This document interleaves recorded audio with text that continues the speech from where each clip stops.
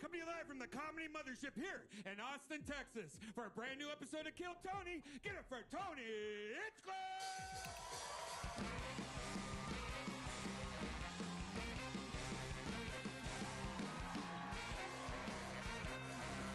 Who's ready for the best fucking night of their lives, huh?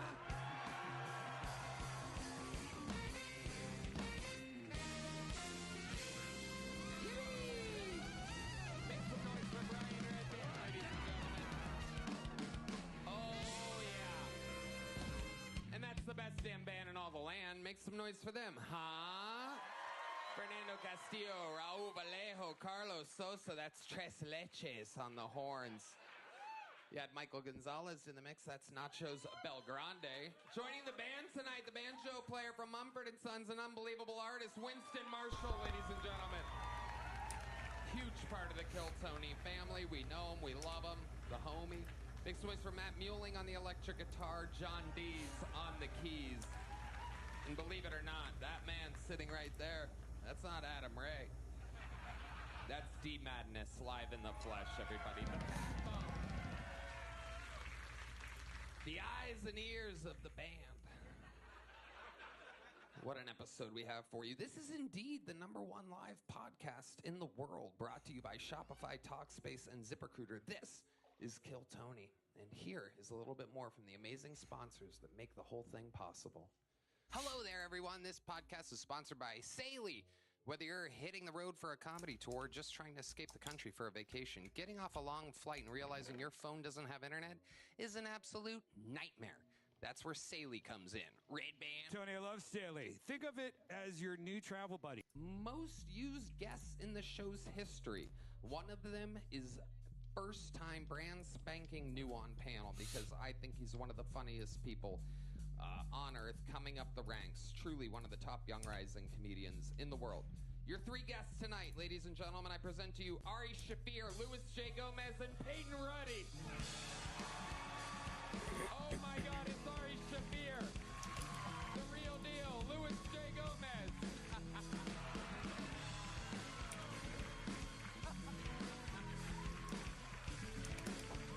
And introducing to the Kill Tony universe, Peyton Ruddy, everybody. Peyton Ruddy, everybody. It rhymes.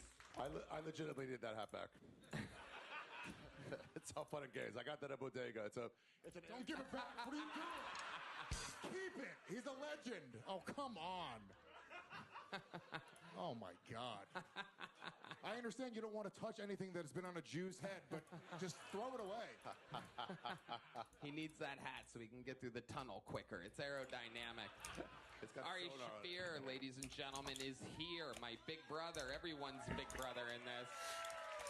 The End is out now. He's back with a brand new storytelling series. It's available at arishafir.com. So many great comedians on it. I'm on it. You're on it. Shane Gillis is on it. Nate Bargatze. The list goes on and on. It's must-see TV, available now at arishafir.com. The End. Louis J. Gomez is back, everybody. The master and grand leader of the Skankfest world. Skankfest tickets are available at skankfest.com. Might be sold out by the time this gets out. If they're not, make sure you fucking get them. It is the comedy. I'll be there. Red Band will be there. Everyone's there. It's a crazy, big, dirty, sweaty, fun festival. And Peyton Ruddy, everybody. It's his first time. Look how adorable this sweet boy is. Speaking of dirty and sweaty and fun. Hey, thanks for having me. Yeah, we're happy to have you. His tour, My Best Work, is at PeytonRuddyLive.com for tickets. Go see him. This is the future right here. You're seeing him for the first time on Kill Tony. Peyton Ruddy, everybody. Follow him on Instagram at Peyton Ruddy Comedy. That's Ruddy.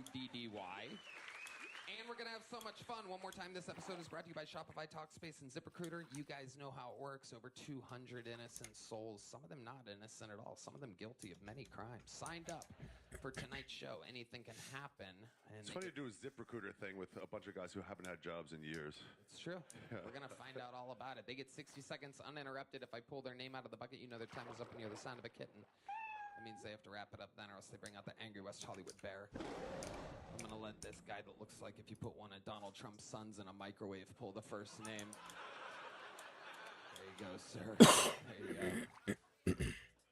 Very exciting. Send it along. We go wrangle that person. And while we wrangle the first comedian, we're going to have one of our great regulars do a brand new set. Sometimes this guy does over a minute. He never calls out sick. He never misses a set. You're watching one of the great comedians of the future grow in front of your very eyes. Ladies and gentlemen, this is a guy that was once known as the Dark Storm of Atlanta. He's now known as the Dark Storm of Austin, Texas. This is a brand new set from the great Dedrick Flynn, everybody.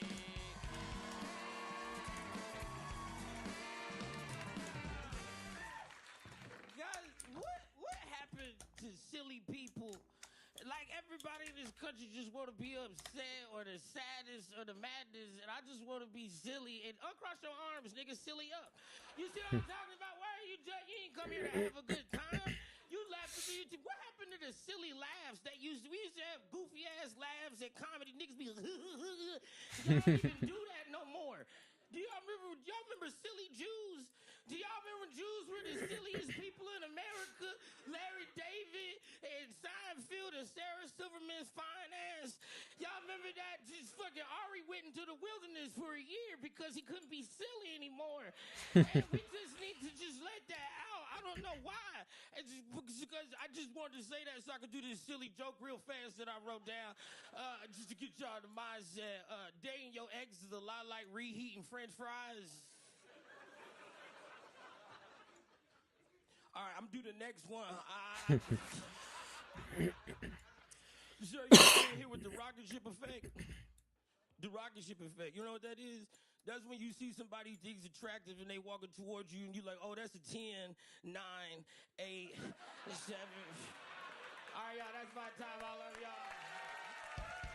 Damn, he's done it again. 1 minute, 22 seconds from Dedrick Flynn. Very funny. I love it. Hell yeah, Louis J. Gomez. Dedrick, always so funny. You're fucking hilarious, but you are dressed like a bumper sticker on a pickup truck in Texas. USA. Very You look patriotic. like he just got here from Nigeria and is trying to pretend he's a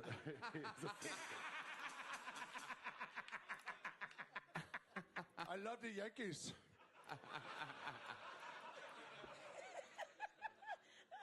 I hate your hat. Very welcome, Dedrick. You got a little rabbit's foot over there? Yeah, some lady at the because we went to WrestleMania after the show, she came up to me. She's like, "This is for you," and then she didn't give anybody else one, so I just wanted to just. Oh, you got one too? Oh shit! She didn't give it to us at the same time. You was back there bringing down the drum set. You didn't get. Why you ain't wearing it? Why you got it in your pocket? Is it supposed to be in your pocket? All right, don't. I mean, wow. I mean, dude, I'm a big guy, but I've never clipped my dinner to my belt after I'm done eating. Ooh, I'm going to save some of this for later. Hey, Peyton Ruddy has arrived. I love it. Them buttons is fighting for their life, Peyton. I wouldn't do it. Oh shit! You look like Mikey from Recess grown up, nigga. I would not do it. See, we're silly. We're friends. I know him. We're just Yeah, well, your chain is too tight, buddy. That is too tight. What's going on over there? You've been doing back workouts? I do a lot of push-ups. You wouldn't know nothing about this. I do a lot of push-ups when I'm at home because I want to feel like I'm back in jail so I can work harder. You do push-ups with your neck? Yeah. I love it. Yeah. double up the chain? Is it like around twice? No, it's 2 steps. So stop counting the gold. How many rungs are there? How many specific carrots? How much would you give me for it on your New York Strip market? retail Mazalito prices ass on it? looking dick boy. It looks like the most expensive lynching ever. That's good. I like that a lot, man. Thank you so much for that. I appreciate you. Thank you so much. You look like the top of a s'more with your graham cracker skin and that dumbass marshmallow hat on. Okay, now I like Oh, you. you getting cold from that? Are you bald? Is that why you're wearing that? Yeah, Carhartt. You know, yeah, there it is. Scared of being bald. Just let it go, bro. Dedrick, you got the show started yet again. Ladies and gentlemen, I love he has to do it every week. Not an easy job. But he did it again. The great Dedrick Flynn, everybody. And it has begun to the bucket in we go, everyone. This is where shit gets crazy. We're gonna meet people all together. A lot of it's gonna be their first time. Maybe it's someone who's been on before. Maybe they bombed last time they were on and they're here for redemption. Maybe they did good and this time it didn't go so good. Maybe they did good twice in a row. Anything can happen. The whole thing's improvised. Make some noise for your first bucket pool. It's Tom Frank, everyone. Here comes Tom Frank.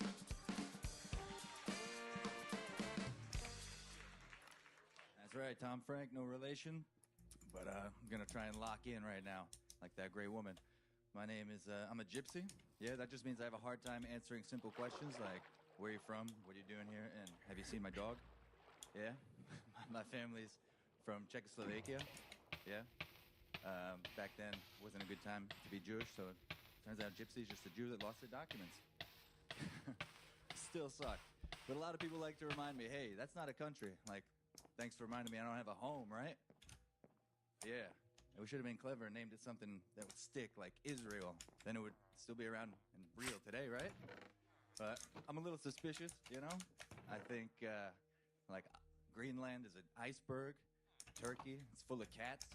And then whenever the immigrants come to the border, Hungary's like, sorry, we're full. But it was easy growing up with immigrant parents, actually. They were clever, you know? They knew enough kids at school were calling me a fat retard. Why would they pay money for me to hear that from a professional? I used to be fat, but still stupid, so the school system's broken, but fat shaming works. All right, Tom Frank. How you doing, Tom? It's a good day to be alive. Okay. All right. Is it though? With you guys? Yeah. How long you been doing stand-up comedy? Longer than I should be. You want to answer the question? Yeah, like 6 years on and off. Okay, 6 years. And why do you look like an old-timey explorer? You look like you'd be standing at the front of a ship ready to take over some African country or something like that. I just got back from a festival, you know. What was the festival? Peak State. You know Brent Pella? Nope. Oh, yeah? What's that festival? He made a movie at a festival about a festival. It's pretty cool. Doesn't sound cool at all. How many people go to this festival? Like 500. Wow. It's pretty big. Is there music? And what goes on at the festival? Yeah, all the fixins, you know. Cosplay and dancing and, I don't know, camping, tending homeless. Sounds like Skankfest to me. Tom Frank, what do you do for a living? I'm a tour guide. Of what? What kind of tours are you giving? Do you give tours of the Boogie Nights set?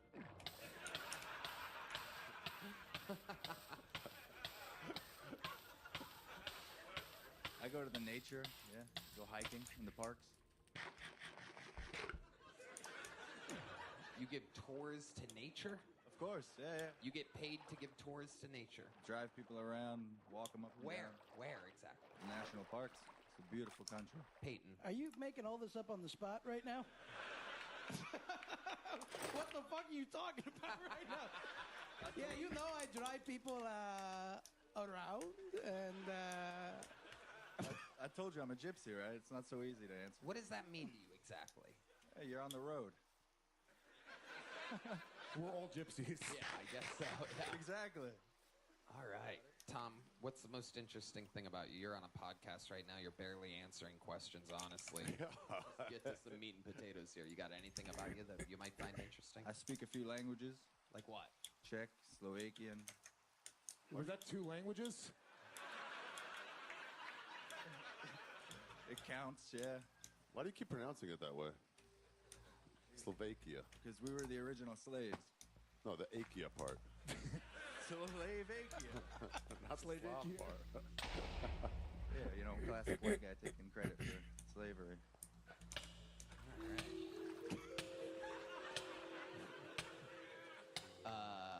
Okay.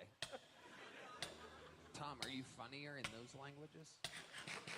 It's easier, you know, when they don't understand you and you just got a funny face, right? Like in Brazil, they don't understand so much English, but they love it when a gringo dances. Okay, Tom. He's got the vibe of his last tour to the woods was with Gabby Petito. Yeah. Yeah. Yeah, and right before he killed her, he went, my wife. She's a dead. Tom Frank, here's a little joke book. We're going to keep it moving along. There he goes, Tom Frank, everybody. Yeah. How about make some noise for Winston Marshall. I love a good banjo. Make some noise for the lovely Heidi, everybody. This is her live in the flesh. Feast your eyes on the real deal. Go to HeidiOrGina.com. A lot of fun stuff going on over there. Isn't she the best? We got cigars, we got drinks. It's a party here. Hello there. This podcast is sponsored by Talkspace. May is Mental Health Awareness Month, and Talkspace, the leading provider of online therapy, wants you to strengthen your recruiter. Make some noise for your next bucket pull, everybody. Looks like a new name to me. It's Chris Gerasimo, everyone.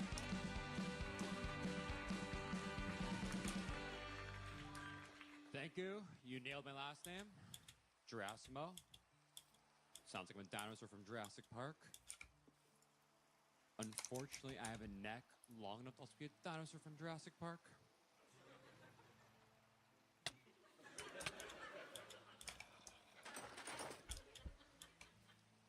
How funny that joke is really depends on where you're sitting. This guy had the perfect view over here. Careful, this is a splash zone. But it's a Greek name. You know, my people invented both democracy and anal. You're welcome, Tony.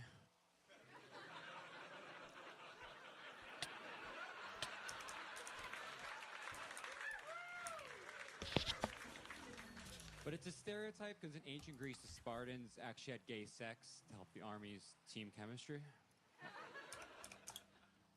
That's pretty crazy, right? Think that fucking your boys makes you fight better? How did they find that out? And how embarrassing was it? And they realized there's like no correlation between anal with the boys being better soldiers. That's just gay, I don't know. All right, Chris Gerasimo, ladies and gentlemen. Welcome. Welcome. Good set. You got your cheap Tony is gay Sorry, joke buddy. in there. No, it was fine. Made Lewis laugh really hard. This giant fucking 7-year-old retard. For no reason whatsoever. It's a loophole in the show, according to you guys, where you just go, hey, Tony loves anal, and everybody laughs. So fun. How exciting. Instead of it being a real show about stand-up comedy, there's just a blatant loophole, and you just let people get away with it. You loved it, too. I saw your Adam's apple get 3 sizes bigger when you fucking freak. Welcome, Chris. How are you? What I'm is good. Gerasimo? Is that Italian? What is that? It's Greek. Greek. Okay. Yeah, it All right. was the whole minute. I mean, Tony, why don't you pay attention, Yeah. man? We'll be right Oh, I back. know. He was seething off that gay joke, and he was like, Yes.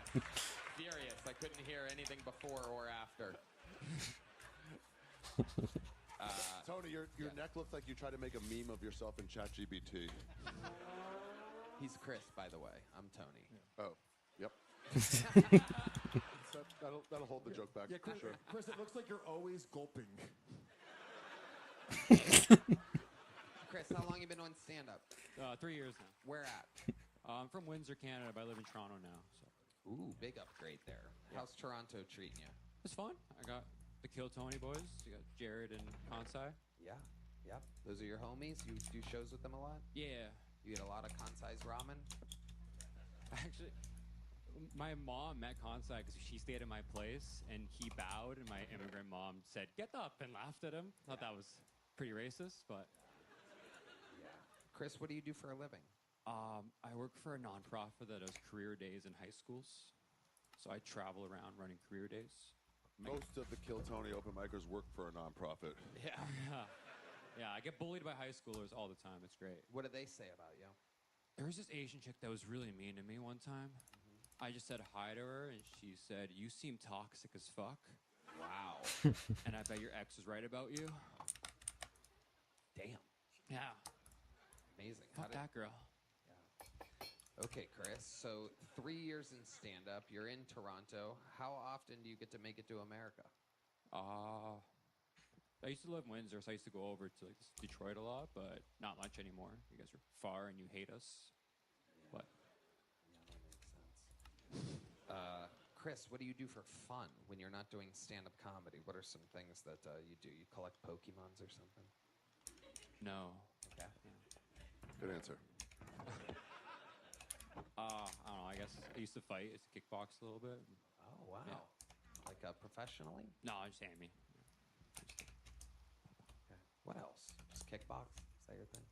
Hang out with my girl, my mom, my roommate. Yeah. At the same time? No. What do you and your girl do together? Long walks on the beach, typical stuff. The old Toronto beaches. Fuck Yeah. Are you making all this up on the spot right now? No, she's real. She's real. I promise she's real. You got 2 fucking serial killers in a row. Hang out with my mom. I'm boring. Yeah, is your mom a dead body in your attic? I change her outfit every day. No, that's Louis, that's your mom. Hey, He got you. So what are you, like German or something? He's Greek. When you paying attention? All right. Chris, come on. Give us something crazy about your life. There's got to be something. You ever have a near-death experience? No. He is gonna after the show, you motherfucker. Talking about my mom again. I'll kickbox your ass back to Canada, you piece of shit.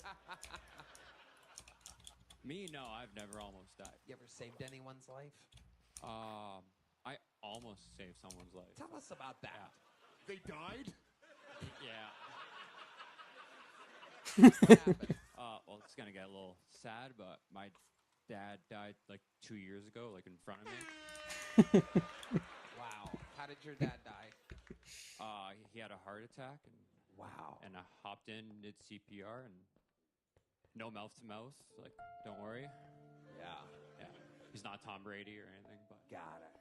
But you did do mouth to mouth? no. Did you do chest compressions? Chest compressions, yeah. Did you do mouth to cock? How long did you do chest compressions for? Probably about 5 minutes. Yeah. Wow. And then the paramedics arrived? Yeah. Canadian paramedics? Yeah, they were So late. they were like real wacky. Yeah. Just chest compressions on his belly button or Showed, something. showed up on horseback. Yeah. I'm Oh, he just needs some maple syrup. sorry. We lost him. I'm sorry. Oh, my goodness. How long ago was this? 2 years next month. Damn. Yeah. Did you get? This is gonna sound insensitive.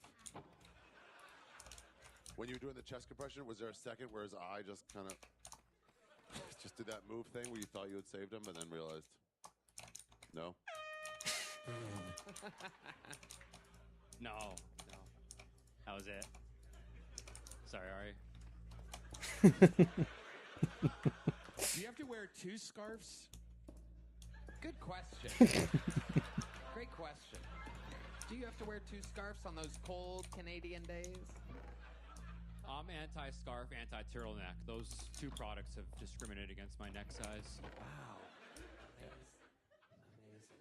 Peyton, anything else for this guy? I see you eyeballing. I mean, I don't think so. I like your vibe. Appreciate it.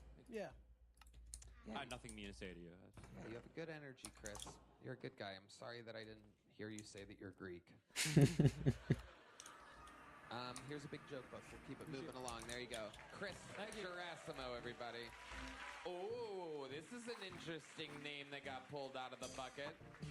This guy is a very compelling character in the history of Kill Tony. I think he's been on twice before. Very much accused of stealing the style of Mitch Hedberg. And, but, you know, it's kind of a bizarre situation because, yes, but he's also kind of like that, but also not, but kind of is. But he is a really great joke writer. I will say that. So let's see what he does tonight. Make some noise for the return of Keegan Carmichael, everybody.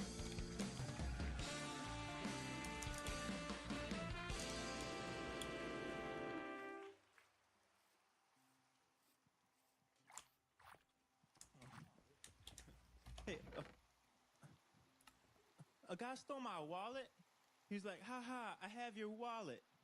I was like, ha ha, you have 8K of credit card debt. Start paying it back, you bum. Hey, you get cheese on a burrito, it's free. Queso, it's extra. So I'll take it in English.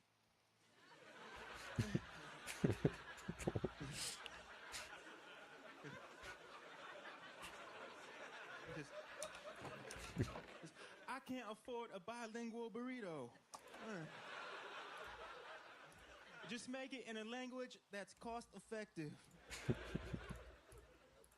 Hey, my sister is vegan.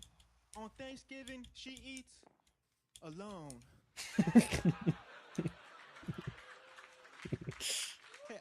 Hey, I saw a sign. It said, "In case of fire, use stairs." Fuck that. Let's use water. Keegan Carmichael. Looks like Mitch, sounds like Mitch, writes like Mitch, but I mean, Mitch ain't alive. And here you are. Mitch is dead, and here you are. So if it's the ghost of Mitch, I'll fucking take it. People will complain about it, but goddamn it, you're doing it, and that's crazy. But I think you should just go by the ghost of Mitch Hedberg. But I don't know. What do I know? The whole thing's very compelling to me because you are your own person and you do sound and look like that, right? So these are not Mitch Hedberg jokes? Not ones that he did, I don't believe. Right? No. But it is in the style, and he looks like that, and he sounds like that. It's very bizarre. I think I was here your first time. I think last time you were like, I've never heard of Mitch Hedberg. No, I actually never said that. But then the internet just ran with it. So whatever. Yeah, that's exactly what Mitch Hedberg would say. I will tell you, my favorite part of that is when you do that queso and cheese joke. Michael Gonzalez just goes. You did that queso and cheese joke, and Peyton almost came. It is an anomaly. You find these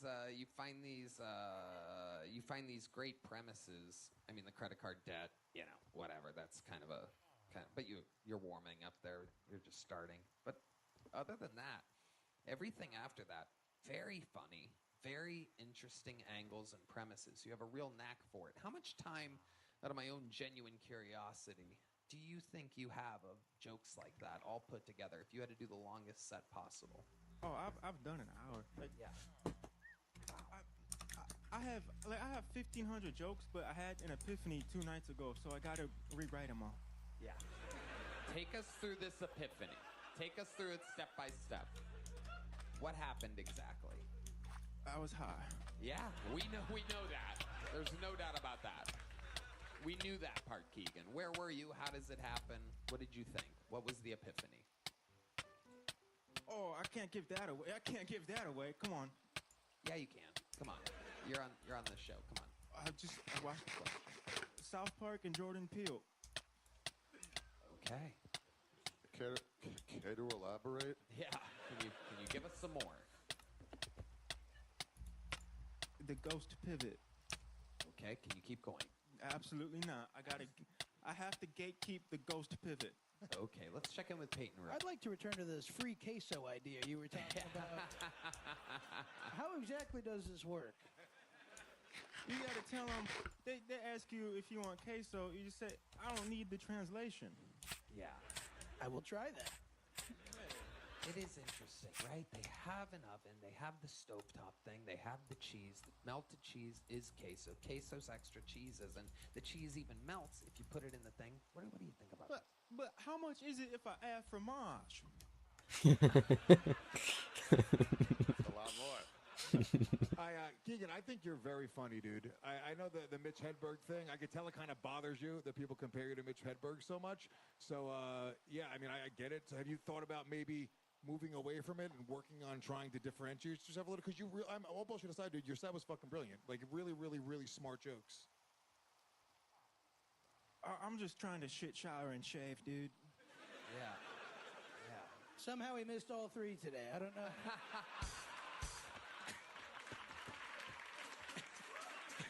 Peyton Ruddy. I'm telling you, this is the future. As long as that heart holds up, he's going to be You know what, Tony? You are gay. like it when you say it. You should call your new tour the 2026 and then we'll see tour. You're gonna have a heart attack, and Chris is gonna come out here and fail saving your life. Hey guys, lay off. So Keegan, I do find it so compelling that I am going to get back into this line of questioning that I'd imagine you hate. But again, it's so interesting. And people, maybe I'm playing devil's advocate here. But have you thought, because of what everyone will think every time they see you, of maybe, let's just say, cutting your hair and changing your delivery or something like that? Have you thought about it? Can you take us through the process of being exactly like Mitch Hedberg? You said delivery, and Peyton's about to come again. Yeah. You know, nobody with nice hair ever tells me to cut it. Okay, sure, but seriously, Keegan, back to the question. I hear you. That's a good answer. But I'm not saying to cut it. I'm saying, have you thought about getting away from the Mitch Hedberg thing? Oh, I just like to write jokes, man. I That's it. understand. Try that joke. Try one of those jokes in a different style. Yeah, throw the N-word in there.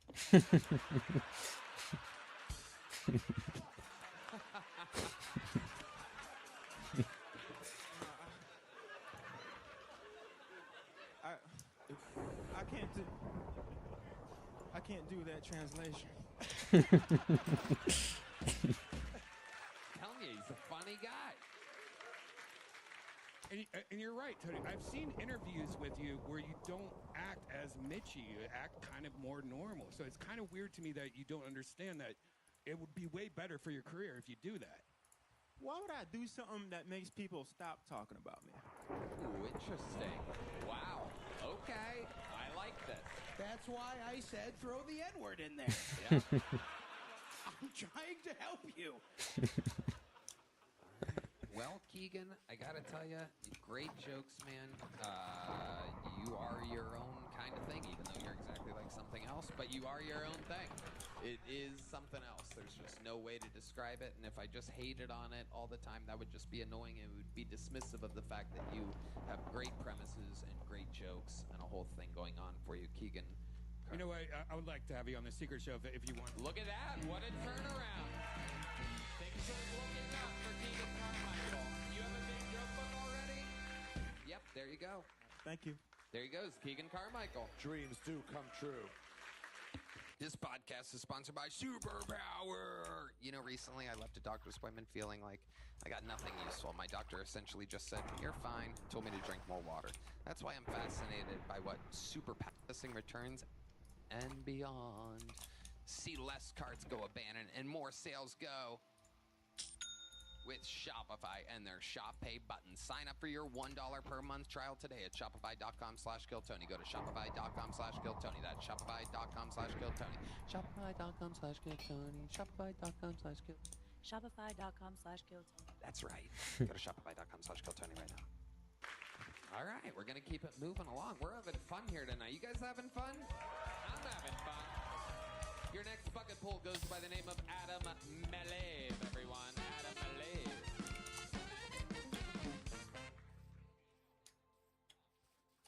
I'm born in 2001. It was a great year for me.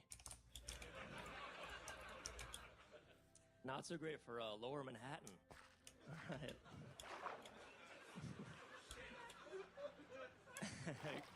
Growing up in school, we had a kid whose birthday was on the actual 9/11/2001. So every year we would have that moment of silence at the end of the day, and the class would get real quiet. And then the teacher would break in. Boys and girls, on this day, we must remember that Francesco's mom brought cupcakes. Oh my gosh, are those chocolate frosted? Because this is a day I will never forget. We actually had a twin in the class too, Francesca. The teacher would tell us, boys and girls, I just got word from the office that a second tray of cupcakes has hit our classroom. A second tray of cupcakes has hit our classroom. It's really crazy because there was another 9/11 birthday in our school across the hall from us. There was another 9/11 birthday. A third tray of cupcakes hit over there. really crazy is that classroom. Hold on. Go ahead. Now I want to hear the end of it. Go ahead. Go ahead. Go ahead. That classroom was Pentagon shaped, and there was supposed to be a fourth tray, but that one fell in the hallway on the way to the class. Okay, there you go. Adam Malave, everybody. An entire minute, 15 seconds about the greatest tragedy in American history, everybody. We thought it was Francesca's mom that brought him those cupcakes, but it wasn't. It was the Jews. Yeah. The whole time it was the Jews. You'd be Interesting because surprised. on the original 9/11, that's how we also celebrated it. We had cupcakes ready. How did they have their cupcakes ready? Check in with Peyton Ruddy down No here. gelatin. There were. Is it just me? Does this guy not look and sound exactly like Mitch Hedberg to you? Am I tweaking over here? He looks a little. I got heroin in the back too, if you want. I love it. Yeah. Adam Malave, why does it sound like you have the other guy's Adam's apple stuck in your throat? You have a little RFK Jr. to you. What's up with your delivery? I don't know. I've never felt too RFK-y, you know. Really? No one's ever brought this to your attention before? Someone told me I sound a little like McLovin, but I've never heard RFK before. Am I the only one hearing the fact that he sounds like Yeah, You got it. There maybe I'm a little raspy today. Sorry about that. you under the weather or something? No, not at all. Oh, okay. But yeah, you clocked me as Jewish, so good job there. Are you Jewish? I am. I saw it right away. What did I say to you? Come on. Yeah. He did. He walked out and Ari leaned over. He goes, "Yeah, he's one of mine." Yeah. Yeah. I play for the team. Yeah, proudly. All right. Okay, Adam. Yeah. How long you been doing stand-up? 7 years. 7 years. Where at? 19. From New York. Right. I took the train here, actually. Okay. Very, very. It took 3 days, 2 nights to get here. I took Amtrak. You know, in Japan they got high-speed rail. I feel like in America we have the opposite, and I feel like they try to make the train slower on purpose. You know, like the conductors, they take smoke breaks at stations they like. You're turning more into RFK as we speak. Have you guys ever taken the Amtrak? I mean, what is with those things? I'm getting 420, boys. Sorry. Smoke breaks are too long. I'm gonna go to the snack cart. I'll be right back. Adam, what do you do for a living? Right now, well, I used to do financial consulting, but No way. You, a Jew in New York, finances? Come on. No. On the train? No. No. I actually started the open mic website in New York called Comedic. I have stickers for you guys if you'd like. No. Hey, speak for yourself. I'm trying to build a career.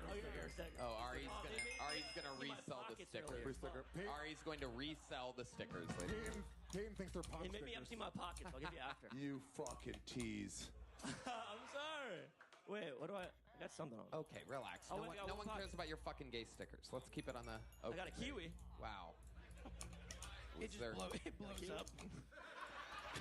They didn't check the hoodie pocket. That's the one pocket they didn't check. Put it away. I'm the only fruit on this stage. Let's go.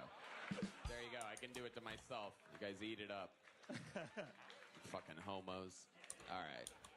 Adam, tell us more about your life. Tell us something interesting about you that would surprise us. Yeah, I mean, I do stand up all over New York. I have a weekly show in Brooklyn. I started the open mic website. Again, you already said that. Okay, They're so fucking annoying that you just keep saying that you just get open mic. No one gives a fuck about an open mic website in New York. That's fair. Can you say anything other than an open mic website in New York? Yeah, I'm about to have my 69th body party. What? My 69th body party. What is that?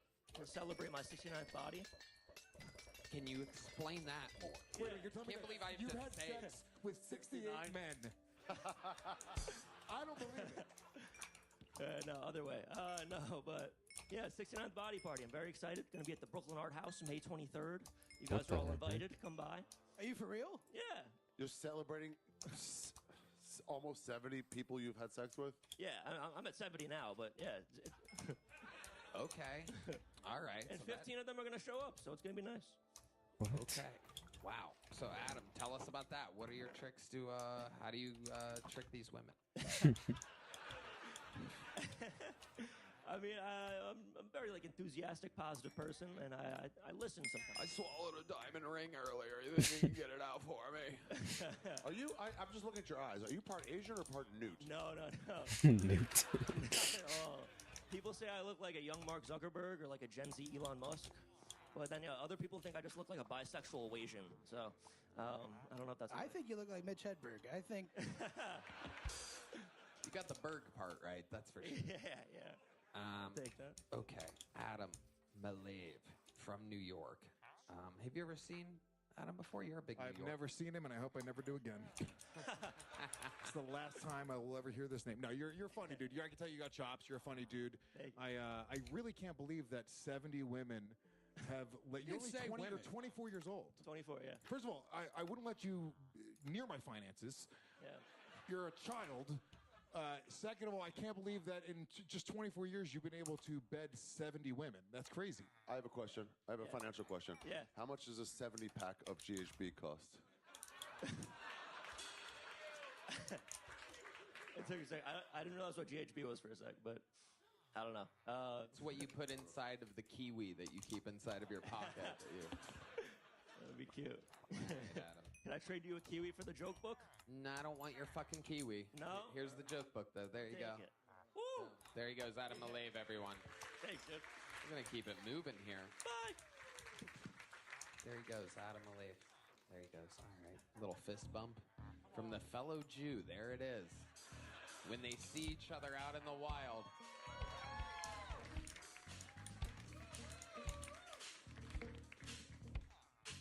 How about one more time for the lovely Heidi, everybody? Clearing, saging the room of all those Jewy 9/11 jokes we just heard. All right, this looks like a fun name. Put your hands together for your next bucket pull. It's Royal Oats. Royal Oats.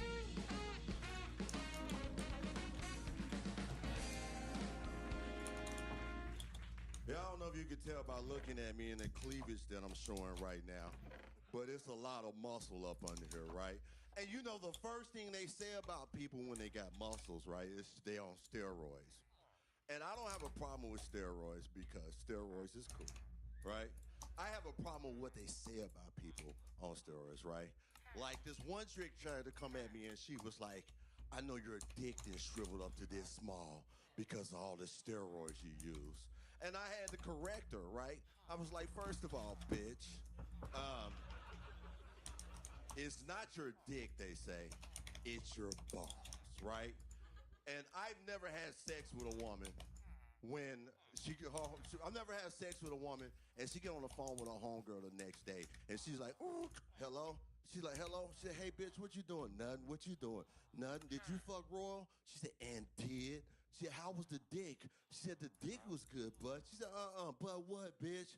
She said, bitch, he had small balls, right? I'm talking about balls so small, you could have went to Vegas and shot dice with the motherfuckers, okay? Right? She said, here I am being a... All right. Was there more there, Royal Oats? Let me finish it. I'll let you finish it. All right. I'm sorry, Royal. Sorry, Royal Oats. Thank you. That's a good, Your Honor, let me finish. Your Honor, please, let me Sorry, finish. Your Honor. you giant black man. Finish the joke. Let me finish it. She said, here I am being a freaky bitch trying to get teabag, and this nigga brought salt and pepper packages. That's the end. Okay, there you go. Royal Thank Oats. you, man. Hell yeah. Welcome, welcome. Appreciate it. I love it. First of all, congratulations on beating Brock Lesnar at WrestleMania. Second of all, You're well, welcome. how long you been doing stand-up? I've been doing it for 10 years, man. Where at? Atlanta or I'm from Florida? Tulsa. I'm from Tulsa, Oklahoma. Oh, wow. I would not I'm have the only guessed. nigga there. Hell, I was going to say. You see him now. Exactly what I was going to Tell say. you what, Tony. Yes. I was going to use those exact words. You go ahead, tell me. Whatever you want. I want to tell another joke. You know what? I'm going to let you do it. Spotlight. Give him the spot, Keno. Give me the goddamn spotlight. Listen, white people. I love holidays, man. I really do. My favorite holiday would have to be, no doubt, St. Patty's Day. You get to run around wearing green, pinching people on the ass, and saying Irish shit like Conor McGregor, Conor McGregor. You know, Lucky Me Charms. I don't know, I'm fucking racist, right? My second favorite holiday would have to be, no doubt, Cinco de Mayo, right? That's when Mexicans get together, sell cocaine, and kill each other. Trust me, I've seen 4 seasons of The Narcos. I know exactly how this shit works. The problem I have with holidays is black people don't have any cool holidays, right? You know, when you think about black holidays, what do we have? Martin Luther King Day. And what is Martin Luther King Day? A bunch of niggas running around in the cold with sweaters on with Martin Luther King face on it. Y'all white people don't even show up for that shit, right? And then our other holiday is Juneteenth. Like, my man, if I was to ask you what Juneteenth, what would you say? Nigga, that's the day they freed the slaves. All you know is the bank is closed, okay? So I have a suggestion, right? I have a tattoo to suggest a holiday that I think that black people would love, okay? Right? Let me show y'all right now.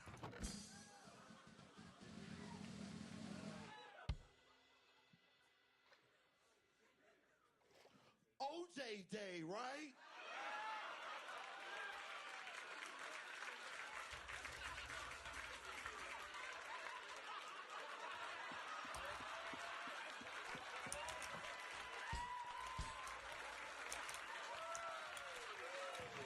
Is this not fucking Kill Tony or what? Oh shit. Could you imagine that shit? Niggas running around with knives, scaring white bitches half to death. I'm here, Kill Tony. All right, you're here. I'm here. You're here. I got a lot of notes. I don't think it's okay to pinch people on the ass on St. Patty's Day. I'm pretty sure you're committing. I think that's the rule, ain't it? Where the Irish people at? You pinch them on the ass, they don't have green on. That's the fucking rule. That's a thing. You dumbass Italian. You don't do I it in just the learned. ass, though. You just pinch them. Can I have my wallet back? Hold on, Royal, please don't take anything out of the wallet, please. The nigga ain't got no money in there anyway. It's tied up. It's a fake robbery. It's in savings. He's fully invested in He Chipotle said all that gift shit at cards. Walmart All right, and Royal, put it you down just here. interrupt whatever you want. Perfect. Let me pick my jacket up. Yes. Okay. All right. Royal, if I gave you $200, would you be willing to fuck my girlfriend in front of me? Yes. Long as I can open for you the next night. Oh, yeah, you can. You can headline the show, to be honest. I'll open for you, Royal Oates. This is amazing. So let's talk about the OJ tattoo. Yeah. Because that really the stole the Bronco there too. It's the knife, the Bronco. I brought it all together. Oh man. my God. He really does have the glove, the Bronco. I don't know if you're in on that. I don't know if that camera one can zoom or what we can possibly do. But it might be truly the most diabolical tattoo I've ever seen in my 41 years on planet Earth. Again, all we're looking at, all we're applauding is the tattoo. The body is just okay, but I'm sure you work hard at it. Trust me, I know. I stare at black, muscular men all day. You should come kiss When I'm not here, if you're wondering what I'm You should doing. come kiss OJ. Huh? Tony kiss OJ? Okay, Royal. It's not your first time kissing a black Chill the guy, fuck out. right? Chill the fuck out. I'm taking back over here. How long you been doing stand-up? 10 years. 10 man. years. What do you do for work exactly? I mostly try to post my dick on OnlyFans, hoping a bunch of gay dudes subscribe. Uh-huh. But how do you make money? I do Uber. Okay. Yeah. You ever thought about combining those two things? Uber. On to something there. I like that. You say you do Uber, but from the looks of you, it looks like you do Lyft. Yeah, I love to live, man. Very good. I love to live. Positive joke. I won't be hanging. There you go. All right. So you do Uber and Uber Eats? You do all the Ubers? Just Uber. I don't really What kind care of for car do you have? What are you picking people up in? I got it. I got one of those electronic Ubers. I was going to guess you're a piggyback Uber driver. They have all different types. Heavy set. You order an Uber and they give you a piggyback ride. Okie dokie. You know what they say, Tony? If the joke doesn't hit, you must have quit. That's what they say. That's true. If I had a wallet, I'll give it to you for that one. All right. Royal Oates. An incredible, you took a real stab at it here tonight. What else would surprise us about your life, Royal Oates? Everything about my life is crazy. What kind of women are you into? How big of white women are you into exactly? Size depends on the woman, you know? If we put a wig on Peyton right now, how hard... I can get a bad bitch. Uh-huh. I can still get a bad bitch. I got a little left in me. But what do you settle for is what I want to know. I don't know, man. It's depending on what time of night it is. That's right. You know? I like that. Hell yeah. If I had one critique of your act, it's just like the premise of the that having small balls is bad. I didn't care for it. I think having small balls is some of the most powerful things you could have. Would you rather suck big ones? No, but I'd rather have big ones and. Or he has huge balls. Big balls only get in the way of big dick.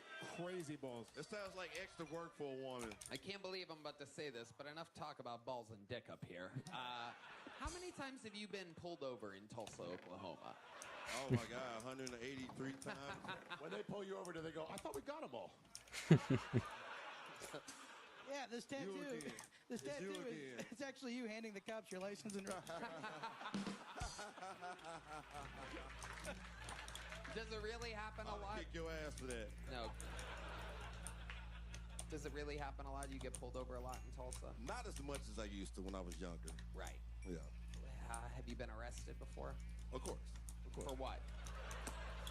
Well, at one point in my life, I was doing life without in prison. Whoa, Yeah. tell us more about this. So I got life without for drug trafficking case, and the police ended up being like a dirty cop.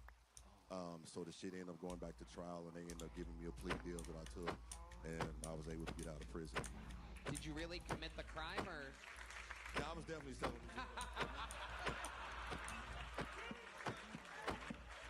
Got me. They got me down. I was like, shit, right up. Dude, life without parole, that was some crazy drug. Well, they offered me life, and they was like, either you take the life and do like 15 years, or we take it to trial. I was like, you know, like if I'm gonna waste 15 years, I might as well just take it to trial, and it worked out in my behalf by taking it. Yeah, you saw the OJ trial. He was like, I got this. They're gonna be on my side. Check in with Ari Shaffir. You know you're in the criminal justice system when you shorten it to life without. Yeah. Straight up, I was meant to be here. I was meant to be here, man. Amazing. So how long were you in there when you got word that the prosecutor was dirty? I knew all the, not the prosecutor ended up being, it was a dirty cop. Sure. Oh, that's what. Sure. So Go I ahead. knew all the time that he was a dirty cop, Right. but it was like 3 years before they actually took him to trial. Amazing. Peyton Reddy. Why men great till they gotta be great? I had nothing on that one. So. Royal Oaths. I mean, the set was just okay, but I love your interview. You missed out on some things. Oh, you want to do more? So I'm just kidding. I'm not giving you more. I want you to know, like, I don't know if you ever seen me, like, I was viral on the internet for, I had a fight at a comedy show where a dude ended up I ended up hitting the dude with a microphone. Oh, shit. Yeah, like it was like really crazy, man. Big fight. Wow. You hit a comic with a microphone? No, I hit a fan. I hit like a crowd guy. He came up to the stage. What exactly? You can look it up. happened? It's like I believe it. We're not going to look it up right now. What can you describe it? You have a microphone. You're a professional. I had a microphone and I'm telling jokes, right? And I hear a guy booing, right? So I look out on the stage like, okay, well you're booing, I can roast, right? So when I look at him, I'm like, oh, you look like Jaheim 2001, put that woman first outfit on, right? So I'm thinking he's gonna come back with another roast. He was like, nigga, you gay. And I was like, It sucks, doesn't it, when that happens? And the floor fucking goes crazy. It's a loophole in the system. And I'm sick of it. That happens to you too? it did. You know what? You and I should have dinner and talk about this. Get out of here, Royal Oaks. Great appearance, great interview, great tattoo. We love his tattoo. It's a great tattoo. Very funny. All right. This is a fucking hootenanny of a show. I love it. Oh my goodness gracious. Every time Heidi leans over Ari, he gets a full 2.5 inches erect. You son of a bitch. You know I did though. You know I did though. All right, one-word name your next bucket pool. Our first one-word name of the night. Always interesting, these one-word names. Make some noise for Serjan, everybody. Serjan.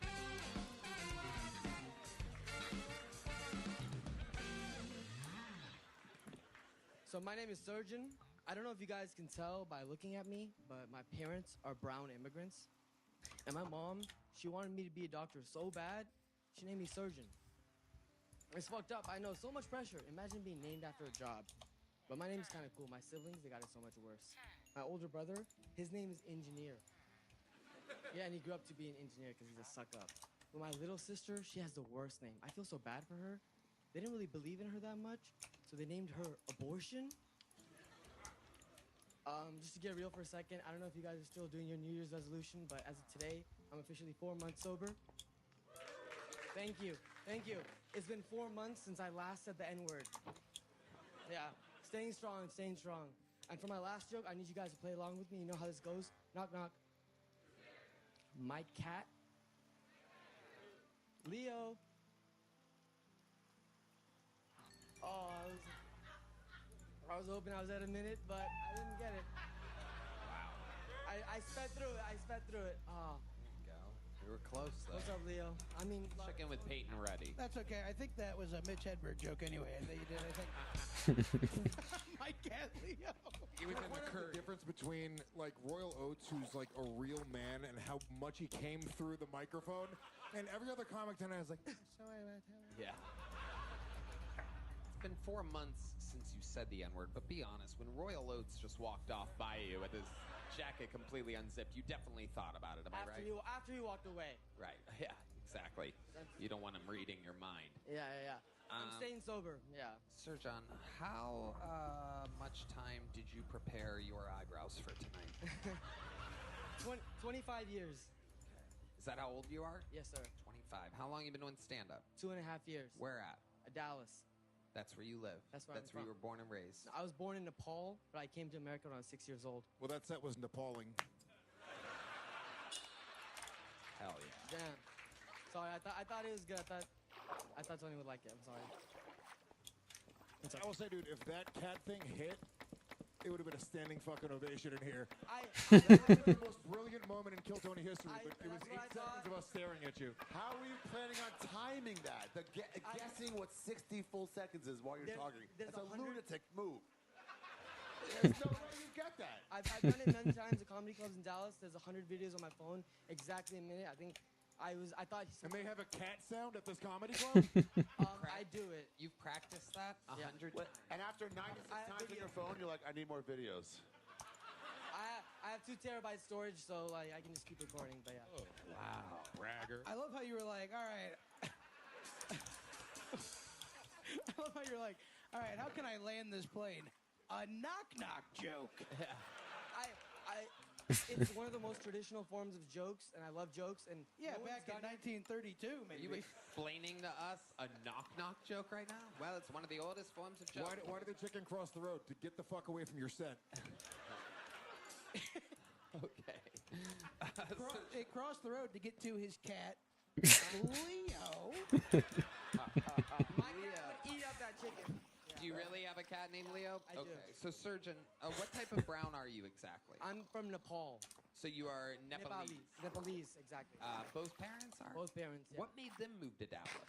So we got the diversity lottery. Shout out to my mom. The diversity lottery? Yeah. What? Wow. They were white until then? So it's like a Powerball or something? I think it was Reagan or Carter. They had this policy where 50,000 people from around the world, Nepal was selected around that time. Talk slower and into the tip of the microphone. Sorry. I need some What is going on over there? Sorry. You're on a show right now. Yes. Okay. So my mom won the lottery in 2006 when there was a civil war happening in Nepal, and then luckily I was from a village, literally grew up like taking a shower in the same river that my grandfather did, and taking a shower in the same river. Like as kids, we had like a little like pump thingy, but like we didn't just jump in. I mean, it was like for fun and stuff as a kid. Oh. Yes. Yeah. There you go. Thank you, Ari. Yes. Welcome back. Very rare for a Jew to help a brown guy in any way, but my favorite Jew. That's right. Sir John, go ahead. So you were showering in a river with a water pump. This is incredible. So that's how, by the way, that's how Peyton gets butter on his toast in the morning. All right, that sucked. Hey, why did the chicken cross the road? To get into your rotisserie? You were falling from no, I was gonna say. You're shut up. Surgeon, go ahead. So yeah, I was born in a village, like literally in Gitanagar village, and then I came to America when I was 6 years old. I rode a car and a plane within the first time within the same week, right? I came to America in Dallas, Texas. I lived in Irving, and then now I live in Euless. But I mean, my first job was Whataburger. I feel like I'm a Texan, even though I'm an immigrant, right? I feel like America, like, is land of immigrants, and I feel like I'm very Texan, even though I was born. This audience hates this. They're like, "Fuck you, dude." Am I really fucking We're building momentum. We're building. Lewis refuses to let anything build. He's from the Legion of Skanks, where they interrupt each other every 5 seconds for no fucking reason. Can I take my jacket? Doesn't make any sense. Can I take my jacket off? You want to take your jacket? What are you gonna sweat? What are you sweat? No, I don't sweat. I actually, brown people. Tell me you have an OJ tattoo. For the love of No, God. no. This guy's got a 9/11 tattoo. 100%. Deodorant. Okay, go ahead. Whatever you're doing, go ahead. Okay.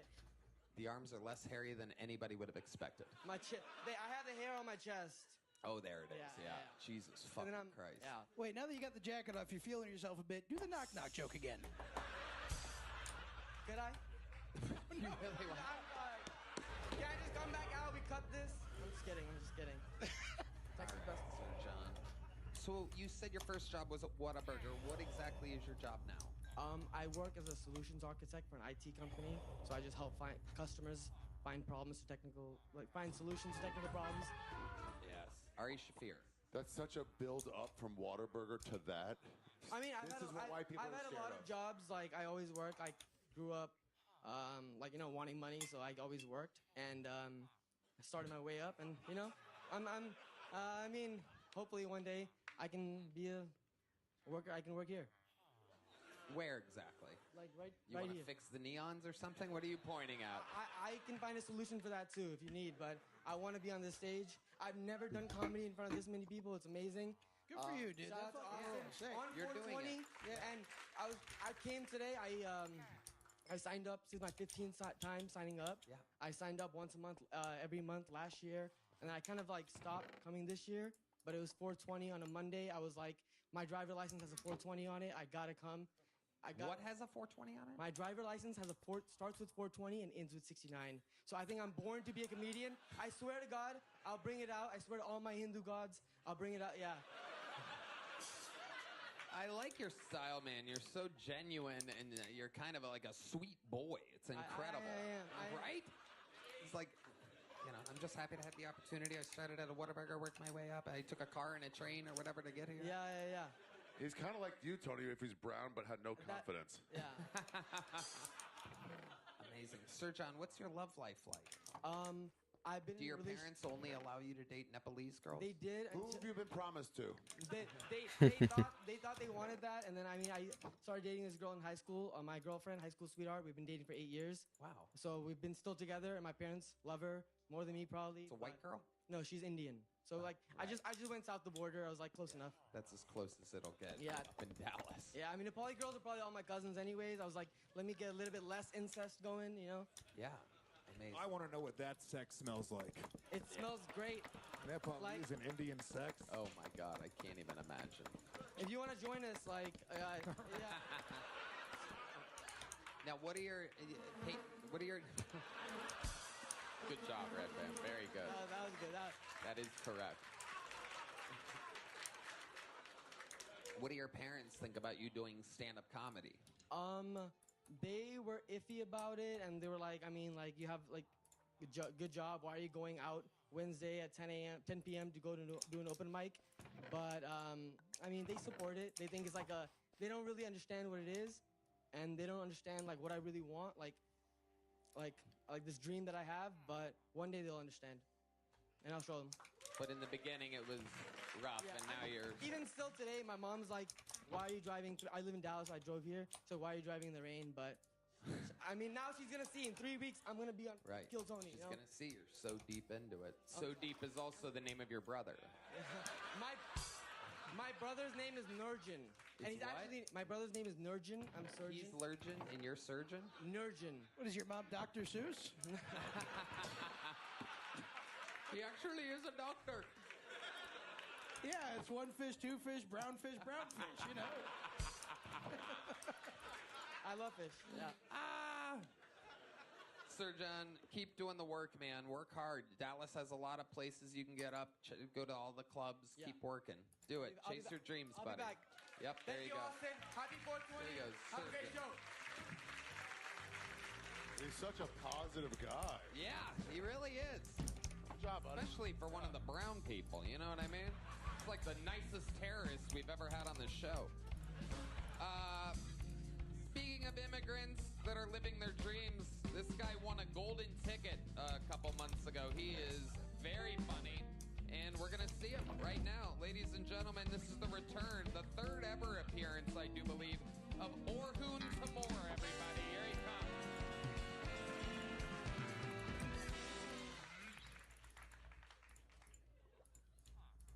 This comedy bit is gonna lose its potency after a black guy, but I love fat girls so much. I fucking love them. And you guys are looking at me like, is it the blowjobs? No. It's the love. Okay, I'm 33 years old. I am fine being the pretty girl in the relationship at this point. Like, well, actually, I've dated someone whose boyfriend before me killed himself. That's the best. Okay, I'm not saying go find a girl and depress her boyfriend. I'm saying if you did, it would be worth the time. It's fine. Because, dude, every time you're sad, you get a blowjob. So you don't kill yourself. And it's like not normal blowjob. Like, normal blowjob, you finish and then it ends. This one, like, you come, you're like, I'm done. She's like, I'm not. She does it till sadness comes out effervescently. And that works with blowjobs, by the way. Blowjobs, cum comes out, then sadness, then blood if you keep going. So you gotta stop. You gotta stop between sadness and blood. But after a while, it's dangerous because it's like every time you're horny, you get sad. Like Pavlov's dick over there. Okay, you guys don't read, you don't know who Pavlov is, but good. I should have ended right before that. Thank you. Tamor. Good set. Welcome, Orhun. Good to be back. Good to have you here. And you are originally from Turkey, correct? Yes. Ari Shafir, what's your analysis of Turkey? I think that's the life story of Turkey. If they had to do a movie about Turkey, it should be called Between Sadness and Blood. Oh, sadness and blood are not separate. They're together. How did I know you were going to knock that out of the park? That is incredible. Orhun, welcome back. What's been going on in life? Oh, heartbreaks, good sets. My car got vandalized in Houston. Tell us about that.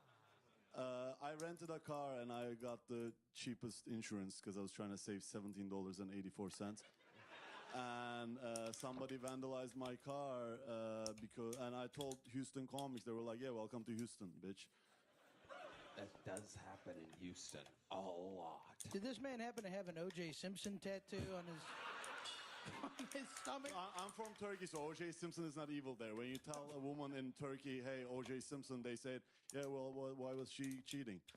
So, it's not as potent, but I appreciate your effort.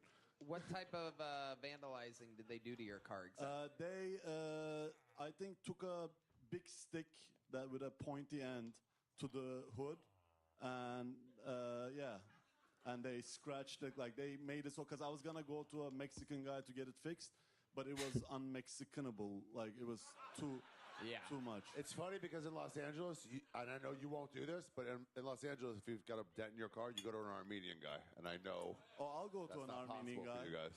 Did the guy say I can't fix this? No, he said stuff that was, I don't even know, just Spanish shit. Amazing. So he couldn't fix it, but you tried. Yeah. He was also a comic. You can't with these people. For sure. Those people. Yeah. Comics, that is. Let's get back to this insurance that didn't cover it. Our senior insurance correspondent, Ari Shafir. Yeah, so you got insurance, but it covered everything but vandalism? No. It actually didn't cover anything. So basically, the deductible was $3,000. Why are you making me talk about insurance? This is about okay. You're laughing. All right, cool. I'll do it. So there's a $3,000 deductible. If I paid $17.84 more, it would have been $500 deductible. Yeah. Are you happy you asked? Is this a comedy corridor? You're glad you walked into, motherfucker? That's what I'm talking about. There's the team where we know. There you go. How was your set, though? Did you have a good set? Oh, I had great sets. I'm the only person who did like 16 shows in 7 days and lost money. You know? How much did this end up costing you? $1,000.40. Oh no, $1,000 and $1,040 and like 60 cents. Right, the cents. By the way, future reference, cents don't really matter here. It's not really. It matters to me. And to Ari, by the way, it does. Yeah. They add up. They add up. That's why people survive thousands of years. Those cents, we make it count. Amazing. Orhun, so fun. What else is going on? Anything else crazy we should know about? Honestly, I used to have a life before this. Now it's only comedy, which fuck life. I don't give a fuck about life, like, you know. This is what you want. I'll play volleyball after I'm dead, you know. I want to do comedy, and it's been great. Absolutely. You're doing a good job, Orhun. Yeah. I'm proud of you. You're living the dream. Thank you. I love validation, so... You love what? I love validation. Like, validation, absolutely. That's Sir John's other brother. No, I'm not being ironic, by the way. And every now and then I need to be patted. Yeah, you got it. You're doing good, bud. Yeah. You look good. You're killing it. Everything's good. Orhun to more, everybody. We're going to keep it moving along. Good stuff, Orhun. He'll be back soon. He's the defending golden ticket winner. So there What do you you go. get with the golden ticket? Explain it. I don't know The golden exactly. ticket, you get to lead. What? Anytime you want? Well, it's kind of any time you want. It used to be, but now there's so many that you kind of leave avails. And I look at things every week and see how many regulars we have and how many spots there are. And usually can only squeeze one in based on like a rotation kind of when the last one was. It's a good question that most people don't know about. So Are they playing you off for your discussion about... What? Are they saying wrap it up with music? Yeah, it is crazy. That's crazy. That's a crazy thing. I know. Legitimate Michael question. And loves they're like, hitting come the on, come on, come on. drums Nobody very cares. hard. He has no sense of how hard he's hitting the drums over there. There it is. Yeah, it's these wacky earpieces so they can all communicate with each other. Can't hear us. Just treated like an ox. They can be like, does anyone have a blunt? B minor means pass it down. Yeah. Okay, ladies and gentlemen, your next bucket pull. There you go, Michael. You get to play on the drums, everybody. Goes by the name of Stephanie Ann, everyone. Stephanie Ann. I just got out of a 22-year lesbian relationship. Not with a female, with a man who is a real bitch. Let's talk about it. Now men say things to me like, whose pussy is this? I'm like, I think it's mine. I mean, if this pussy at 45 and I don't own it, it better be a land contract or rent-to-own situation. Otherwise, please, everyone give me $1 tonight to pay off this Affirm loan, okay? I've just lost a ton of weight with gastric sleeve surgery. For those of you who don't know what gastric sleeve is, it's where they surgically alter your stomach to only hold 4 ounces of food. But, like, don't worry, boys. I can still fit 8 inches down my throat, okay? Yeah. I don't know if y'all got that, but, you know, we got a ruler in the car down the road somewhere. I don't know, Austin. I'm from Detroit. All right. Anyway, I'm done, I think. All right, cool. 59 seconds. She had the timing that Sir John wishes he had. Nailed it. Amazing. I put the mic over here. All right. Welcome, Stephanie Ann. This is your first time on the show? Yes, my first time in Austin. I love it. Welcome. When did you get into town? On Saturday morning. Nice. What have you done since you got here? They did a show with a couple of my friends that are comics here and got really high because, you know, 420. Where'd you come from? Detroit. Nice. Yeah. How long you been doing stand-up? I've been doing stand-up since the pandemic. I started doing like TikTok videos and then I started doing actual stand-up comedy right after everything opened up. When did you lose all the weight? It's been a 13-year journey. I've lost 350 pounds. Whoa! That is, for those of you wondering, that is a Peyton Ruddy worth of weight. Yes. Well, guess what? You lost it. Red Band found it. Yeah. Yeah. I also lost the last 50 pounds with the help of Wegovy. Whoa! Shout out. Yeah, I call her by her name because that bitch has been inside me for months. So. Hey, can I just tell you, that should not be the last 50. This should not. No. I'm working hard though. Oh, yeah. Oh, I'm wrong. I'm gonna go on the Ari Shaffir diet. Crack, okay? Oh, you crackhead! You crackhead Jew! Crackhead Jew! Crackhead Jew! Crackhead Jew! For you, Lewis, one chant per episode. Peyton Ruddy. I just want to return to this real quick. I'm like 160. I just want to. I felt like that kind of we skimmed over that real quick. Bro, I have been crossing my legs this whole fucking show. That's because you're an old Jew, man. That's because you're an old. I love it. So, Stephanie, you said you're 45 years old? I'm 45 years old. I feel so bad. Women age like shit. Ari Shaffir is 78 years old. Stephanie, let's talk about that. Was that true? You were in a 22-year-long relationship? Yes, I was married to. I'm actually still currently married, but we're separated. But I was married to my husband for 22 years. Black guy, right? Okay. when did the relationship end? It ended when I started comedy. During the pandemic. During just slightly after the pandemic, yeah. Right. So what weight were you during the pandemic? What weight was I? Ballpark. About 250. About 250. Yeah, I had lost the first amount of weight beforehand, and then had my 2 kids. I have 2 boys. How old are they? My oldest is 12, going through puberty right now. I just fucking had to take a vacation. And my youngest is 10, and he is level 3 autistic. Okay, Yeah. level 3. So if you need a den mother. Isn't it interesting that the one that's 10 ended up being autistic? Yeah, that's why we cut that shit off right after that. No more babies after that. But I mean, you're also using a bunch of medicine to lose weight during that time? Oh, no. I've only been on GLP for the last year. It's just old shit. Yeah. Just Right, old. just old. Yeah. Are you counting your son's weight in the weight that you lost? All right. My son is pretty big for his size. Yes, he's about. You lost a bunch of weight, and then your husband then dumped you? My husband then dumped me because I couldn't run away from him anymore. Yeah, he did. I use GLPs too. No, I dumped him basically. You do? What kind of GLPs do you use? I use ginormously large pants. 160.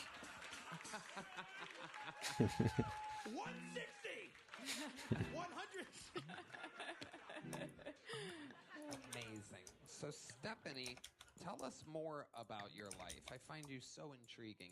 You're taking these jokes, you're laughing. I love it. You're like a real comedian. This is great. Thank you. Tell us more about your life. I'm an insurance claims adjuster for like a union insurance. Can you help a guy that rented a car in Houston, Texas? You know, I probably can't because I chose not to rent a car just for that fucking reason. I was like, no, thank you. Nothing but trouble. Mm-mm. So how did you flew obviously from Detroit? Yep, I flew from Detroit What airline? to on Delta, of course. Okay. Yeah. No, I'm a white woman. Come on, I'm not fucking around.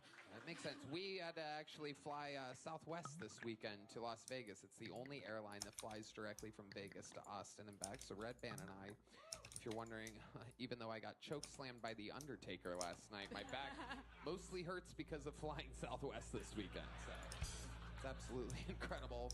Not kidding, by the way. Stephanie, so you flew Delta, you landed here, you had fun with how many comedians did you come here with? I just came by myself. I had a little meeting thing I had to do and then came here. So I just spent the whole weekend here. Very cool. Meeting for work? Yeah. Got it. You work at Alcoholics Anonymous? Yeah, no, totally. Amazing. So since you have been broken up with your husband, you've been out dating? Are you on the sites? What's going on? I've like dated a couple guys, but like honestly, I'm so busy with my kid. I'm kind of like, and you know what? People are like train wreck, you know. So guys don't want to date you; they just want to fuck you. So how's that going? You know, They don't want to fuck you. They will. You speak for yourself. Why don't you? I don't know. I don't know, bro. There was this homeless man outside, and he was trying to get it. His name is Royal Oats, and Okay. I mean, this guy seems to like me. I think he's blind, though. Dude, she's like 120 and svelte. Yeah, totally. he'll feel it. You can't trick D Magnus, by the way. This guy reads that and look at him laughing like, tell him, Tony, motherfucker. Tell this Jew I ain't stupid. She's a Persian princess. He will wrap his hands around that and be like, what the fuck is this shit? 120. I'm a Hungarian gypsy, not a Persian princess. Oh my goodness, you were a hungry Hungarian? Yes. Yeah. Hungry hippo, yeah. I love it. No, Stephanie, you're great. What's the longest set you've ever done? I did do a 40-minute set once. It was a train wreck, okay? Yeah, I was not ready, but I usually do about 10, 15-minute sets here and there in Detroit. So How long you in town for? Just until tomorrow, actually. I stayed for this. There you go. Yeah. Got lucky. Yep, did, totally. Got lucky. Well, Stephanie, very fun. I love your style. I love your energy. Congratulations. All right. You did it, Stephanie and everybody. We're having fun tonight. I like this episode.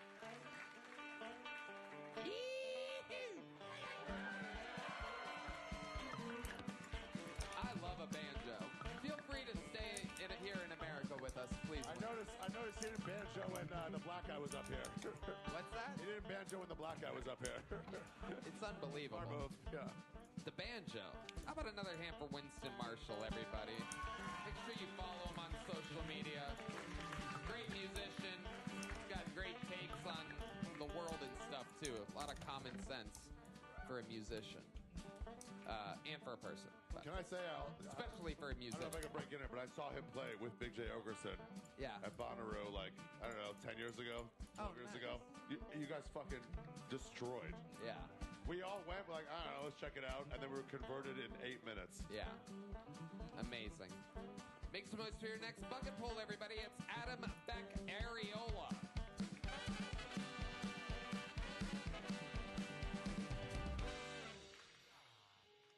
I recently met a girl with herpes, and well, I think I'm in love. I mean, what are the odds the first woman I talked to in months has aftermarket parts? It was kind of a surreal moment for me, you know, talking to a woman. But I really think she could be the one. I mean, think about it. If I'm ever losing an argument, I can just pull the herpes card. Oh, sorry we couldn't afford groceries this month, honey. Maybe if you didn't ruin my life by getting pregnant. Oh, and you have herpes, bitch. But you know, I'm really considering getting herpes. Think about it. There's so many beautiful women out there with herpes that no one wants to have sex with. Well, almost no one. Sorry, Red Band. Didn't want to not include you. And I was like, wow, this is what black men must have felt like when they discovered fat white women. You got a whole category for yourself. Thank you. That was my time.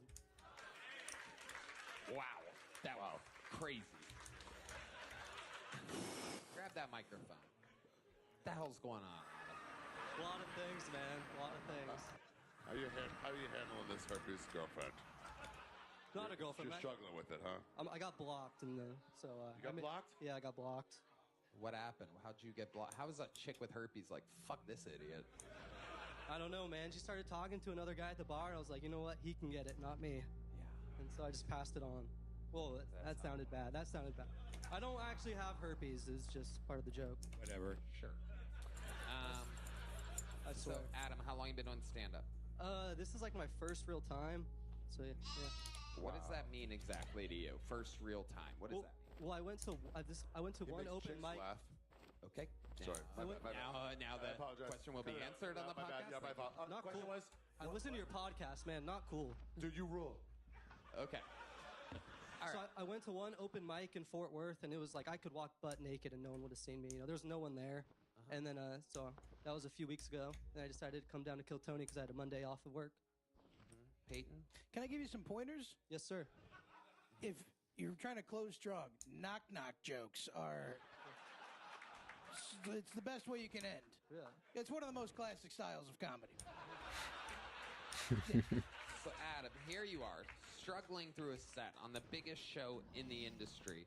Do you regret the decision? Are you looking forward? Is this something you want to do, like, for the rest of your life? How old are you?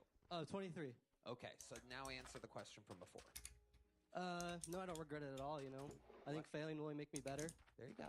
I like that. And I love stand-up, but like long term, I want to be more like a writer. So I figured if I just get it into stand-up, because I want to be a script writer for scripted comedy, and like I don't really know anyone in the industry. So I figured if I try doing stand-up, hopefully get myself out there. Maybe if someone thinks I'm funny, maybe they'll give me a chance to, just get in the writer's room.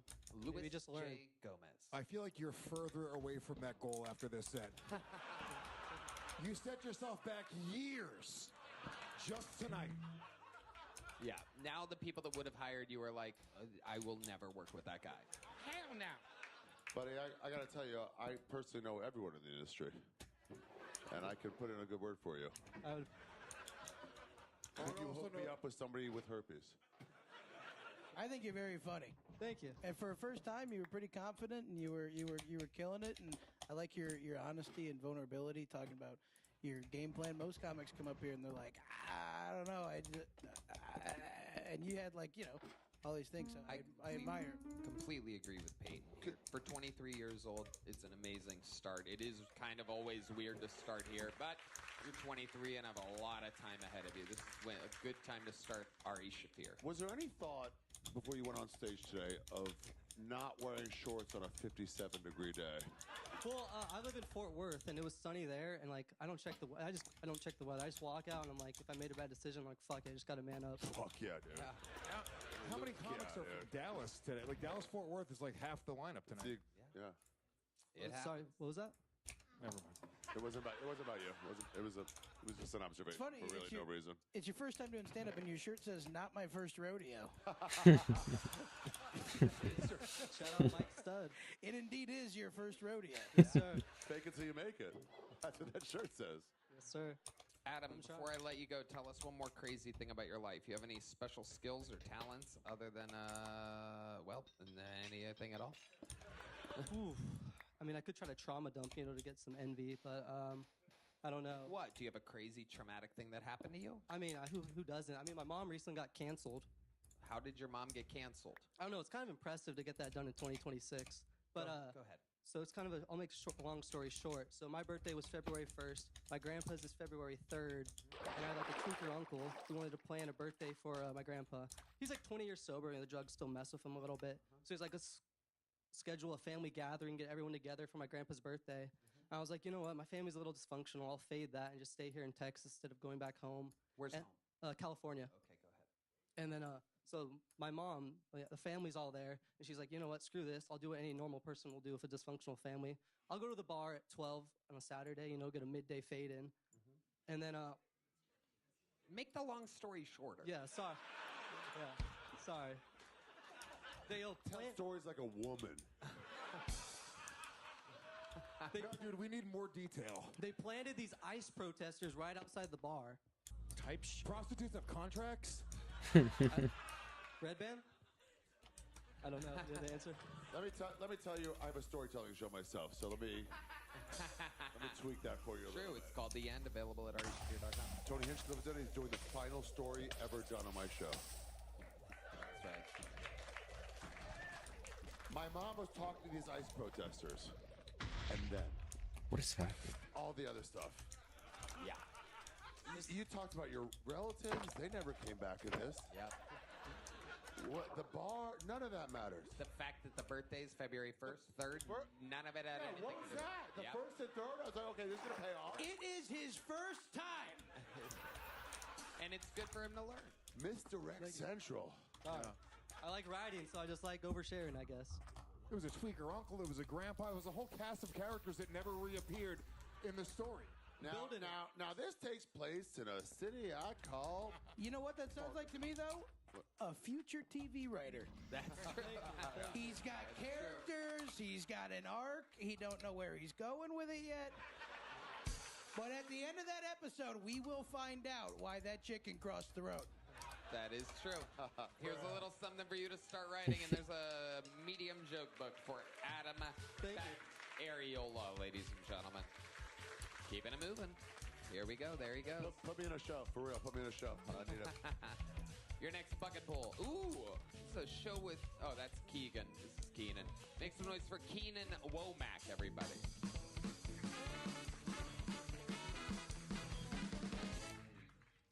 So, guys, I'm Keenan. I'm from a military family. I'm very proud of that. My cousin is actually overseas right now. Yeah, he joined ISIS. Yeah, now he's a viral star. You can find all his stuff on LiveLeak. I hear a lot of stories about students and teachers having inappropriate relationships, and I'm not going to lie, when I hear that, I get a little bit jealous. You know, I think back, I was a handsome guy. Why couldn't that have happened for me when I was a teacher? You guys seen Crazy Rich Asians? Anybody seen that? Yeah, they're making a sequel. It's called Crazy Poor Asians. It's about Filipinos.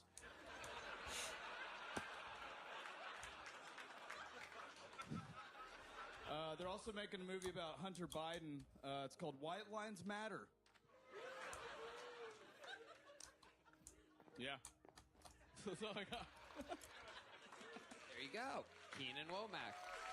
Some funny jokes in there. How long you been doing stand-up, Keenan? About 3 years. Where at? I just did a show at Shakespeare's next door on Thursday. It was a lot of fun. Had a lot. No, I mean like the whole 3 years here in Austin. Oh yeah, in Austin. Yeah. So I'm sorry. I'm not very good at answering questions. Well, that's Ask just my going to go wife that, super yeah. smoothly then. Yeah, for sure. What do you do for work? I'm in sales. What are you selling? Well, if I told you that, I might get in some trouble. No, I'm selling tech. It sounds cooler if you say you're selling drugs, though. I feel like that's a lot more interesting. Yeah. You're a funny guy. How old are you? I'm 32. 32. Yeah. What made you start stand-up 3 years ago? Well, so I actually started in high school in Dallas. I started as an 18-year-old, and then I got drunk for 12 years, and then I stopped drinking, and then I started doing stand-up. Wow. So, yeah. You started at 22 and have been drunk ever since. Yeah. Yeah, I've actually got 5 years sober last weekend, so. Oh, congratulations. Yeah, don't clap too much. Saturday's my cheat day, of course, but. Amazing, Keenan. Do you have any special skills or talents that would surprise us? Yeah, I can rip a drum set, like no. Like, Are you serious? Are you dead serious? No way. Are you fucking with me? I'm gonna be so pissed if you're fucking with me. How long have you been playing drums for? Like since I was 12. No way. Are you serious? I played in more bands and done more shows music than I've done stand-up. If only we had a fucking drum set here. And if only we had a running historical part of the show called a Mexican drum off. I don't know if you guys know how it works. Looks like some people drag their liberal girlfriends out with them tonight. So let me explain how this goes. Historically on this show, if a comedian knows how to play the drums, they get to have a drum solo competition with the resident drummer. All time, every resident drummer has won this competition, but if Keenan wins this, the house rule is that he would become the full-time drummer here on Kill Tony, and that Michael Gonzalez would have to go into tech sales. That's the big twist. They have to trade jobs, literally. Tony, I got to give a word of warning for the audience here. Yeah. For all the women in here, you're about to gush wet. It's simple. I think you know how it works, right, Keenan? You got a napkin on your table. Apply it now.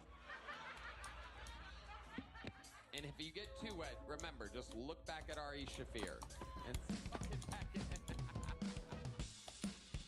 Wait. I'm supposed to cue it. Okay, whatever. Go ahead. It's Mexican drum.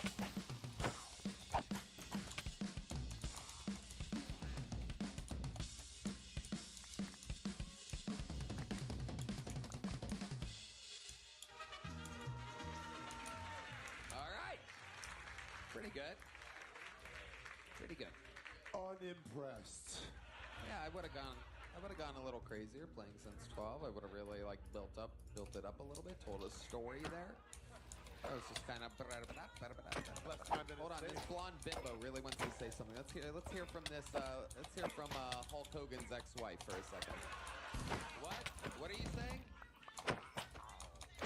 Oh hell yeah! This bitch has been pounding Miller Lights. There are 6 empty Miller Lights on this table. I love it. She's wearing a Kill Tony shirt. The other guy's got a Buckeyes. I never made the connection that Bucky's and Buckeyes are that close. There's probably a brand deal we could make. That bouncer just told you something your boyfriend never would. Shut up. Yeah. All right, ladies and gentlemen, here to defend his throne. I mean, if the drumsticks break or something amazing, he could lose this thing. This is Michael Gonzalez.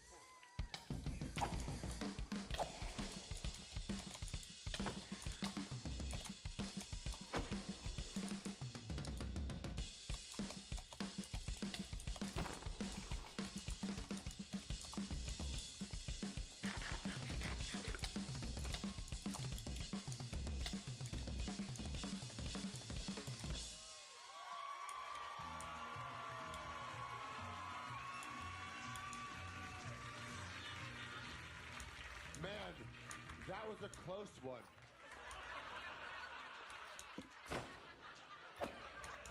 Well, the craziest part of this competition historically is that the audience decides. Make some noise if you have Keenan Womack winning that competition. Throw that guy out. So whoever the fuck clapped, Mossad agent, throw him out.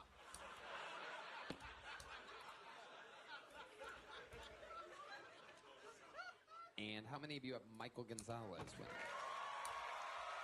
There you go. But Keenan, good news, you're a very funny man, so you're leaving with a big joke book. You got that. There goes Keenan Womack, everybody.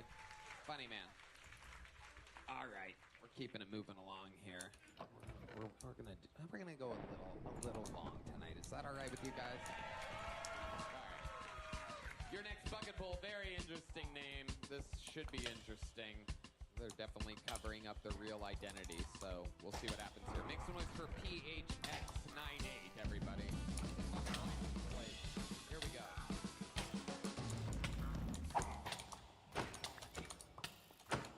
Hey, Tony.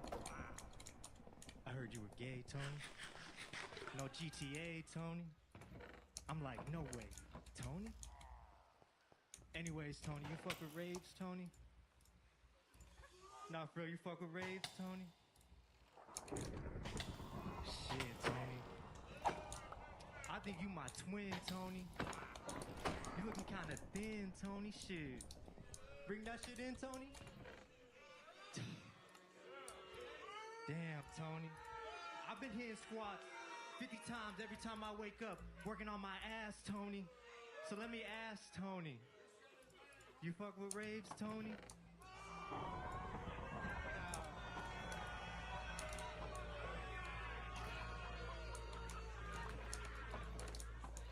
Oh, that's my minute. Man, they really do not like people mentioning Tony. I mean, it's kind of nuts. Have you ever seen the show before or anything? Like 3 times. And then what made you want to do this here? When? Fuck it. My friend said do it. Fuck it. Okay. Hang on, I think I know what can help that set. Sir, grab the microphone one more time.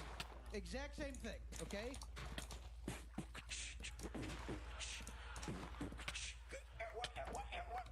I don't think it would really help. He didn't even rhyme. He just kept saying Tony. Not the word. Tony with Tony. Yeah. It's phony. It's Coney. I mean, Phony. What's the name again? I'm sorry. Homie. PHX 98. Is that the number above your cell or something? Or Yeah. Are you a rapper? Yes, unfortunately. Why do you keep on doing this? I mean, Oh, it's a distance from the mic. there you go. All right, Hold on, everybody. Okay, there you go. You bummed everyone out. You walked the guy. That guy's leaving to kill himself right now, dude. That guy's going to commit suicide because of what you just did up here. Gonna hang himself in the most beautiful PHX98. in the world. Let's just jump into it. You ever done stand-up before? I have not, no. Have you ever done anything on stage before? Rap. That's about it. Do you really rap? Really? Where the fuck is our drummer at? Right here, Ted. Fucking here. I mean, it's like, what are you doing? What? Okay, well, I'm glad you're back. It's a real professional show and everybody goes pee fucking 8 times an episode. All right, I want to see if you can fucking do anything, because I don't think you can do anything. That's the gut instinct that I'm having. So even though this fucking whole thing that you just did sucks, I'm still gonna give you a chance to rap for a second, and then we'll decide whether we fucking edit you out of the entire episode. Because I can't have people thinking they can just be a complete piece of shit that just doesn't prepare anything funny for the minute and then does this a little bit lighter, because you guys are very loud. So there you go. Don't jump that ship when you see you inside one. Bitches wanna flip like a brick, no outcome. Outcome truth when the income you. But what they finna do when the code let loose? Peter Piper picked a couple peppers on the way. Demons fighting why the Legion gonna lead the way. Look, I won't get sprayed from a verse/agent. I can use flows that I heard, replace it. Face it, I can make words more fragrant. Face it, like a J. Suzy, blaze it. Hate it, I would never fake shit, bruh. Bars got clever when the kid woke up. Bars got clever from the Neo jump. Hard got clever when my bitch fucked up. Street punk trying to ride away. Smile for the TikTok. Hoe got laid, find a pussy on the TikTok. Wristwatch. All right, I'm gonna stop you there. Nah, I was feeling that shit though. I got some feedback. Peyton. I get it. Peyton liked it because he thought it was a crunch rap. Hell yeah. I gotta say, your brother Serjon is way funnier, man. I gotta say. Can you just eyeball the spacing, or do you have to do this? Like maybe this and then go, got it?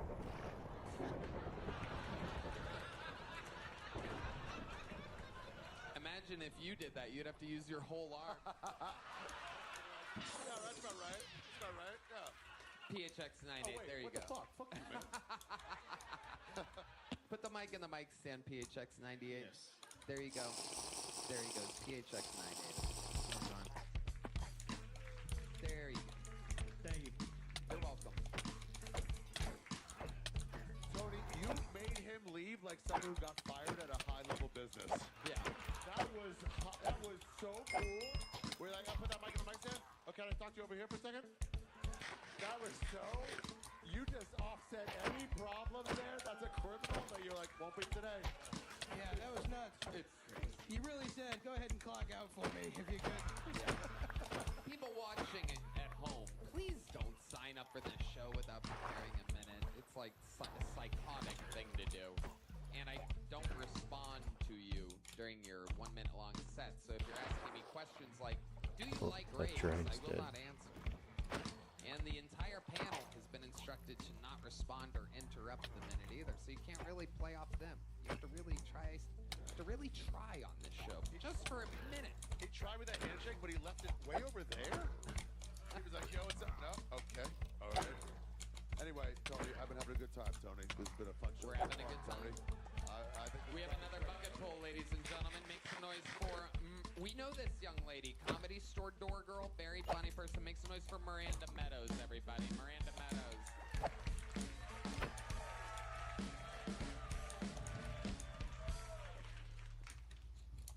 When I finger my girlfriend on her period, oh, shit. Dude, my finger goes in like this and it comes out like this.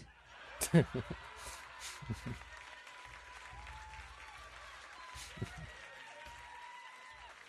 when I'm done with her, she'll be creep walking away.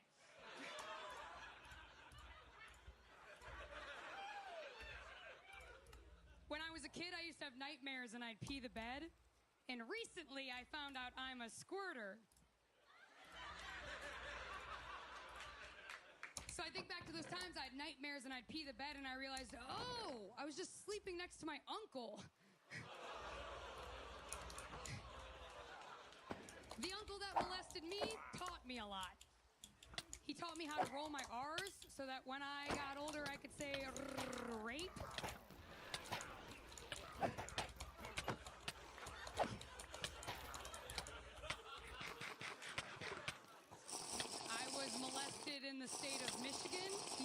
me here.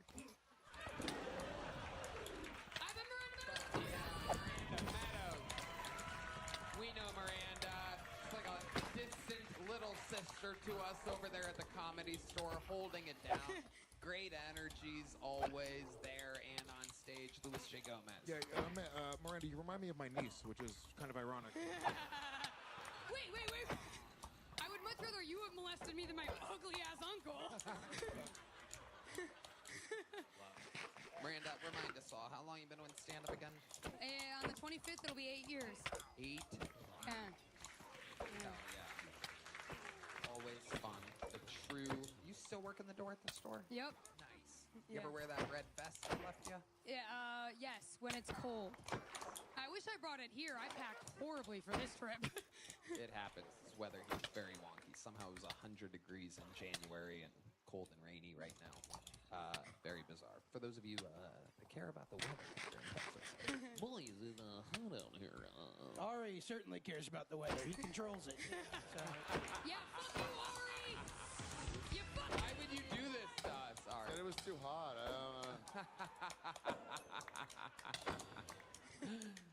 I wanted to make sure everybody came inside for the shows. Miranda, you work the door still. Yeah. You know, you're the...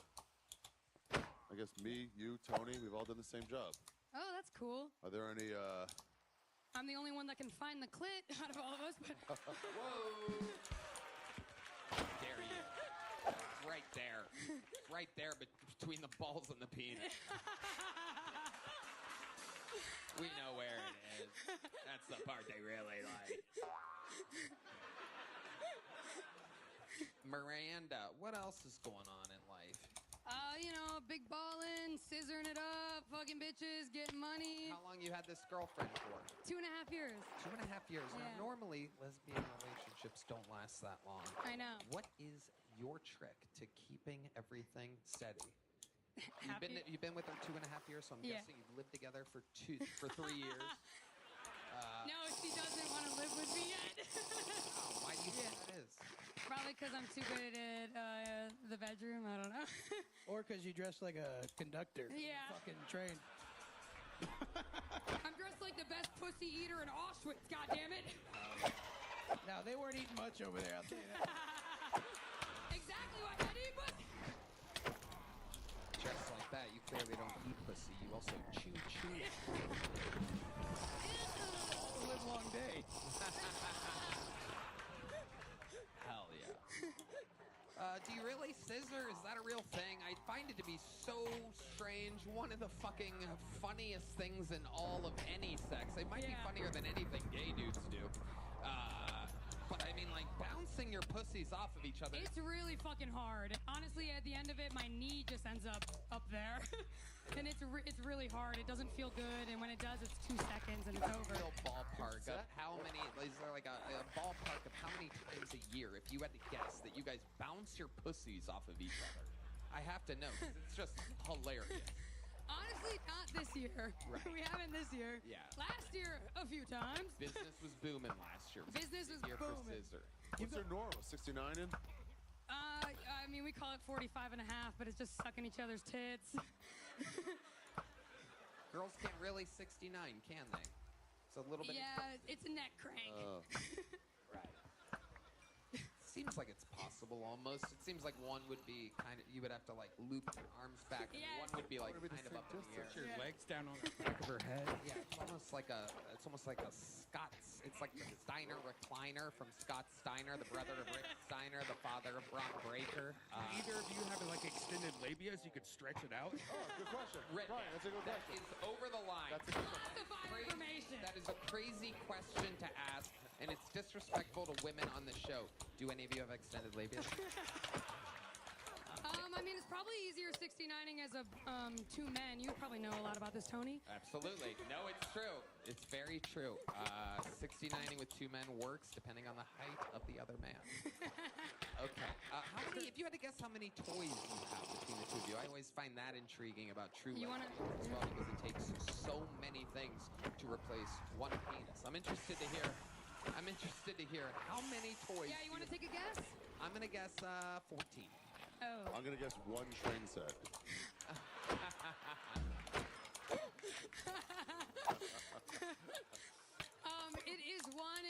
is a nicely sized green dildo so we can see in the dark. Ooh. I imagine at night when you guys go to bed, it comes alive like Toy Story. It's just like, fuck me. Literally. Is it two-sided? It's just a one-sided dildo? You guys ever do a two-sided dildo like out of Requiem for a Dream or anything? No, that shit scares me. Right. Because you can't feel it either way. I mean, no, wait, when it's... Wait, what? Okay, wait. No, I've had sex before, guys. I swear. I'm bisexual, if you believe it or not. No, I've never done a two-sided dildo. Miranda, have you ever had sex? Did you ever have like a threesome with another person who's going to hell?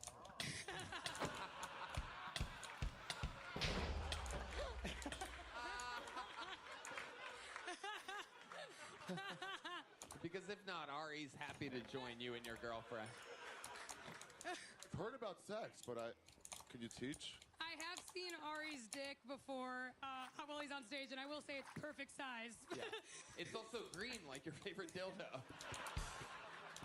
I just said that would go away on its own. Amazing. Miranda, you have the energy like you should have a slingshot and a frog in your butt. Yeah, you're a real Bart Simpson type personality over here. I'll paint your fence for your apple core. Instead of eat my shorts, you're like, eat my pussy. Miranda, you are just fantastic. We love your energy. Great jokes. My favorite appearance on your show, on this show so far. Thank you, Tony. Of it. You're just great. We love you. And we will see you when we come to Los Angeles for the Dome in just a couple short weeks. And we love you. Here's a big joke book just for fun. There you go. Miranda Meadows, everybody. Tony, let's go! Hell yeah. She may be gay, but she catches like a girl.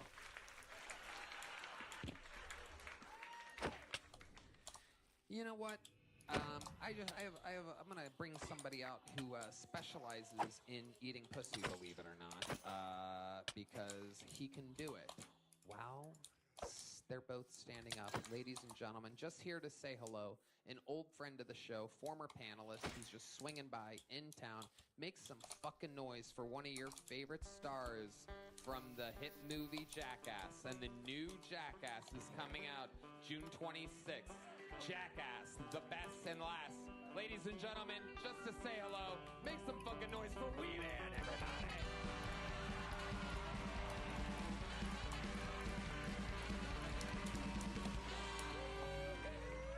What's up, brother? How you doing, Tony? Welcome. How you doing, Red Man?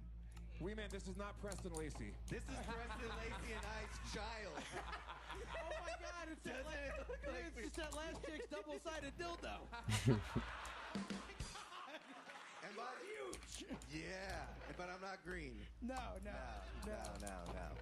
And you're not 160, by the way. Yeah, well, you're 160 centimeters, buddy. So this way. Yeah. Love this. By the way, lesbian 69 is L7. Oh, L7. Yep. I like that. Wee Man, welcome back to the Kill Tony universe. We've missed you. You've been out in L.A. We accidentally abandoned everybody out there. You did. Yeah. It's all right.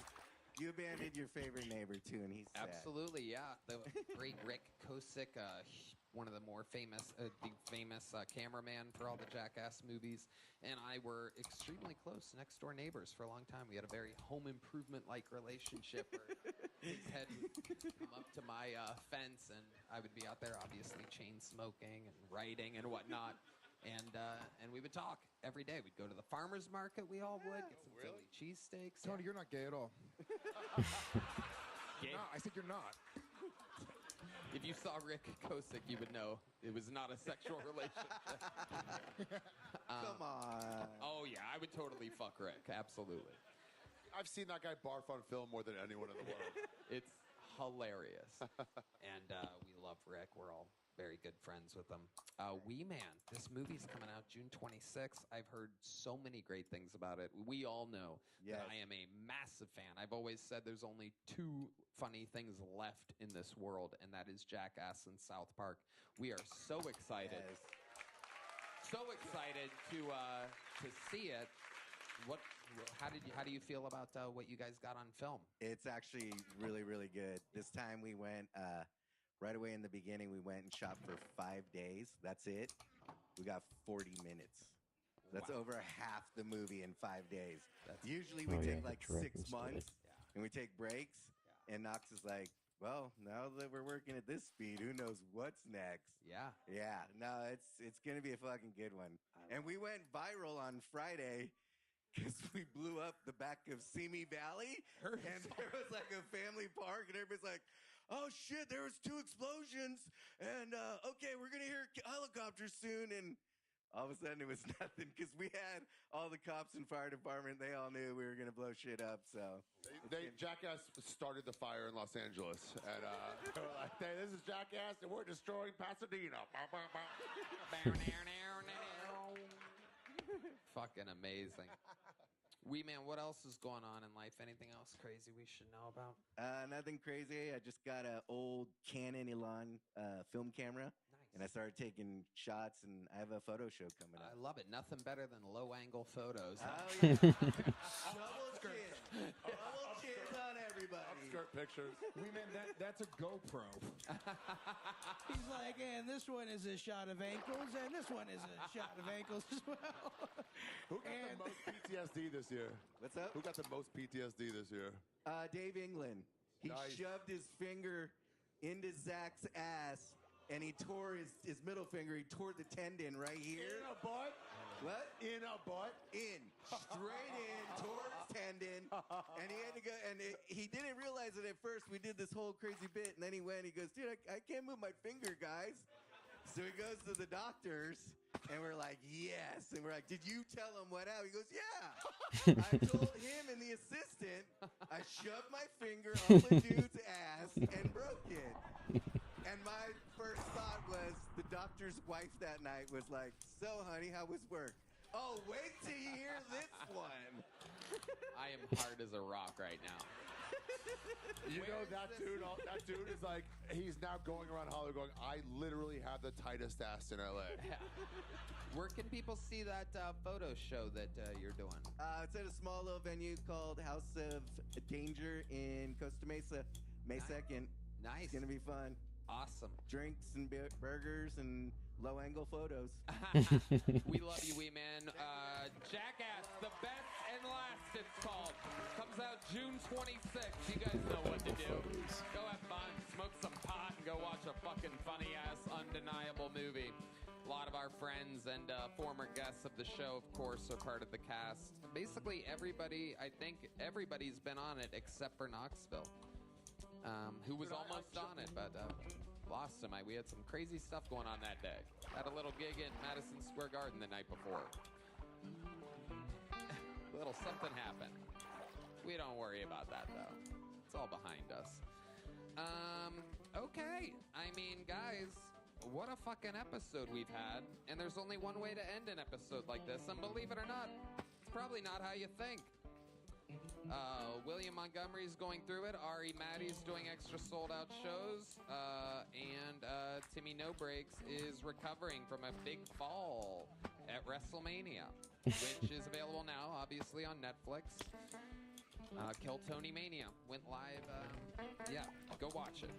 But, ladies and gentlemen, I promise you, when I tell you that one of the most amazing regulars with the most potential and only a couple appearances under his belt is waiting right behind that curtain, he will be, if he's not already, one of your favorite comedians in the world.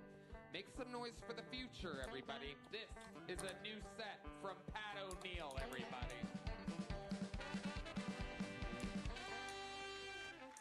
Folks, started doing that thing where you choke yourself while you masturbate. You guys have heard about this, the Cinnamon Challenge. Fun times.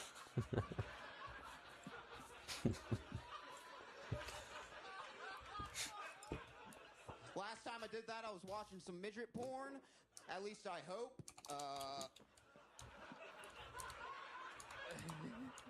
Got a big porn crowd here? All right, most of you are either Amish or liars. It's fine, though. You know, watching too much of that stuff growing up, I think it gave me unrealistic expectations of women, you know? Like thinking lesbians would be pretty, which is just rarely the case. I dated a Jewish girl once, ended up being a lesbian. The old double Ike.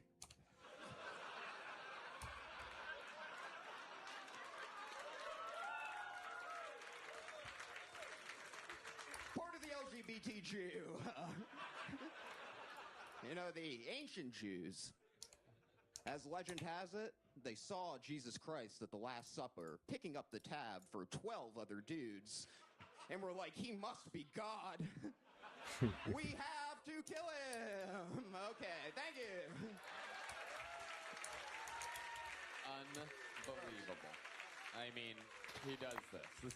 This is what he does. That's clearly the fucking set of the night. The hardest hitting jokes. Totally almost made me take a spit take. I thought I could take a full sip of water while he was coming out, and the folks got me real good. Right from your folks. You just have the beats, man. Let's check in with Louis J. Gomez. First of all, you are very funny. That's unique and funny, great jokes, but you do look like Pennywise in high school. Pennywise is also what Ari Shafir calls his pocket. It's filled with pennies that he finds on 6th Street. It's so many out there. The snake guy, no one is looking at him. I'm picking up pennies right behind him. Dude, you have the most hair of a bald person I've ever seen in my life.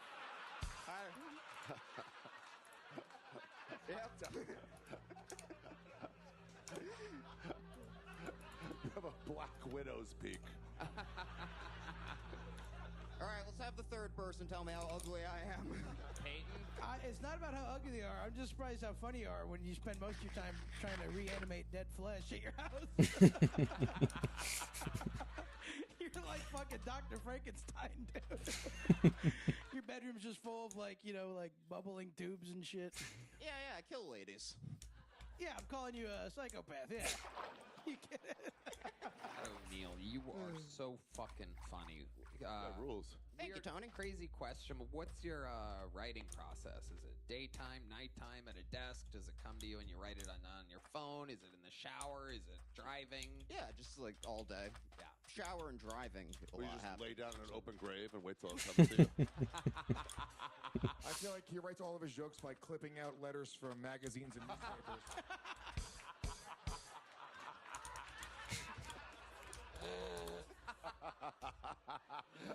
Oh my. Yeah, there's a great spot I go to write. I fly on in, I hang upside down by my feet.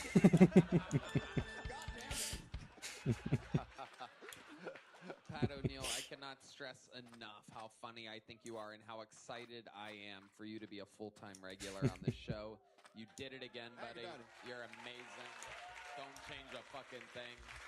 Can we do it? So, Pat, you're fucking great, dude, and we just announced that Skankfest tickets are on sale today. How would you like to come Let to me just break in right now and say that I am inviting you myself to Skankfest. Me, Ari Shafir. You know what? I would like to have you. I would like to have you on the Secret Show this.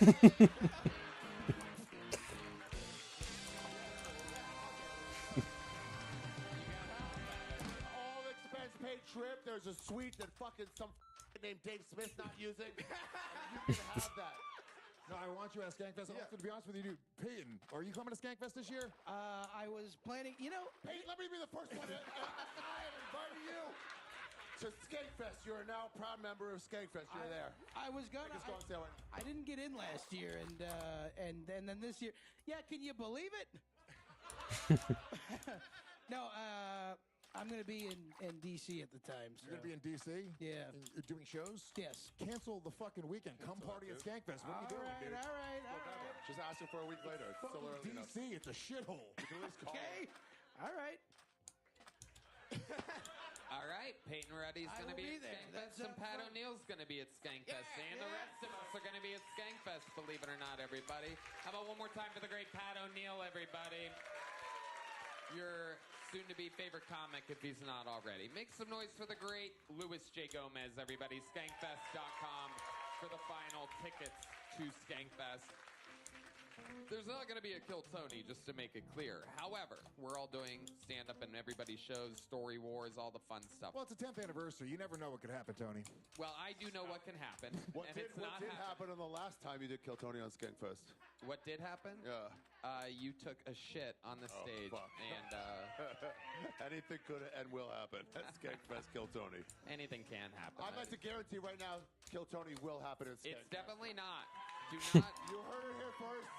Kill Tony is happening at Skankfest. You know what? There's going to be 2 Kill Tonys at Skankfest. Yeah. Definitely not. However, there will be a Kill Tony at Madison Square Garden on August 7th and August 8th. The Intuit Dome in Los Angeles and the Moody Center on New Year's Eve. Minor arenas. You need to do it in a 130-seat room at Skankfest. 130 would be, I think, an upgrade compared to the rooms that we've done before. One more time for the great Ari Shafir, everybody. The end. The Storytelling Super Series is available now. Go to arishafir.com. Guys, boy, oh boy. What a first episode. Perhaps one of my favorite first-time panelists of all time. I fucking knew it. Make some noise for Peyton Ruddy, everybody. I'm telling you, this guy's a fucking freak of nature. Follow him on Instagram at Peyton Ruddy Comedy. That's RUDDY. And go see him live. Go to PeytonRuddyLive.com. His tour, My Best Work, is happening now. Thank you. The DC show is being rescheduled as we speak. That's right. Thank you to our sponsors, Shopify, Talkspace, and ZipRecruiter for this episode. One more time for Winston Marshall on the banjo joining us, everybody. I love the fact that some of the best musicians in the world join us sometimes randomly on this show. It's so awesome, so crazy. Let's see what Chris Rogers drew tonight, just for shits and... Oh, Shane Gillis. That guy's on my storytelling show, The End. He's also on the Storytelling Show, available at arishafir.com, and he'll also be at Skankfest, skankfest.com. Red Band. You know, Peyton used to work at the Sunset Strip, and I'm so happy for you, Peyton. When you left Sunset, it made me really depressed. But you can check out sunsetstripatx.com and find the next Peyton. It is true. A lot of people asked me to do panel on the show, and when Peyton asked me, there was no hesitation whatsoever. Even as after that, Lewis said he's coming in town, and Ari said he's coming in town. I said I wanted to keep it 3 people because I knew Peyton would crush. One more time for the debut of Peyton Ruddy to the Kill Tony universe. We did it again.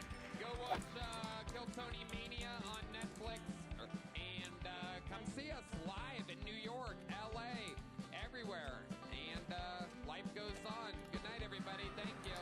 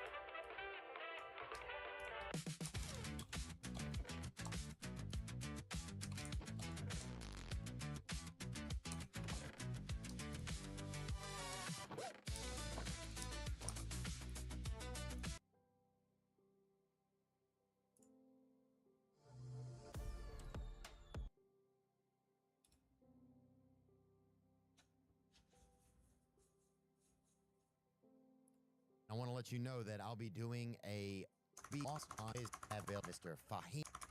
Some I don't know. Fahim Anwar work. Yeah.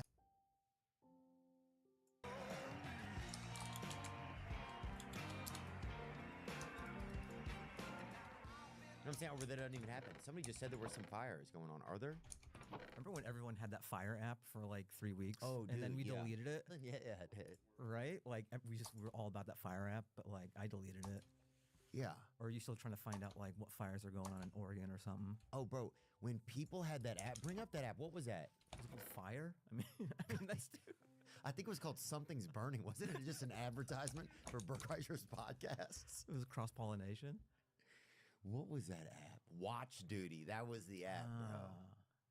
Yeah, remember? It was like, oh, there it is. Oh, it's on the fire. It's like, oh, it's on Venice Boulevard, you know? Well, it was like you thought you were going to die. So you just like, am I by the flames? Yeah. Do I have to outrun it? Yeah. It just says run. Yeah. It just pops up. Dude, that was it right there. Remember? And the flames would get bigger and stuff. They had airplanes going by.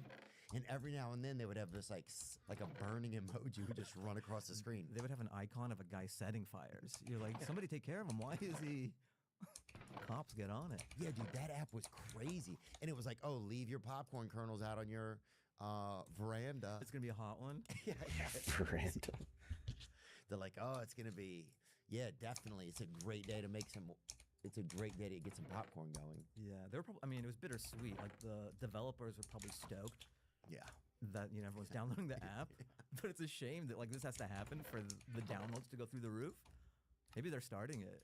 Dude, that's what I was saying. I wonder if they could find, knowing what we know now, like I wonder if they could find like a connection between the developers were the ones starting the fires. Because that's what you start to realize in the world. It's like, yeah, if there's a crazy app that comes out that helps solve a problem, the other side of the makers of the app sometimes they're in conjunction with the people making the problem. You got to create the need.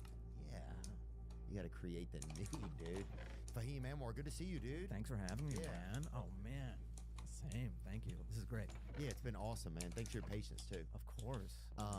Yeah, I know you have a new special that's coming out, right? Oh yeah.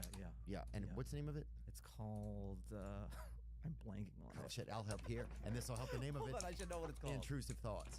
Bro, there you go. I need some of them right now. Yeah. It's almost like yeah, you could use one. That's I'm doing a promo run. This is good to get the kinks out. What's the name of the special? Let me just do the biggest podcast and they go, what's the name of the special? Should I look? I want to hit every camera where I have a brain fart. Intrusive Thoughts. Yeah, I think I was thinking of my last special, and and it's out now. It's out now. Yeah. Oh, nice, man! Congratulations. Thank you, man. And you're also, what's the show that you do? It's the Fixing. Oh, the working on stuff. Yeah. So it's in the Belly Room at the Comedy Store. That one's called Fahim Works on Stuff. And it's a weekly series I do. I work on material, and then eventually, sometimes it makes it into the set. So like this hour I did, a lot of those jokes ended up making it. But if you like stand-up and how it's crafted and stuff, that's a fun one to check out. Oh, so for like from the stage all the way, and then how they ended up in well, it's just me trying jokes out. Like I have paper and stuff, and there's the way we write material. You get ideas and you try it out. I film it and then I put it up, and I'd love to have you do it sometime too. I'd love to have you on the show. Yeah, man. If I'm in town, I'd love to do it, dude. Thank you. Of course. I thought it was like Fahim Works on Stuff. It was like you fixing like a motor or something. Yeah, that's bad branding. I guess some people in the comments are like, I thought there'd be a carburetor, and that's on me. But I'm on the thumbnail. I'm doing this. There you go, right there. Fahim Works on Stuff, and his friends drop by. That's great. So it's a nice. It's so you, dude. Nobody works on stuff more than you, bro. You are like, you're the guy that's always done. Like to me, that's always done it like a true comedian does it. If people have an idea of what that is, and everybody's ideas can be different, but if you had like this idea of like. Well, it's very flattering, man. Thank you, man. But yeah, I was expecting something like a car. I was expecting something different, or I just thought it was like one of like Bert Kreischer shows where he like every other, he always has like Bert fights a mole or whatever. Right. It's like I'm working on a different thing every show. Like it's a skateboard one show, a BMX, and then maybe an Impala. He's building. In the comments, what do you want me to work on next? Yeah, and then your wife's like, why don't you work on this marriage or whatever, dude? Are you married? I don't know. Okay, never mind. I don't work on that. I only work on jokes and... Yeah, because... Whoa, was that all... You guys whipped that up just now? Yeah. Wow. Fahim Anwar working under the hood, always greasing, bro. That shit's dope, dude. You're kind of black arming there, but... They've given me bigger forearms. I kind of like that. Yeah, you look... They made me beefier. Tough, dude. With that chassis grease right there, that can of it. I like how they kept the Apple Watch. That's AI's not cutting me a break at all. Bro, you gotta have something on you to let you know when lunch is, bro. That's the thing. Should I do this? I look way happier doing this. I haven't smiled this much ever on stage, but I'm just looking. It's like my child. Oh, with that pride. That's great, dude. Oh, what was I going to ask about? Oh, do you see that guy hit the jumbotron or something? No, I missed it. What was it? I mean, this is way less important than your special, but let's veer off. Yeah, another view of the parachuter who hits the jumbotron at the Virginia Tech game. This is the problem now with DEI, dude. It's like they can't even get a good parachuter. Do we know the race of the guy who was parachuting though? He survived? I mean, but that's crazy, bro. Just another gooner getting too close to the screen, huh? Dude, you would think. What if the whole stadium just saw a guy die before a game? Do they continue the game? That's a great question. Like, you do a half at least, right? You do a half, and then out of respect, you don't play the rest of the half. You play half a game when the guy dies. Yeah, that'd be crazy. What would happen? Say that guy, who obviously was, what was he doing where he got too occupied? Yeah. Where he was on his phone? Yeah. It's just like this. He was watching footage of him. He's like, well, I'm getting pretty close to that thing. Oh, man, it's just sad, bro. That gooning, dude, those guys want to get so close to the screen, dude. They want to be... Right there. It's not enough. We used to masturbate, like, in... Like, almost what is considered now kind of archaic ways. Like pages. Yes. A 2D image. Yeah. Like, kids don't know what that's like to... That's like jerking off to a shadow at this point, you know what I mean? Yeah, the only volume was you had to quietly turn the page. Remember that? Yeah, sometimes you would like move it around to make it dance, and make it seem like she's really there. Yeah. Now they're like Apple Vision Pro. They're like load me up. They're loading up different chicks. They're having threesome. Yeah, yeah.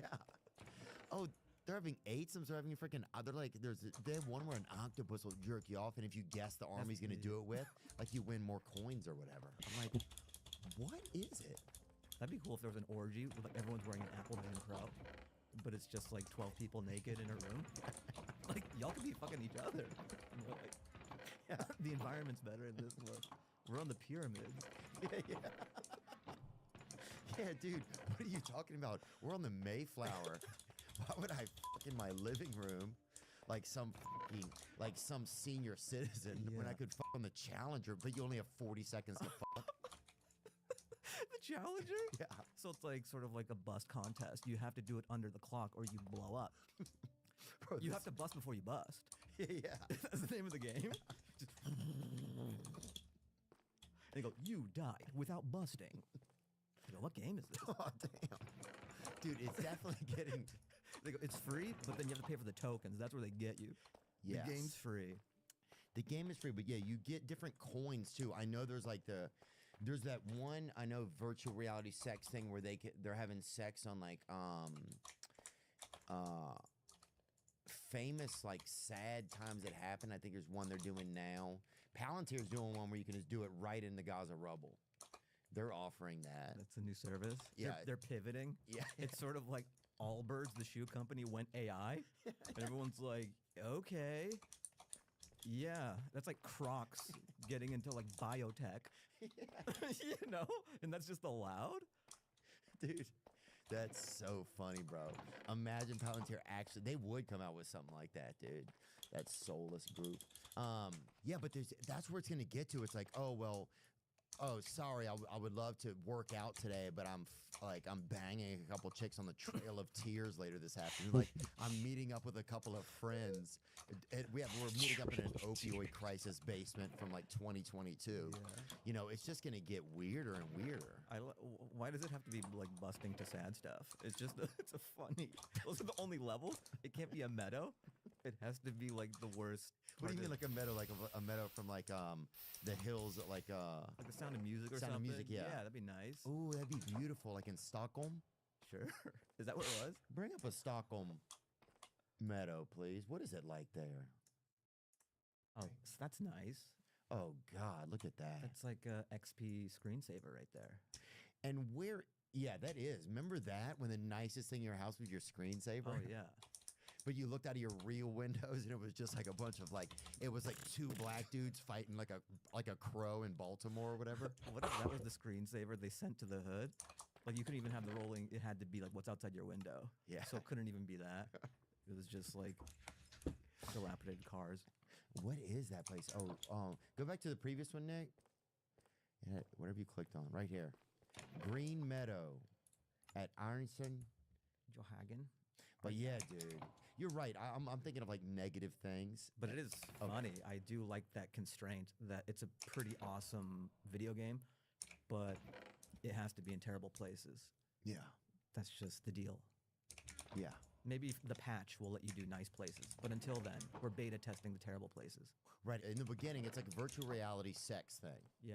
Okay? Yeah. But in the beginning, you only get to like do like, you can have orgies and meetups. You're allowed to have like 6 or 7 friends, but you can't have like 40 friends join you.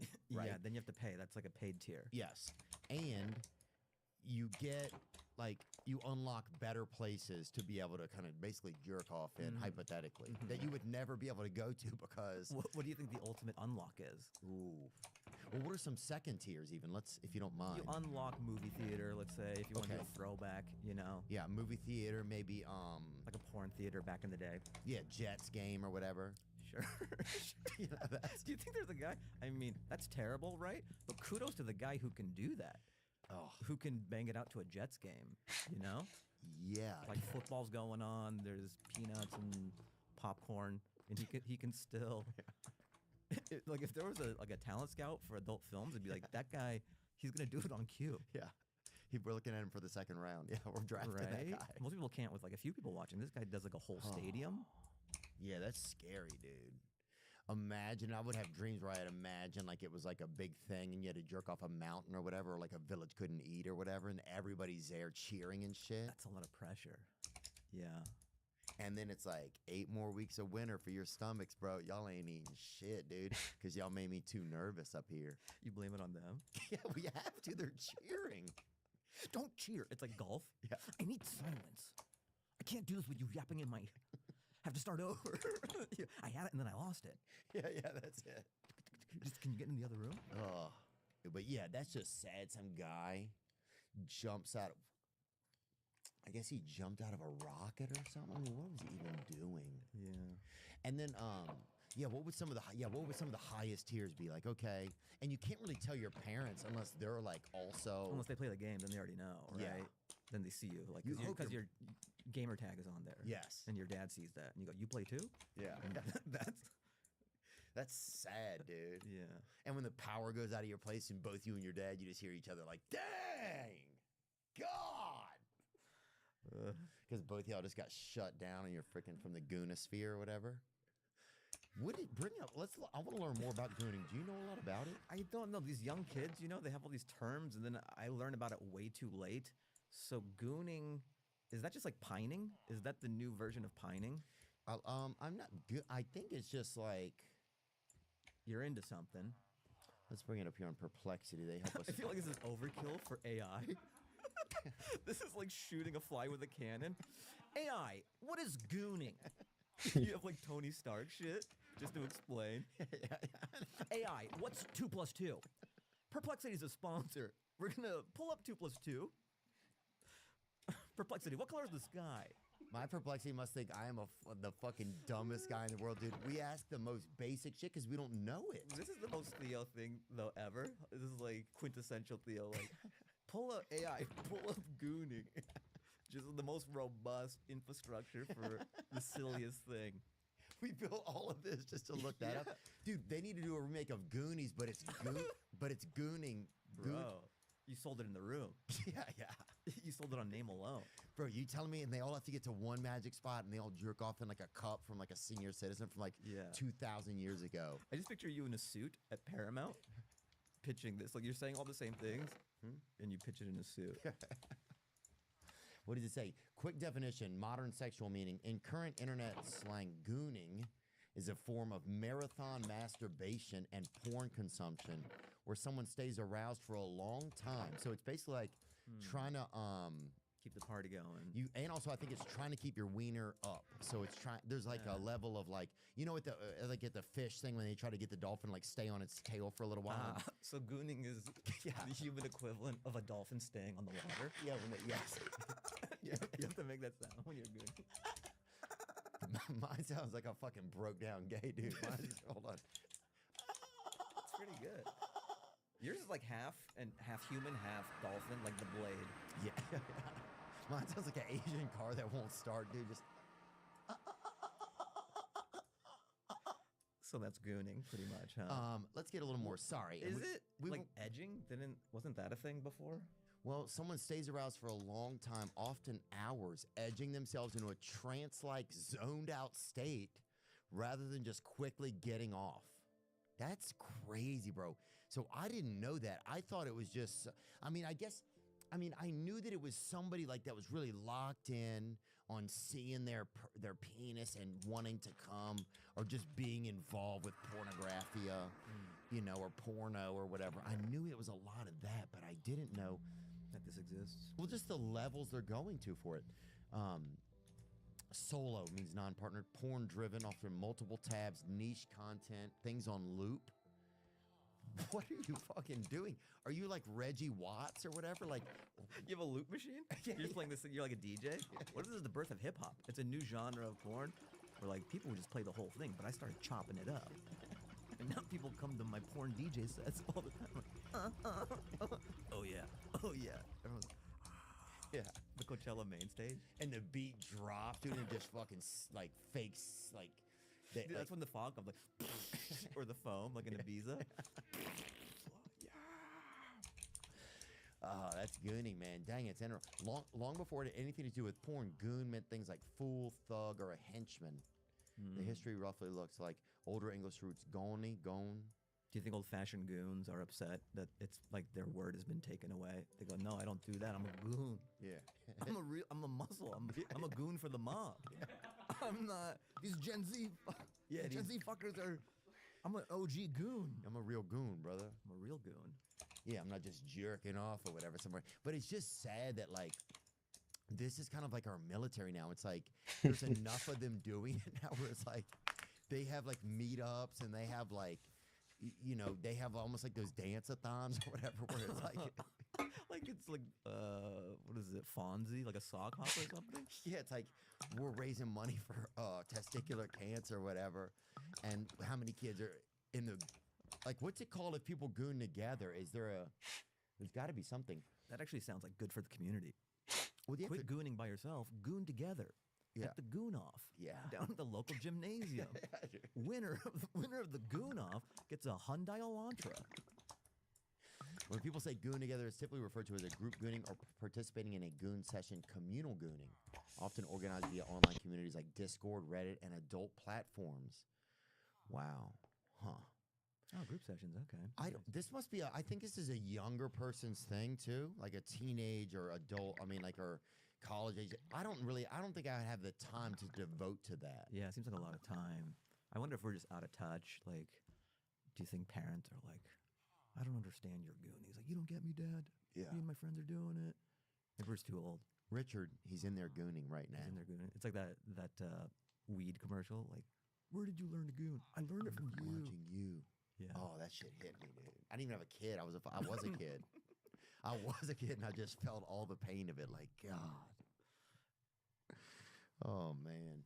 That's wild, dude. Yeah. Anyway, bro, good to see you, dude. Same, man. Thank you for having me. And I don't know if I told you officially, but thank you for having me on tour with you with those dates. Oh, that was so fun to do. I'd never done something like that. So, like, I've been doing stand-up a long time, but I haven't played venues like that before. Where did we play in Seattle now? No. We did the Midwest run. So we did Iowa, we did Minnesota, we did North Dakota, South Dakota. Ooh, yeah. But I've just never played venues that large before. So, I mean, the largest I've done before I came out with you is 7,000 at the Dolby, 7,000 people. And then we did, some of these were like 18,000. I just want to do that for me. Just like, what is that like? It's like big wave surfing, you know? Yeah. For real. It's scary, man. Because I met up with you guys in Iowa, I think, at first. Like the tour bus, there's the venue and all that. And then you look at the seats in the daytime, and it's like that scene in Interstellar where they see that giant wave. You know what I mean? Like your heart kind of sinks a bit. You're like, oh man, these are going to be filled with people. But then you do one, and you're like, I know what this is. Yeah, it takes some. It's like, I mean, definitely navigating some of that is different. And thanks for coming, dude. I appreciate it, bro. Man. Thank you so much, dude. A lot of times it's like tough to get a lot of headliners to come out on the road because a lot of them are working different weekends or something like that. And I know that was an off weekend for you, so thanks for coming out. Of course. Yeah, dude. Were we at the place where that place in North Dakota was, I think, the biggest building I'd ever Was it been in? Fargo Dome? Yes. That was insane. The buses were like inside, and they were, and then there was a whole nother inside where they had like a basketball court. Yeah, we were playing basketball before the show behind a curtain. It was like 2 stadiums almost. The place was divided in half, and it was, even with it divided in half, it was huge. It was unbelievable. And there was like, yeah, they're like they sell animals in here. They do everything in here. They churn it, they earn it, whatever. Like they had a whole shirt like churn and yearn or whatever. It was like it was like kind of an Amish thing, and then like defeating like sexual sin or whatever. Right. They do that. But do you remember, I don't know if you told the story, my favorite, there's like 2 moments from the tour that were my favorite. The guy's hat blowing off. Have you told that on here? Oh, no, I haven't told that. You dude. remember, right? Yeah, it was like wizard work. Well, we were in Clear Lake, right? Yes. So what's cool about you is like you want to do stuff in the town. Back in the day, I would tour with Bobby, and he's like a vampire. He just closes, and he's in the darkness until it's time for the show. But you actually want to hang out, and so we got lunch. We're in the tour bus, right? He's like a Chinese vampire. I think he does Xbox or PlayStation until the show. He's fucking gooning. He's probably gooning. He started it, dude. He's Data from Goonies too. Like he's patient zero for gooning. Yeah. Okay. So we get lunch before the shows, and we parked on the outskirts. Yeah. And then so right before this even happened, we're gonna walk to the sandwich shop because you're like, oh, it's rated pretty high on Yelp. So we're in the middle of nowhere, pretty much. It's a beautiful town, right? That unbelievable, so nice, like a Spielberg movie or something. Small town USA. We're just walking down the thoroughfare, and it's blowing. Like you're not supposed to be there. It's so weird to these people. They're like, then there's this guy, this heavyset guy. You know, he's like, what the fuck, Theo Vaughn? Oh man, can I get a picture? And then he came up, but we were kind of running late. And he's like, you're like, sure thing, man. Just we're running a little late. If you can, like, keep up with us, and we'll get that selfie. He's like, you got it. And then it was like really windy, so he gets up to you, and the wind just blows his hat off. Yeah, right when he got up to you, he's like, oh. So then, and it was like bad wind. It went like a block away. It was bad wind. Like it was like that's one of the reasons why we were trying to get like it was like, dude, we're gonna be late where we're going. We would have been on time, but the wind was like it was uphill when you were just flat. It was the worst winds that I'd ever been in. It was beautiful day, insane winds, cloud seeding, Israel. Go on. So the hat blows off. The guy gets it. He puts it on. He catches up to you, and it blew far. It blew far. It blew probably. He was probably in zone 2, trying to catch it. Like his heart rate was up. Yeah, it blew. Yeah, it blew in probably 60 feet, which is far on a windy day, and it kind of went around the edge of a truck. Like it blew far. Yeah, we're like, holy shit. He tracked it down, put it on. Man, what are you doing here? I'm a huge. Blows again. He runs. He repeats. He goes. He gets it. We're still walking. And my feelings started to get hurt a little bit at this point because it's like, dude, look, that hat's gonna be here all the time. That's what we were thinking. like, yo, how often are you in Clear Lake? This guy's going. He's a bigger fan of this hat. That's what it was. Than he is of you. I right. guess. And he kept he's like, just wait, and we're kind of waiting, but getting hit by the wind, and like, okay, go on. The third time, so it happens 3 times. He finally catches up with us, but it was just so funny. Like that whole day, we were just laughing about the wind blowing that guy's hat, and then like how absurd. It was like one of those moments you're like, this cannot be real, right? Like it was just, oh, hold on, you know? It was a cartoon. Yeah, it was literally like a Looney Tune. And we'd have to sit there. At one point, we sat on a bench for like a little bit and waited for him to go get his hat again. We're like, because the hat, like he just, I don't know. I think he also wore the lightest hats. It's like, dude. It was like paper mache. It was made out of Kleenex and it would just blow off. It was made out of Kleenex and he just Sharpied New York on it. It's like a repurposed kite that Tom's has made, and now they're making hats, you know? Yes, designed to blow off your head. And then we walked over to the surf ballroom. Remember that? Oh, yeah. Where the Richie Valens. Where Richie Valens and the Big Bopper, where they played their last show, dude, before that plane crash. And it was still as intact as ever. It was like going back in the past. They were so happy we were there. They like gave us a tour of everything. Yeah. You got to see the phone where they called, like where he called his mom and he's like, don't worry, Mom, I'll be home. Yeah, so much history there. Yeah. And then we got shirts. We got matching shirts. We did. Thank you I've for that worn mine. shirt. I've worn mine too. It's a good shirt. We should wear it on the same show sometime. Yeah. I'm like, yeah, we've been there. We'll go there. You know what we'll do, dude? We will go there, and we got to go there and do some shows. It was so it was so nice. I filed it away. I'm like, I should vacation here one time. That's exactly what I thought. This would be a cool vacation spot. And I wish we honestly kind of wish we weren't even talking about it because I don't want other people to know how great it is. But every yard there, everything, it was just kind of perfect. Picturesque. Yes. Yeah. And then I forgot what city this was in, but after the shows, you do meet and greet sometimes. You know, you're really good about that. And so you're meeting your fans and then talking to them and all that. And then there's this girl in a wheelchair, very sweet. You're talking to her, and then you have this rapport with her, and then you go, you know, if you don't mind me asking, like, maybe ask what happened. And then how'd you get all wheeled out? That's my big question. Because we don't know. Right, we gotta know. And then she's like, oh yeah, I was in a car accident. My car spun around, and I got flung out of the car. And then you go, now what kind of car was it? You know, and I just like no other person on earth would drill down on what type of car it was. And then she's like, oh, I think it was like a Oldsmobile or something. And then you're like, now is that a nice vehicle? Did I really? Oh shit! I like to try to add context just so I know. It's hard, I know it's like so you though. It's you know hard what for I my mean? imagination to work if I don't know. Yeah, you you know? wanted to paint the story, you know. Yeah, and different cars, I could see your body leaving out of it a different way. Like that's a good point. If it's like a heavy older model car, you probably slip out the window, side window. If it's one of these new cars, these little bouncing baby buggies or whatever, you fucking fly right out of the front of that bitch. Yeah, just on a left turn even. Yeah, just fucking, oh yeah, just a windy day in Clear Lake. A recall. Are those the towering sliders?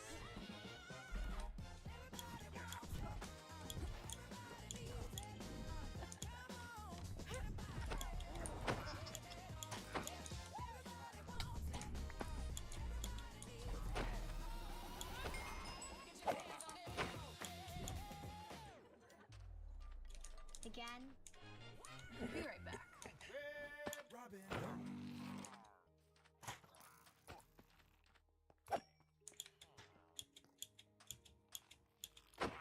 Smiles Emmy is proud to be an approved vendor for the Arizona Empowerment Scholarship Account Program.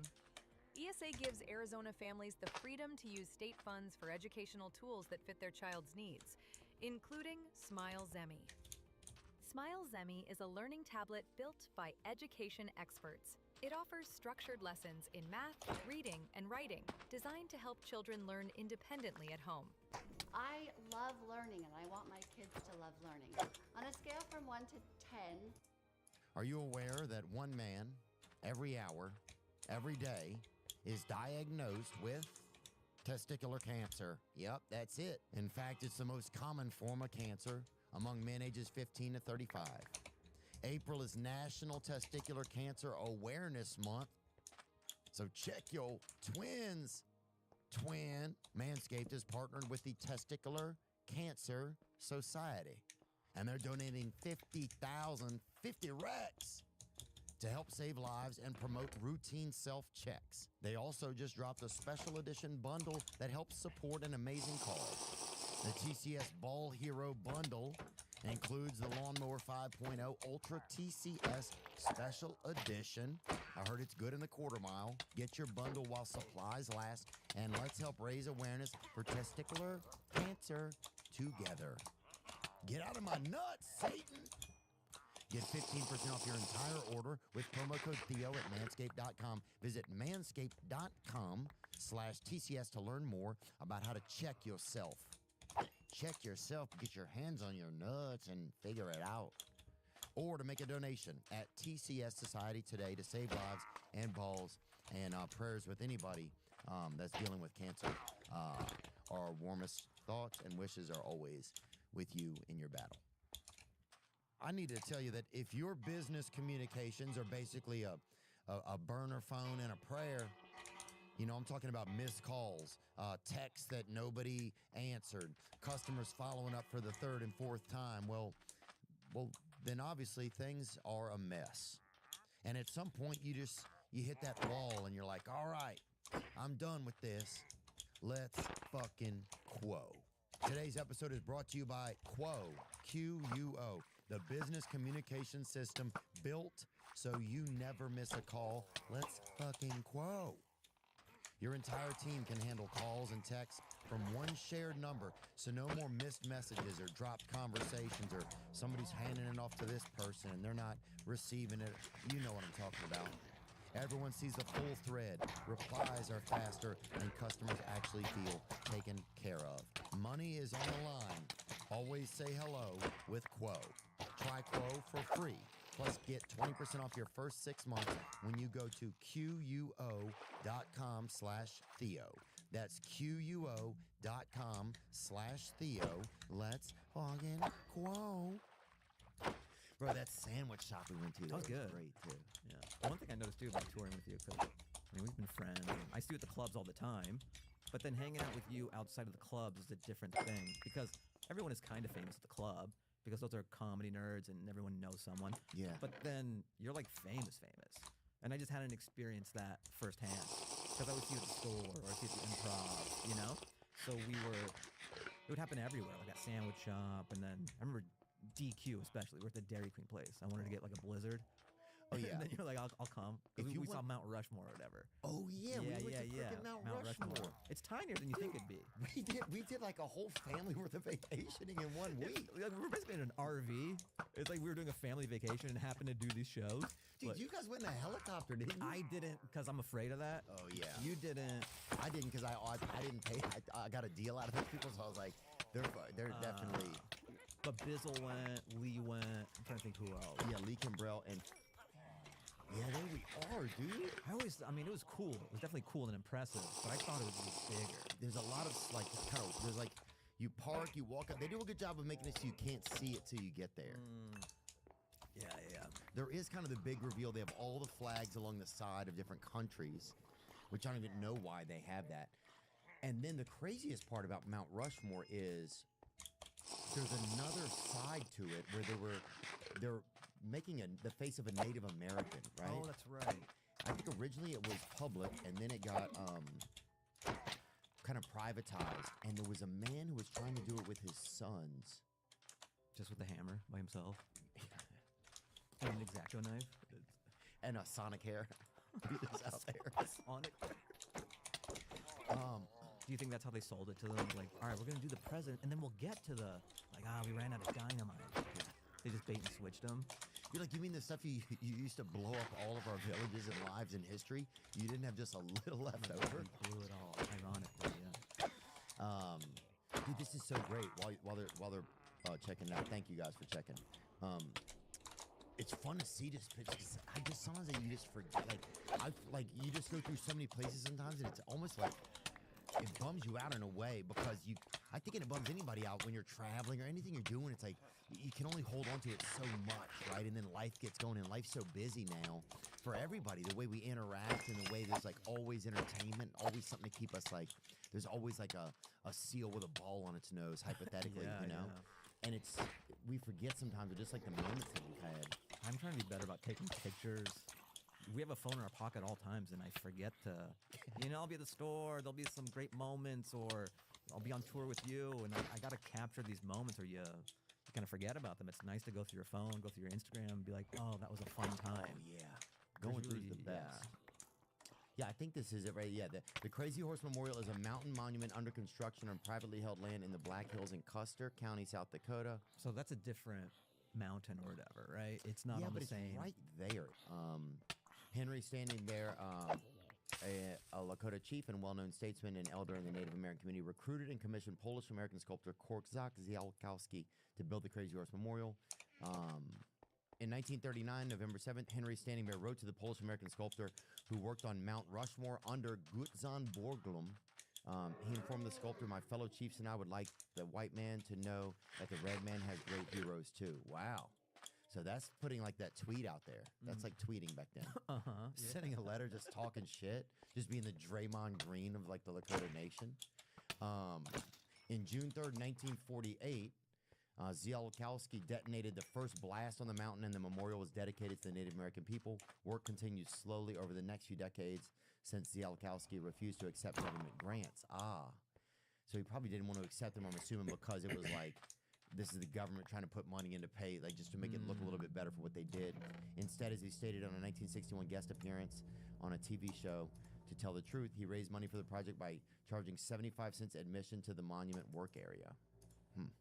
The memorial celebrated its 75th anniversary in 2023. Crazy Horse's left hand was finished by 2024. I wonder when it'll be done. I don't know. Well, note here that the land is run by the U.S. Forest Service, and they were just defunded, so it's probably going to... I think that affects how long it takes. Shit. Well, got the hand, though. It's kind of nice. Yeah, I mean, it's like, at this point, I would pivot. Yeah, to what? And I hate to say that, but you have the hand, right? Do they haven't updated what it looks like? Here we go. It looks like Bill Maher a little. Maybe that's the pivot. Yeah, that's it. Yeah. Just real-time shoots there. Okay. Oh, that's wild, dude. What if there's a huge mistake? They go, "Oh, we thought you wanted Bill Maher." Yeah. They go, "No, it was this Native American." Oh. Well, I opened up this attachment. I thought it was Bill Maher. I must have had my tabs messed up. Yeah, I must have had a different window open on my browser. Shit. Well, what do we do now? Well, I mean, we've blasted a lot of the mountain. Whose hand is it? I think it's Bill Maher's. It might be the other. I don't know. Yeah. Maybe you go like Bill Maher with a Native American hand. That's a good compromise. Because you got to do something, or you just open up a ring shop and chisel out the inside of the hand. I don't know what you do. That'd be kind of cool. Like all they do is rings. Yeah. And it's inside of a hand. Yeah. I've thought about that before, dude. Somebody had a great name for a ring shop, dude. And every day I think about what it was, and I can't remember what it was. But It'll come back to you. Yeah. Yeah. Thank you, dude. Of course. But yeah, the Crazy Horse Memorial started in 1948, still not finished. Oh, there's a good video about it right there, huh? He's ripped. Look at that. The horse and him are ripped. That's pretty wild. It's kind of centaur-ish a little, though, the art. Yeah. Dude, sometimes when you look at stuff that's like going on in the world today, like it's kind of crazy. Like you kind of look at things like you're like, oh, where there's like people being abused, taken advantage of here, right? Like there's a genocide here. There's this like senseless, like propaganda-ridden bombing and attacking over here, right? But then you look at also like that people like with that happened to Native Americans too. It's just like it's kind of like a tale as old as time, which is so sad. I know. You'd think like, who opens for Spade right now? Matt Kershaw? No, I love that guy though. Oh, Patrick Keane, and he has this joke. It's like he goes, well, at one time there was like Joseph, Mary, Cain, and Abel, you know, and then Cain killed Abel. Did Cain kill Abel? Perplexity. Yes. Load up. Perplexity. Who killed? It's like the religious Clue, the board game. That one always has it. But he goes, at one point in history, 25% of the population were murderers, which is just, for me, that was always like one of the best jokes, dude. He's like, there were four people and they couldn't figure it out, and one of them killed one of the other ones. It's a high percent. Just heartbreaking. Yeah. But it's just crazy. It's like sometimes you want to get, that's one part where I'll get agitated about things, but then I'm like, you know, I don't know. A lot of life is suffering. Do you think that's true? Yeah. I'm trying to make the best of what's in front of you and do what you can do. But it's almost, I mean, I realize this later in life that a lot of life is like Sim City. It'll never be perfect, but you can get it as close to optimal as you can. Yeah. But nothing will be perfect. You do something, then drug abuse goes up. You know, then you do this other thing, then the wait for the bathroom and the roller coaster line goes up. You know, just life is Sim City. And there's not a perfect system, but like we're all striving to get there. And that's kind of hard to come to terms with. When you're young, you just think everything should be candy pop rate or, gumdrops and lollipops. But it's so hard to maximize utility for everyone because something's got to give eventually. But we can do our best, you know? And it's nice that we have the drive to do so as humans. Yeah, maybe we'll enter a new phase too where we realize like, oh, all this capitalism, all that bull, it's like it's not, nobody's winning with it, you know, all this like conquering. You would think that, like I kind of thought we were over like some of the colonialism shit. Mm-hmm. Well, even just like untethered capitalism, we're seeing the cracks in it right now. Yeah. We're like late stage capitalism right now, which is interesting. Like it's just kind of funny. Like, oh, Mr. Beast has a chocolate, The Rock has a tequila, you know. Beyonce has a toothpaste. You have to be now. All our products are just faces. It's interesting. Cavities. Yeah, like somebody the other day offered to come, was like going door to door, like, we'll come and spray your bugs. You have any bugs? And you're like, I don't know. And you're like, bugs always attack people who don't know if they have them. And I'm like, they're just using, like, they use like reverse psychology and stuff. And they'll be like, oh, be quiet. And they'll be like, oh, do you hear that? And they'll make up like a bug or something, you know? Yeah.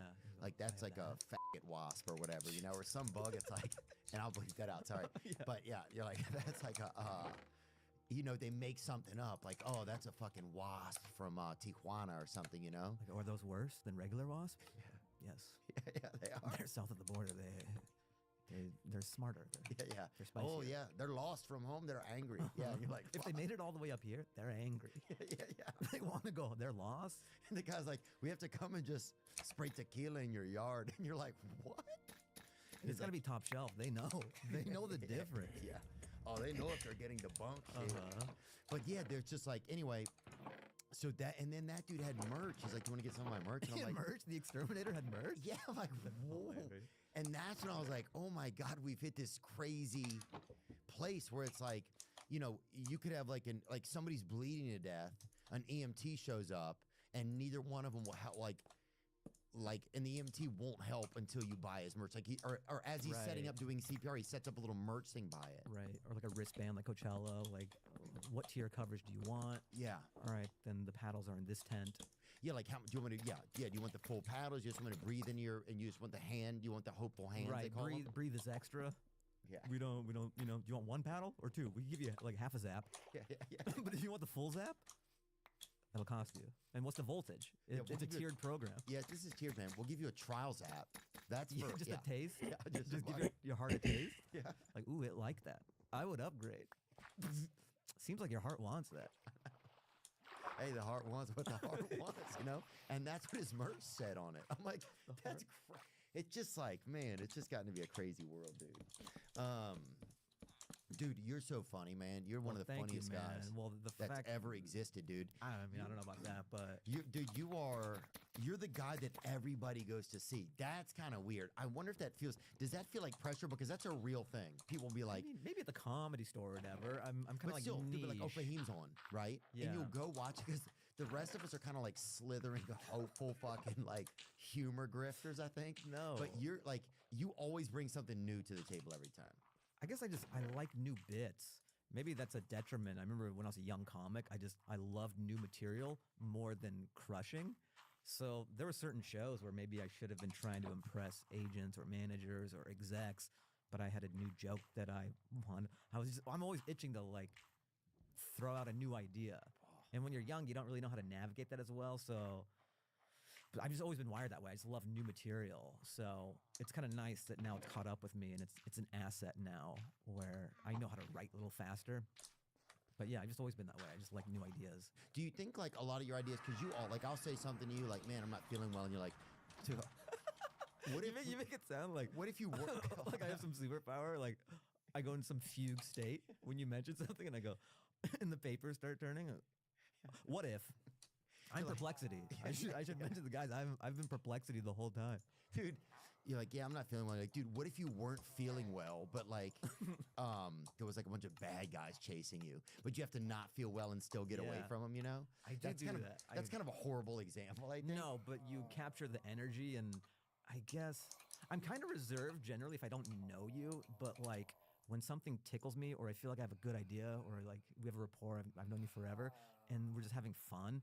And I just love a good idea. So I get excited and then I'm like doing it and I don't even know that I'm doing it.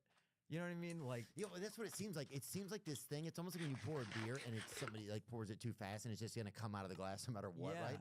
That's how it seems like with you whenever there's like some like, it's like, it's almost like watching like an animal get excited kind of. It's like this, what about this? Yeah. And then it's like you try to slot it in and you always slot it in like the best places. And then you're not afraid to do act outs on stage either. Like you are not like, I mean, I know for a while you were doing Lance Can't Stop. Oh yeah, Can't Stop Us. Yeah, the dance, Lance. Yeah. Like the dancing shit was fucking crazy, bro. The rat tail, all that shit was great, dude. I had this weave. I did it at the mothership maybe like 2 years ago, but I don't do it as much anymore. What's funny is I booked this I did a video game. Adam Ray's doing it now, though. not Lance. He's doing a different thing. Oh, I'm joking. I thought, would it be great if now he's doing Lance Castopoulos? He's You're doing like, Dr. Phil as Lance. Like, hey, what's your name? Are you two dating? Check out these dance moves. Dude, that's so great. But yeah, bro, just your ability to like not be like I've always been physically fearful, right? Oh, really? Yeah. Like I don't mind like kind of like you move, having you move confidence around, up there, you know, like taking like ownership of the space, but to act out like something physically that like scares me, bro. I guess when I was a kid, I like dancing was my first thing. So when I would do talent shows and But what do you mean dancing? Like who was? I just love dancing. Who was funding it? You mean Hezbollah or whatever? Like what even? Their dance wing? No, it was just. I mean, I grew up with Michael Jackson. I'm the generation that just like he was king, and he was at his peak, like the dancing and the singing and all the music videos. So I would try to mimic it, and that was my first kind of like entry into. This is so old. It is. This is when I was working at Boeing at Long Beach. Look at those pants. It's so old, those are in again. You look a little like Ari Menace. Bro, your fucking vibes are up, homie. I mean, this dancing is not that great. I wouldn't have this as... We're keeping the wasps. They want to stay and party, homie. Your shit is popping. I downloaded Sony Vegas, and I'm just like putting all these filters on it because it's free. I think it's like Industrial Light and Magic. Like, check this out, George Lucas. When was this? All the filters just look like some hunter like looking through a scope, really. Yeah. That's the crazy part. Now he has glaucoma, the hunter. Now he's envious. This song is a bop, though. If you watch it on real YouTube, that song's a bop. When was that? How many years ago? I don't know. So many years ago. 18, bro. That's crazy, dude. That's Yeah. wild. And then I would go to a cubicle and do engineering. Thank God they didn't see my YouTube channel. How embarrassing would that be? So you were actually in organized dance? Not no. That Or sounds was so it- funny. I would just do it by myself. I would goon. I would dance goon. Oh I would do it alone. I would just like close the door, turn on Michael Jackson or any dance music, and I would just dance in my room. I would dance in front of a mirror, and there was a currency to that when I was a kid. Like to be the best dancer at school, you would have school dances, and There then was. everyone knew who the good dancers were, and then you would kind of like battle, and there was social currency to dancing. I'm sure there still is. That's a good point, but there was a lot of clout to that. It was like, oh, that guy's the dancer. It's like being the fastest kid at school. Remember how that was such a thing? Like the hottest girl would be with the fastest kid in school. Oh shit, yeah, be like, oh shit, Damien, fast, right? bro. And then he loses one race, and she's like, it's not working out. Yeah, And or then Damien gets diabetes or whatever, and he can't run as much. That's gonna affect his 50 time, right? Yeah, the sugar got him coming up short. So I was just into dance, so I guess that's my foundation. So I'm comfortable moving my body. Yeah. And then when I got into stand up when I was like 18, and when I'm on stage, like if I have the idea, I just do it. I don't even think about it. I don't have a fear of moving. Wow, that's crazy. And also, it's an extension of the idea. If I have a bit and I'm in it, I don't even know that I'm doing it, honestly. Like, Right. It's second nature. Dude, that's pretty great because it kind of gives you two instruments. It gives you the verbal instrument, and then it gives you this whole other instrument. I do notice if I do yoga a good bit, and the more that I do it, the more my body shows up in certain bits. And it's like, sometimes your brain will be like, oh, you can do this because you've been flexible. You've been keeping it active. Like your shit's, like you're keeping your blood up, your vibes up. Yeah. Do this, you know what I'm saying? And you're like, oh, that fits. And it is interesting when your ideas can use your whole instrument. For sure. And then you realize how much of comedy is nonverbal, even. It's really cool to have a great joke and people are laughing, and then you can get another laugh on a movement. You haven't even opened your mouth. It's just a look or a walk. And that's kind of exciting. Then it feels like, oh, I have new colors to paint with comedy, you know? Yeah, dude, I don't know it as well. I know what you're talking about. And there's some moments in my comedy where I'll feel that way. I've seen it. I'm trying to think of this older bit you used to do, the meeting Brad Pitt. Oh, you yeah. would do it with that. I mean, you That's a still good do. You point. still do it. There are I'll bits. still act out the thing, but I'll be I don't get into I don't know. You get into this space where it's like, yeah, you're just this kind of thing that's kind of happening. I would love that as an intro. Like this next guy he's kind of a thing that's happening. Not like in the trades or like right now. Energetically. Ladies and gentlemen. Yeah, that's kinda- I just come out. Oh, it definitely, dude. For one of your specials, you have to do somebody comes out, rubs a lamp 3 times. And then I come out. It's called the special's called Career Suicide. Or You're just like the janitor that comes at night and cleans up around the lamp, but then you start to create this energy in this dream. That would be more like you. Bro, we have 2 movie ideas this pod. We got the Goonies idea, and then we got this. Yeah. Dude, there it is. Gooners, dude. That's so great. That's awesome. Yeah, dude. Yeah, man. Do you feel like, because you've had, I mean, like, yeah, I think if people picked out like some of their favorite comedians, especially at the Comedy Store, because that's really kind of your home base, would you say? Yeah, because I'm an LA comic, and that's sort of like the place to be. There's 3 showrooms. I like working out there too. Yeah. Yeah. Oh, it really is. There's no better. If you can go to one spot in a night, Yeah. and especially once you're allowed to park in the back. Oh, it's the best. Oh, that changes everything. Free parking. It's like I got in a stand-up just for the parking on Sunset Strip. Yeah. How you always hear like people say comedy in LA has changed. LA's like the scene is dead. The scene is different, right? Maybe not dead. I think you just hear different. Yeah. How have you seen it change? Like probably since COVID into now, and like what do you think of like just where things are? I mean, we were in the heyday of the Comedy Store, and we didn't even know it before COVID happened. You know, like Rogan was there. Yeah, it was just juggernaut after juggernaut. These lineups were insane. Tom Segura, Bert Kreischer, I mean, even on a Whitney Tuesday. Cummings, Eliza Schlesinger.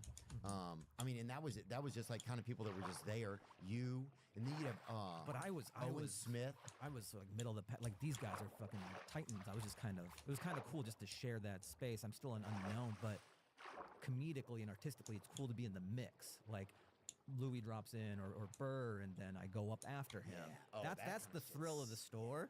That like at the end of the day, it still is. It's like being good at something like a really good saxophone player.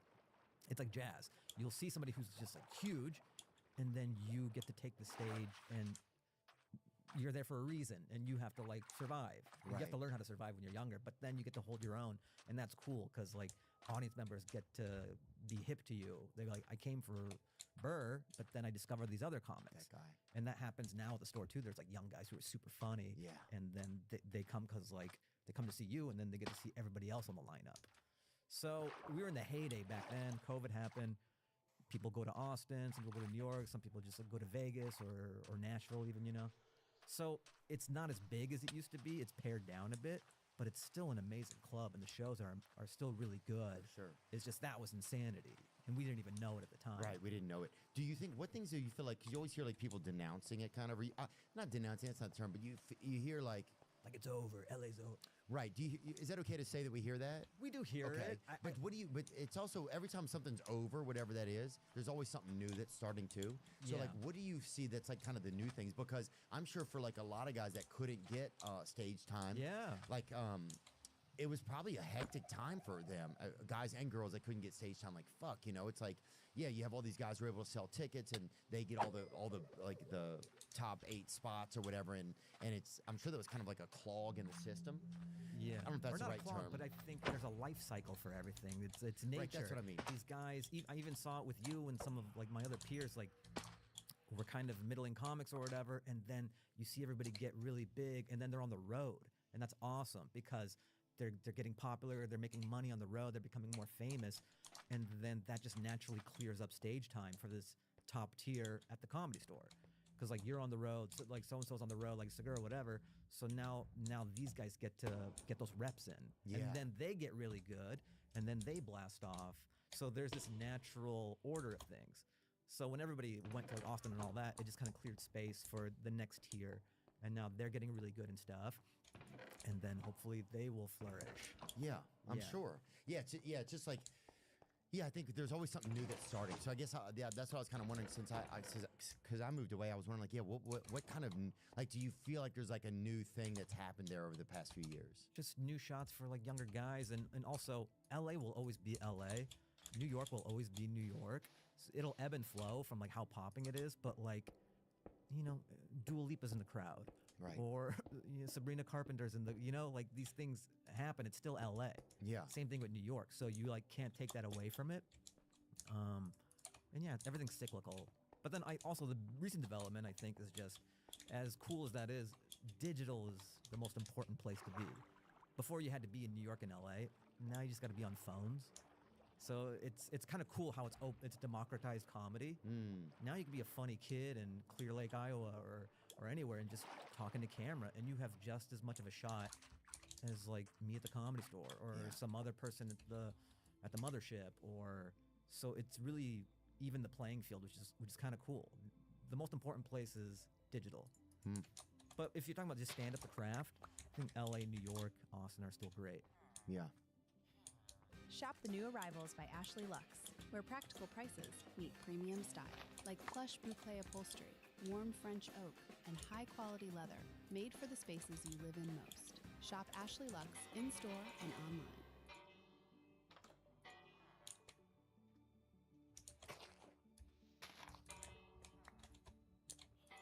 Now at Whataburger, you can get the new Big Ranch Wrap for $3, 5 premium Whata chicken bites for $4, or a bacon cheese Whataburger Junior for $5.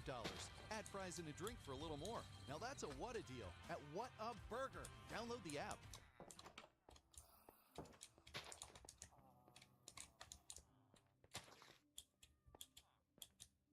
You know what's a pain in the ass? A website. Not just getting one built, but keeping it updated, fixing the issues, the debugging, chasing somebody down every time something breaks. That gets old fast. That's why I use Modify, Modiphy. Yep, a fella that I grew up with actually started this company, and so I'm grateful that I get to work with him still today. Person who's shooting and get 50% off your website build. That's modiphy.com/Theo. There's no F in there because they don't F around. Who's one of your favorite people that you've seen just being at the Comedy Store? And sometimes we'll get to see like celebrities or something will come in there. Yeah, I saw Tarantino night. You were there, remember? You got to talk to him, didn't you?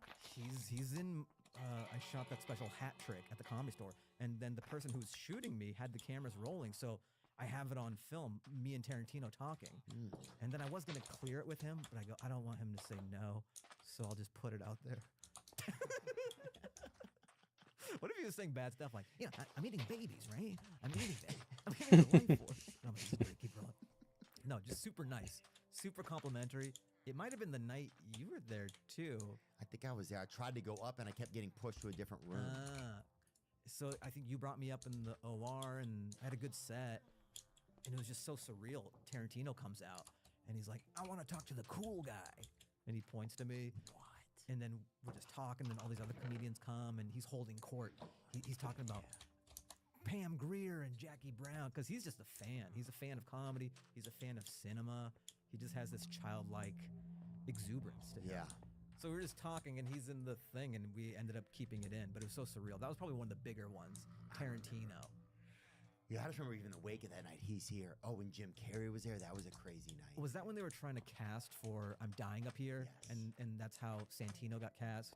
And Eric Griffin, he saw them that day? Yep.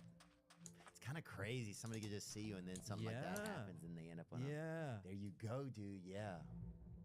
Those were great. If Chris Rock has ever come in, I remember when Louis came in years ago, and he was like in the hallway, and he was wearing, it was like after like the Academy Awards or whatever, and he had on a suit, and I was like, dang, Louis. That's so crazy. And it was like... I saw Travolta one time in the parking lot. Really, dude? He was just hanging with Tommy Lee. Tommy Lee, I've seen him a few times, you know? So it's cool, but I've been accustomed to it, so I'm jaded with Tommy Lee. But every now and then, Tommy Lee will like a reel of mine, and it's just so surreal. I'm like, whoa. That's dope, What dude. world is this? He and I were just texting the other day. He's doing real well in his, like, so we were talking about our recovery programs. He's fucking, what a life some people, or what a just interesting existence. But the highs and lows of it all, too. Yeah. You know? Dre, I saw Dre one time in the parking lot. You saw Dr. Dre? Yeah. Who's the biggest you saw? Or you saw Andre Iguodala. Yeah, that's what I tell people. I go, I saw Dre. I go, holy shit. Iguodala. I'm the only person who calls him Dre, other than his mom, maybe. I call him Dr. Dre just because I think he's a doctor of basketball. Yeah. Who's the biggest person you saw at the store? I mean, John Mayer, when I would see him someone, that was Oh. always interesting because I've always like had such an esteem for his like word, like the way he does words, like, you know. I saw just- him walking down one time because he would go to roast battle a lot. Yeah, and he'd be like, him and Jeff Ross are close and stuff, Yeah. and so I know I'd see him over there. Oh, I ate shit in front of John Stamos one time. Ooh, that would hurt. Yeah, it was late at night. This is when I first got passed, so I'm getting super late spots at the Comedy Store. Probably going up at 1:30 a.m. I think Jeff Ross is hanging. So he comes with Jeff Ross sometimes. Jeff Ross and then Stamos. And maybe they tied one on. I think they'd been like, maybe Having a they good came from. time. Yeah, yeah. So he's eating chicken fingers, and it's his back. So I'm not even getting full Stamos. I'm getting back Stamos. Oh. And then I would get this every now and then, and then back to the fingers. Oh. And I'm like, hey guys, you ever notice this?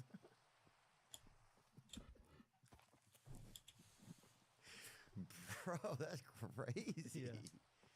Damn, at least he checked back in. That is nice. That's Sometimes a they'll good sit a point. blind guy to save money. They'll sit a blind guy by the side of the stage, just facing away from the stage and shit. Like, sometimes they do that At shit. I'm least like, point him towards you. Let me believe.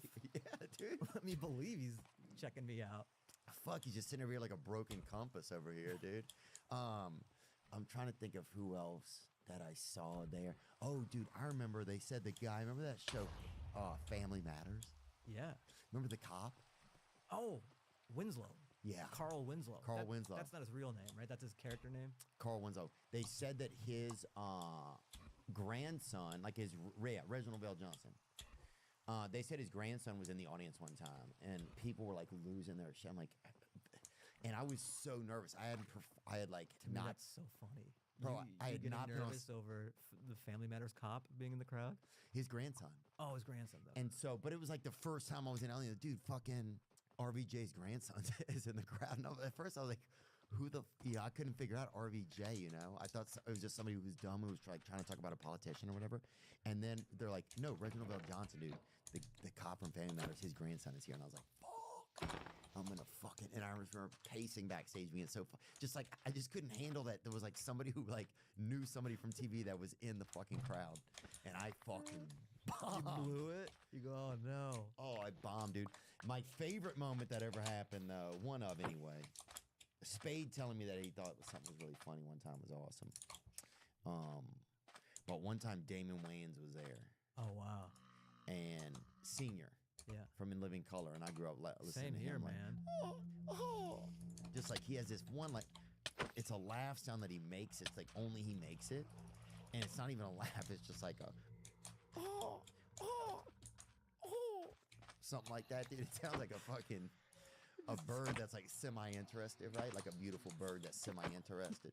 But during my set, I heard him make that laugh that I'd heard him use as a character from when I was a kid. And bro, it was just so, it was crazy to me. Like at one thing I said, Yeah. he laughed at, or he made that sound at it. And that was enough. I was like, It's such validation. yeah. Because we grew up with these guys, and they were everything to us. Even just being on a show with Spade, or just talking to Spade, that was my era of SNL. Spade, Sandler, Farley. That's why I got into stand-up comedy. Yeah. For real. I love that show so much, SNL. Everyone can make it on social media now. Everything's fractured so much. But back in the day, if you wanted to do anything in comedy, you had to touch SNL. Yeah. So that was everything. That was TikTok. That was Instagram. That was anything comedy was SNL. That was Mount Rushmore. And I go, I want to do this. I want to work in this space. How do you get on SNL? I fired up my modem. And then yeah. And I unspooled it like fucking dynamite to plug into the wall. Yeah. You know? It was a controlled demolition to get on the internet. And you applied to Boeing. Right. You're like, I'll show them. Well, pretty much though, because I researched, I go, how do people get on SNL? And I saw that they came from one of two camps. They came from improv comedy, so Second City, UCB, Groundlings, you know, Yes Anding, creating these scenes, or they were stand-up comedians like Kevin Nealon, Sandler, Schneider, Spade, Eddie Murphy. They were all stand-ups. So then I researched all the improv schools like UCB and Second City. I'm some kid in Seattle. I'm like, what are these schools? Okay, they're all in LA, New York, Chicago. I'm not there. I can't do that. You have to pay money to do it. My parents already don't want me to be doing comedy. It's like clown college. They're already against it. I can't say I'm going to pay money to go to clown college. And then stand up, I go, oh, I'll do that because I just got to show up, and I get as much as I get out of it, or I get as much as I put into it, and I can count on me. I don't need improv partners. I can just yeah. You get everything as a stand up. Whatever you put in, you get out if you have the aptitude for it. So that's why I got into stand up, because I wanted to get on SNL. So it's so crazy to be at the store and then just talking to Spade. I know. I remember being a little kid sitting cross-legged watching the TV and thinking Spade lived in a box. Spade lived in a magic box. Yeah. And now he's writing down notes before going on stage and then bringing me up in the OR, and it's not lost on me. It's crazy, this timeline that we're on. Yeah. I know it's hard to it's hard to like, it's such just a good reminder to think about, just that also that all the humor that's come before you, all the, or whatever line of work you're in, all the things that have come before you, like whether you're a mechanic and you're using like a new type of like wrench or some sort of new piece of equipment or something, like people were mechanics for years doing that and got to that place, or like some machine that makes your job easier, or some new way of doing it, or like, I don't know. Yeah, it's just you forget that like all these people have gone up over time on stage to try and say something or whatever, to try and get somebody to feel something, or you, or them to feel something, or you to feel something. Yeah. I don't know if any of that makes sense. Now that you're all part of this timeline, you're all part of this, and they happen to be a generation or so above, and then you don't know it at the time when you're a kid, but then you do the same thing for long enough, and then you become a part of that fabric. And they were just people like you were at the beginning, but at a different phase of their becoming a butterfly or whatever it is. And what's mind-blowing too is these guys that I just thought were titans of comedy and could do no wrong and were blowing my mind, to learn as you get older that they were afraid of being fired week to week on SNL. To hear Spade talk about that, or Norm would talk about, oh yeah, we thought we were gonna get or even Sandler. They thought about firing Sandler. You go, what? Yeah, or Chris Farley. I mean, yeah, or just that any of them sat in that place, like that they were having self-doubt like that during what I thought was just the pinnacle and peak of comedy. I thought they were crushing it so hard, and they were worried. Yeah. That's mind-blowing, and then almost validating for the feelings you have, because I have that sometimes, and I go, oh, that's just a human experience. Yeah. Sometimes you think that they're celebrities and everything's gravy because that's the packaging, that's what you portray, that gets jobs. But then everyone is having a human experience inside of it, and it makes you feel less alone. Like, oh, okay, even Spade and Sandler felt what I'm feeling right now. Right. Even they were taking a breath, like, what do I do next, or what's going to happen now? Yeah, you know. am I going to get fired? Was that good? I hope people will like it. Oh, yeah. Same exact three things. It's like, yeah. Those are questions I've asked myself since I really joined the workforce at 14. Really? What was your first job? My first job, I sell hamsters. But my adult first job was working in Italian pizza. Worked in pizza for a while. What was the name of it? Huh? Do you know the name? BJ's. BJ's? Yeah. Wait, the chain? No. Is it different BJ's? That's the crazy part. We were like an outlier BJ's, and it's supposed to stood for blackjacks, but people would get drunk in there and just start yelling blowjobs at us kids who were working the counter, right? And we'd make up fake orders for pizza deliveries, like Danny Glover wants a pizza, because our guy who delivered was a born-again Christian. He didn't watch television or any movies, so he didn't know any celebrities at all. So we'd make up like Danny Glover wants a pizza out on Old Military Road. So he'd go deliver that bitch while he was gone, just drive. There's no way for him to fucking connect to us while he's gone. So for 30 minutes, he's gone. We'd be deep frying fucking beer, dude. We would pour beer, deep fry it, fucking eat it. We'd get hammered, dude. And he'd come back and be like, couldn't find the address, you know? Oh, well. Oh, well. But anyway, we're rambling. Here's an old lineup from the Comedy Store.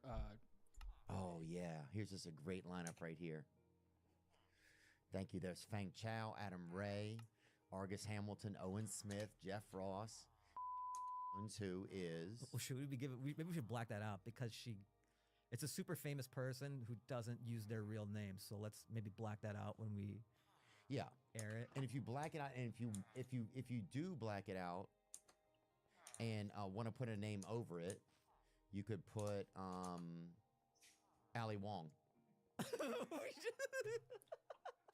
Who else we got? Rick Ingram, Andrew Santino, you and me right there, bro.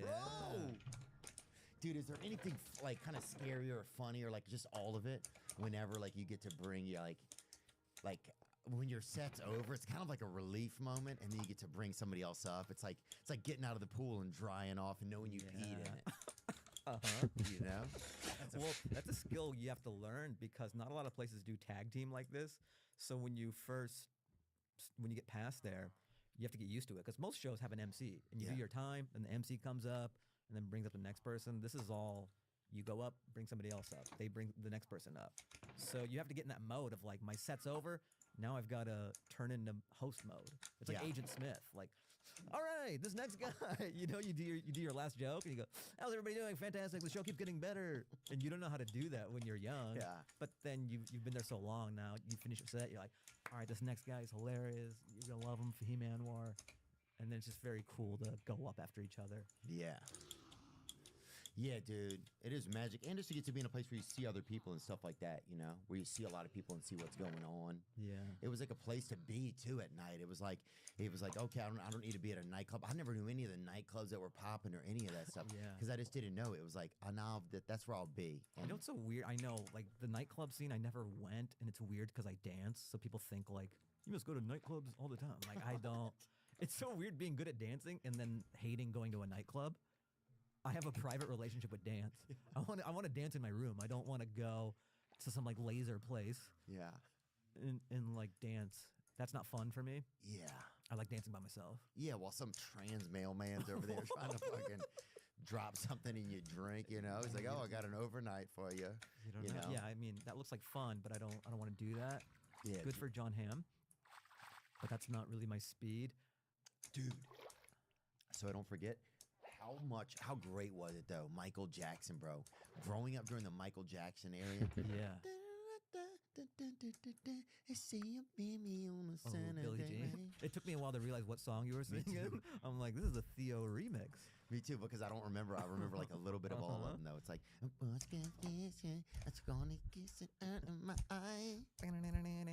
yeah, black or white. Yeah. Bro, when black or Remember, white came that was out? like early AI. With the black is white. It W, yeah.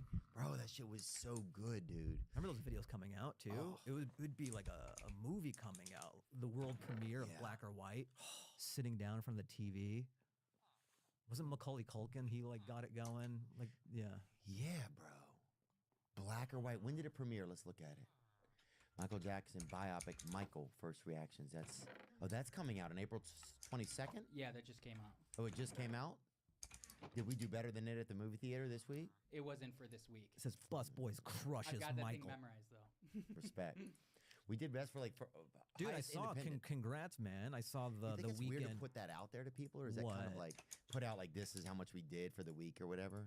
I think just showing what it is and being like blessed. Like, I mean, it is really cool that the fans showed up like that. Oh, we'll 'cause- never make our money back. No, I think you will on streaming and stuff because that's pretty good. I read it was pretty good for an independent. Like Per screen, it was fourth highest of all movies Really? last weekend. Per screen. Let's go, dude. I didn't even know that. Michael Jackson's Black or White music video premiered November 14th, 1991 as a massive global event. Directed by John Landis, the 11-minute short film aired simultaneously in 27 to 69 countries with an estimated 500 million viewers. Bro, man, people forget. That was when 500. We were all like, it felt like you could meet somebody from another language, even somebody that was in a coma, and you could at least, you both knew. Yeah, you knew Michael. Like you couldn't speak the language, but then you like grab your dick and he goes, "Oh, me too, me too, me," and then he would lean. Yeah, you too. I love watching old Michael Jackson tour footage because it's just so fun to watch, and because he was the biggest thing on earth, and you'll see like European 35-year-old men fainting, like, yeah, Michael, you know, literally getting gurneyed out. Did this guy went by himself? He went with his bro. Like, I would have to get a new job or something. His brother's waiting in the car, probably. Yeah, like, yes. Yeah, there it is, right there. Who's doing this to people today? Nobody. Maybe Bieber. Yeah, but I mean, not to this degree. Not like no this. one's doing that. And look how old they are. They're younger. These are like 40-year-old. They have a family. Yeah, this is someone. This is someone's grandpa. And he's just standing there. He's just standing there and they're fainting. Like they imagine paying all this money to go see Michael Jackson and he's standing like a statue and you wake up in the hospital. you spent all that money? And they go, "Where's Michael?" They go, "Michael left. He's in Barcelona now." I saw him remove his glasses. And that's all I remember. Yeah. Well, he did all his songs and he glided. I miss it. Yeah, you missed it again. Every time. He's like, "I swear I won't faint this time." Yeah, he I promises swear. his whole family won't faint. He wears something like a neck brace. Yeah, something just to keep his blood like in the like Clockwork Orange. yeah, he tapes his eyes open. He's like, "Not this time." He has like 3 mortgages to pay for these Michael Jackson tickets that he always faints through. Dude, God, Michael Jackson was the thing. And that was one thing at school that all the kids could do. Like, Yes. It was more about the dancing. Kids weren't trying to like out Michael sing each other. We weren't like yeah. It was more about the moonwalk. Yeah. We didn't come to like recess like Dude, yeah, the moonwalk. My shit was a little bit more like the Pluto fucking shuffle, boy. My shit was fucking. My shit had a limp and had a little bit of swag in it. I gotta remember this story. I just heard this story actually today. It was just like a secondhand story. That one time, Mike Tyson and Michael Jackson, they went out together, like just all they were all going out in the town. And Michael had a bunch of chicks with him. Michael Jackson had a bunch of chicks with him. And Tyson was like, "Hey, which one of these girls is with you? Just so in case I'm flirting with one or whatever." And Michael Jackson told him, "They're all with me. Get your own bitches." That's what he told him. For real? That's what I heard, and I really heard that. Wow. I heard that. I actually heard it today. I just love hearing that story like through the filter of his voice. He goes like, "They're all with me. Get your own bitches." And it's funny, they both kind of have similar falsetto voices. Oh yeah.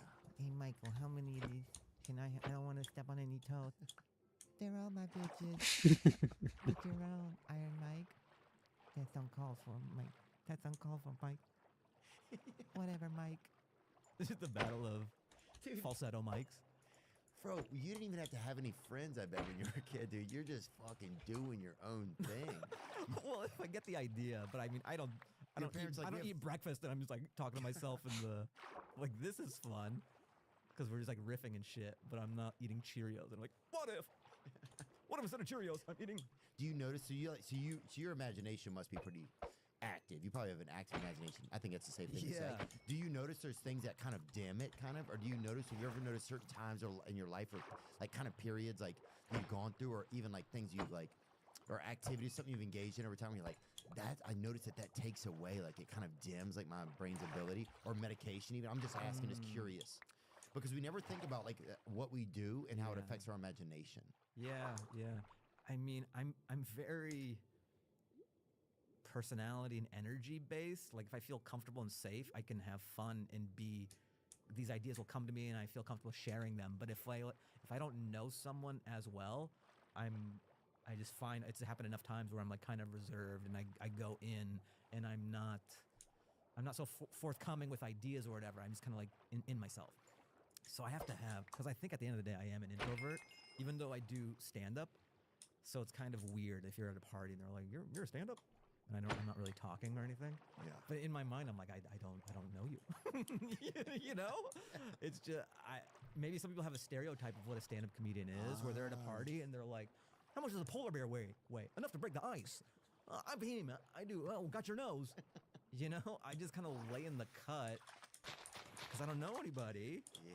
And I'll latch on to whoever I know, but I'm not like a social butterfly, and I'll observe and all that. But I can't have real fun unless I'm accustomed to you and I know you and we have history. Yeah, there's some comfortability. Then my creativity can come out. So I've just noticed that. Yeah, so it's kind of like energy based. Even doing Rogan, like Rogan's so awesome. He's afforded me a career, like you a Same career. for me. So many of our peers owe so much to him. Like I'm able to tour and like make a living and stuff, and it's awesome. But I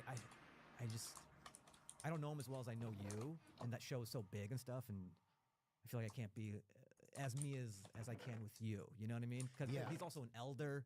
He's he's a few generations above me in stand up, so I feel like I can't be as silly as maybe. But then you're a silly guy too. Well, yeah, and I mean, he's probably only one generation ahead of us, and maybe that. Yeah, but he likes information, and he's like wants to figure things out. Yeah, Joe's like a learner. Yeah. You know, like the rest of us are out here.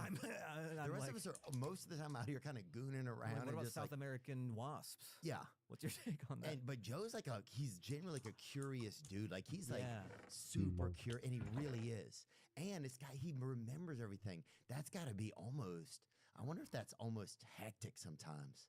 And to retain all that information, I'm so envious of guys like Rogan who know so much, or Dave Smith, or Tim Dillon. They're so well read and worldly. Me too. And I'm like, it'd be funny if some guy fainted on a Michael Jackson. It's just, I feel so dumb. But it's just different, you know? Yeah. We need Joe to you need somebody that was just going to interview everybody. Like, I'm going to talk to every single person. Yeah. I'm not going to have too much say-so in it or anything, you know? I always think he's done a pretty good job of staying unbiased about stuff. Yeah.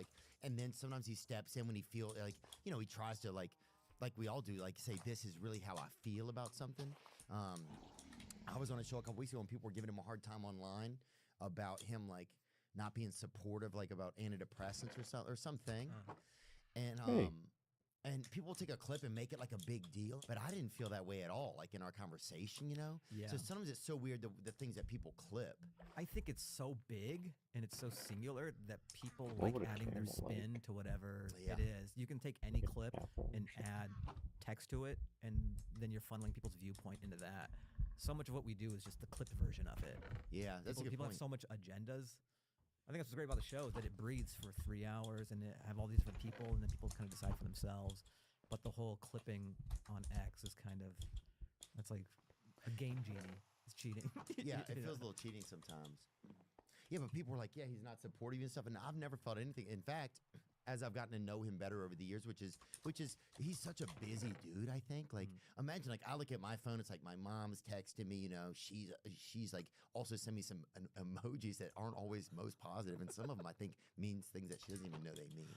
So a couple of veggies she sent me, I'm like, this Whoa, is, yeah. Eggplants, Mom, you should never be, don't tell me you're making eggplant. Yeah, just say eggplant. Yeah, just make it, dude. Just make it, don't even bring it up. Or she uses that open mouth emoji all the time, and I'm like, what? Or the tongue out. She's like, it's kind of crazy. She's like, it's so hot today, and she'll fucking squirt, squirt. It's so hot today. Squirt, squirt. So hot today. I'm gonna make a couple eggplants, and I'm like, dude, what are you? God, she loves gardening. So it's just it's just navigating shit like that. But imagine you're Joe Rogan. You open your phone up. It's like Elon Musk has probably texted you, some guy whose name you can't even read from another country who wants to come on your podcast. They're beg, and then your wife also wants stuff. Your kids are asking, just he's like a thoroughfare for humanity. You know, he'll still text us back. It's crazy. That's I'll the crazy text him, thing. and then even to book his show, he's like, he does it? I know. He doesn't. I mean, not to call you out. I mean, you have a producer. I love you. But it's fine to get everybody else that's producers. Rogan is like, hey, how's this day sound? I know. That's bananas. Yeah, dude. But sometimes it's we don't watch the whole episode and people don't know things. Yeah, well, we live in a hot take society, We too. do. It's kind of crazy. Well, there's money in it. So there's money, there's attention, there's views. So yeah, you just have to pull back and try not to be so susceptible to it. As you get older, just realize, okay. Yeah, I think sometimes it's I don't know. But yeah, I felt, I mean, in that instance, or with that specific thing with Joe, it just felt like, man, I wish this isn't what I felt like happened, you know? Yeah.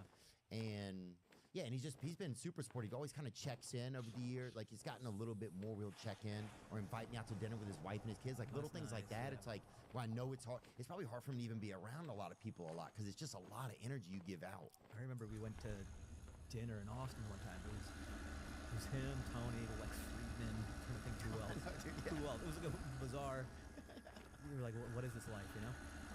We're at some Italian restaurant. And then he changes the gravity of the room. He's so big.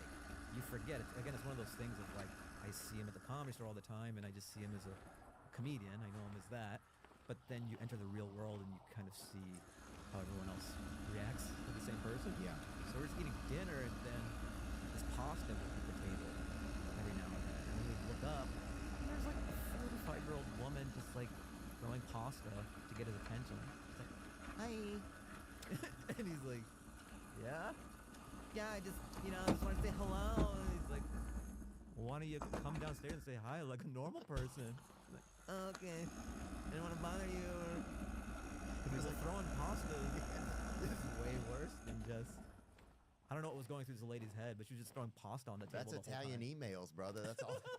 That's all it is, bro. Just humming warm pasta at Joe Rogan's table. That's fucking crazy. Italian email. But yeah. Anyway, I think it. Yeah, I think it's got to be. I don't know. Sometimes you think of what is it like to be him because he's an interesting guy.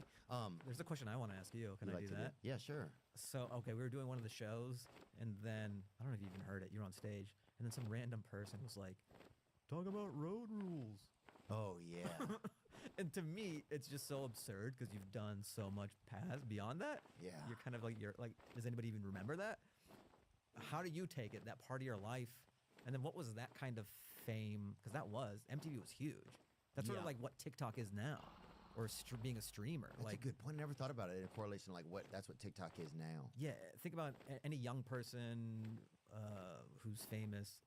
MTV was that for us. That was like the vessel. Well, it's probably where Michael Jackson premiered on. I'm guessing that it Probably. one of the networks that it premiered on because I think Yeah. MTV was semi-universal at the time. Yeah, that was our TikTok pretty much. Like, if you wanted anything young, it was that. Yeah. And I also had this thought too, like young people today have it so nice that the entertainment they watch is made by young people. When we were growing up, we were watching like balding 30-year-olds try to be in high school on Yeah. TV shows. And We were some real- of them were probably touching the kids they were working with. Maybe. We don't know, but all the There's a pretty good chance there's that a- was yeah. happening. But we were watching an approximation of youth. You know, like that's because that's all we had. We were watching Yo Mama. We were watching Wilmer Valderrama host different factions of Yo Mama groups.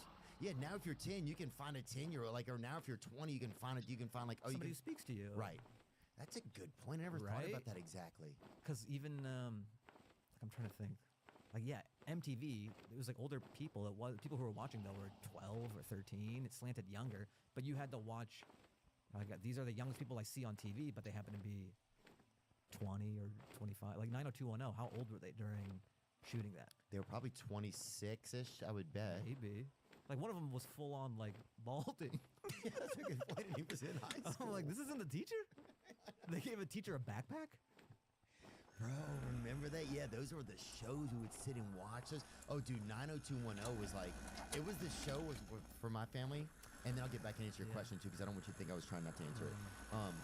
That was the show for my family where like we were all at it. Shannon Doherty, Jenny Garth, Tori Spelling, Brian Austin Green, Jason Priestley, Luke Perry, Ian Ziering, Gabrielle Carteris, 29 years old.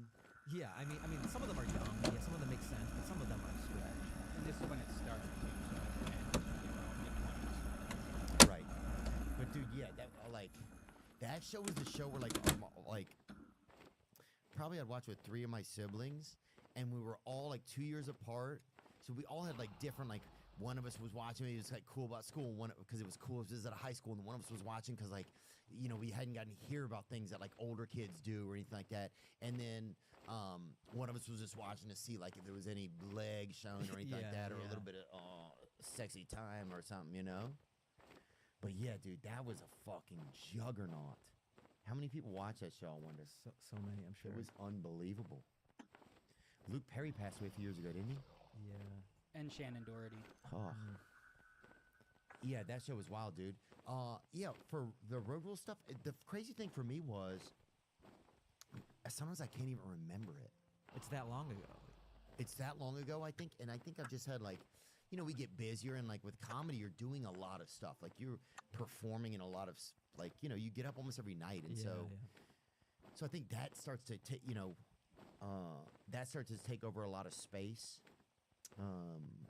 One thing that was, I think, in hindsight, a blessing about that experience was that I kind of got to be, like, you got a level of popularity there, but you didn't, like, with doing Road Rules, being on MTV, but you didn't have any money, right? So you had no, the only way you could get, like, any, like, kind of, you had to keep going back to them if you wanted something else, you just had to be in their world, and part of it was a blessing and stuff like that. You got to do cool stuff. I'm not complaining, but one thing was I realized at that time that like there wasn't a like being popular was cool, but there wasn't like a ton of value to it. Like for years, I kind of thought like, oh, is this cool thing? But then I was like, well, what is it for? Like, where does it really, like, I'd end up having long conversations with drunk dudes at a bar or something, or some fucking monster that corners you, and you're like trying to look over his shoulder for like, hopefully some woman's giving you eye contact, and you're sitting there just stuck fucking inches away from some dude's non-deodorant, But yeah, I think I realized that there wasn't a lot of that fame had like there wasn't a ton of value to it. Well, especially monetarily, it wasn't there, right? So you just had fame, but you didn't really own your fans, kind of. Right, you'd be like, everybody like, oh, look at that motherfucker. Damn, he's fucked up, or he's at the, he'd be at the bus stop at school. Just normal shit that's totally normal. You're in college. Yeah, so it just gave you a bunch of conversations you didn't want to have to be in, or...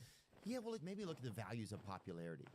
Like, well, what value is this? Like, yeah, it's valuable to me in the sense of, like, if I'm going to be out or if I want to help get into a nightclub or something, but I don't really have a voice for myself. I didn't really have anything to show for it. You didn't make any money. So it was, you had some fun experiences, but then you were also left with a lot of people who knew who you were and no way to hide from it. Like I remember even after that, I was sleeping on my buddy's floor for like probably a year, So I don't know. It almost felt like, I don't know. It just gave you a look at what popularity was and the values of it and the non-values of it, I think. So then, like, I started comedy, and then 10 years later, I had this whole other experience. And most people don't even know about the first one, or they just didn't put it together. I don't know what happened.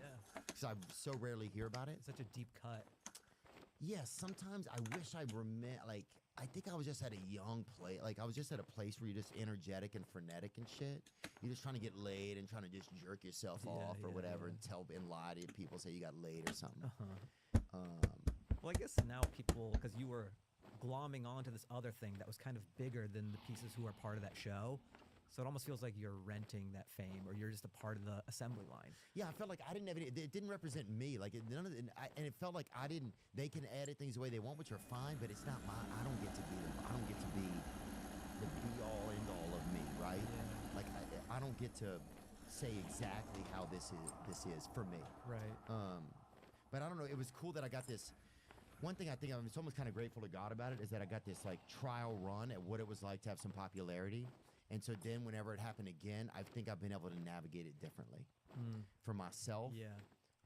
Not always great, but I've definitely had a different perception of it and a different understanding of the potential values of it in some spaces. Right. Maybe. Does that make any sense? No, it does, because even people have an idea of what fame is, but there's like levels to it as well, and you think you want it. I think especially when you're young, just because the things that you want, fame will unlock immediately. Yeah. But those are kind of primal wants.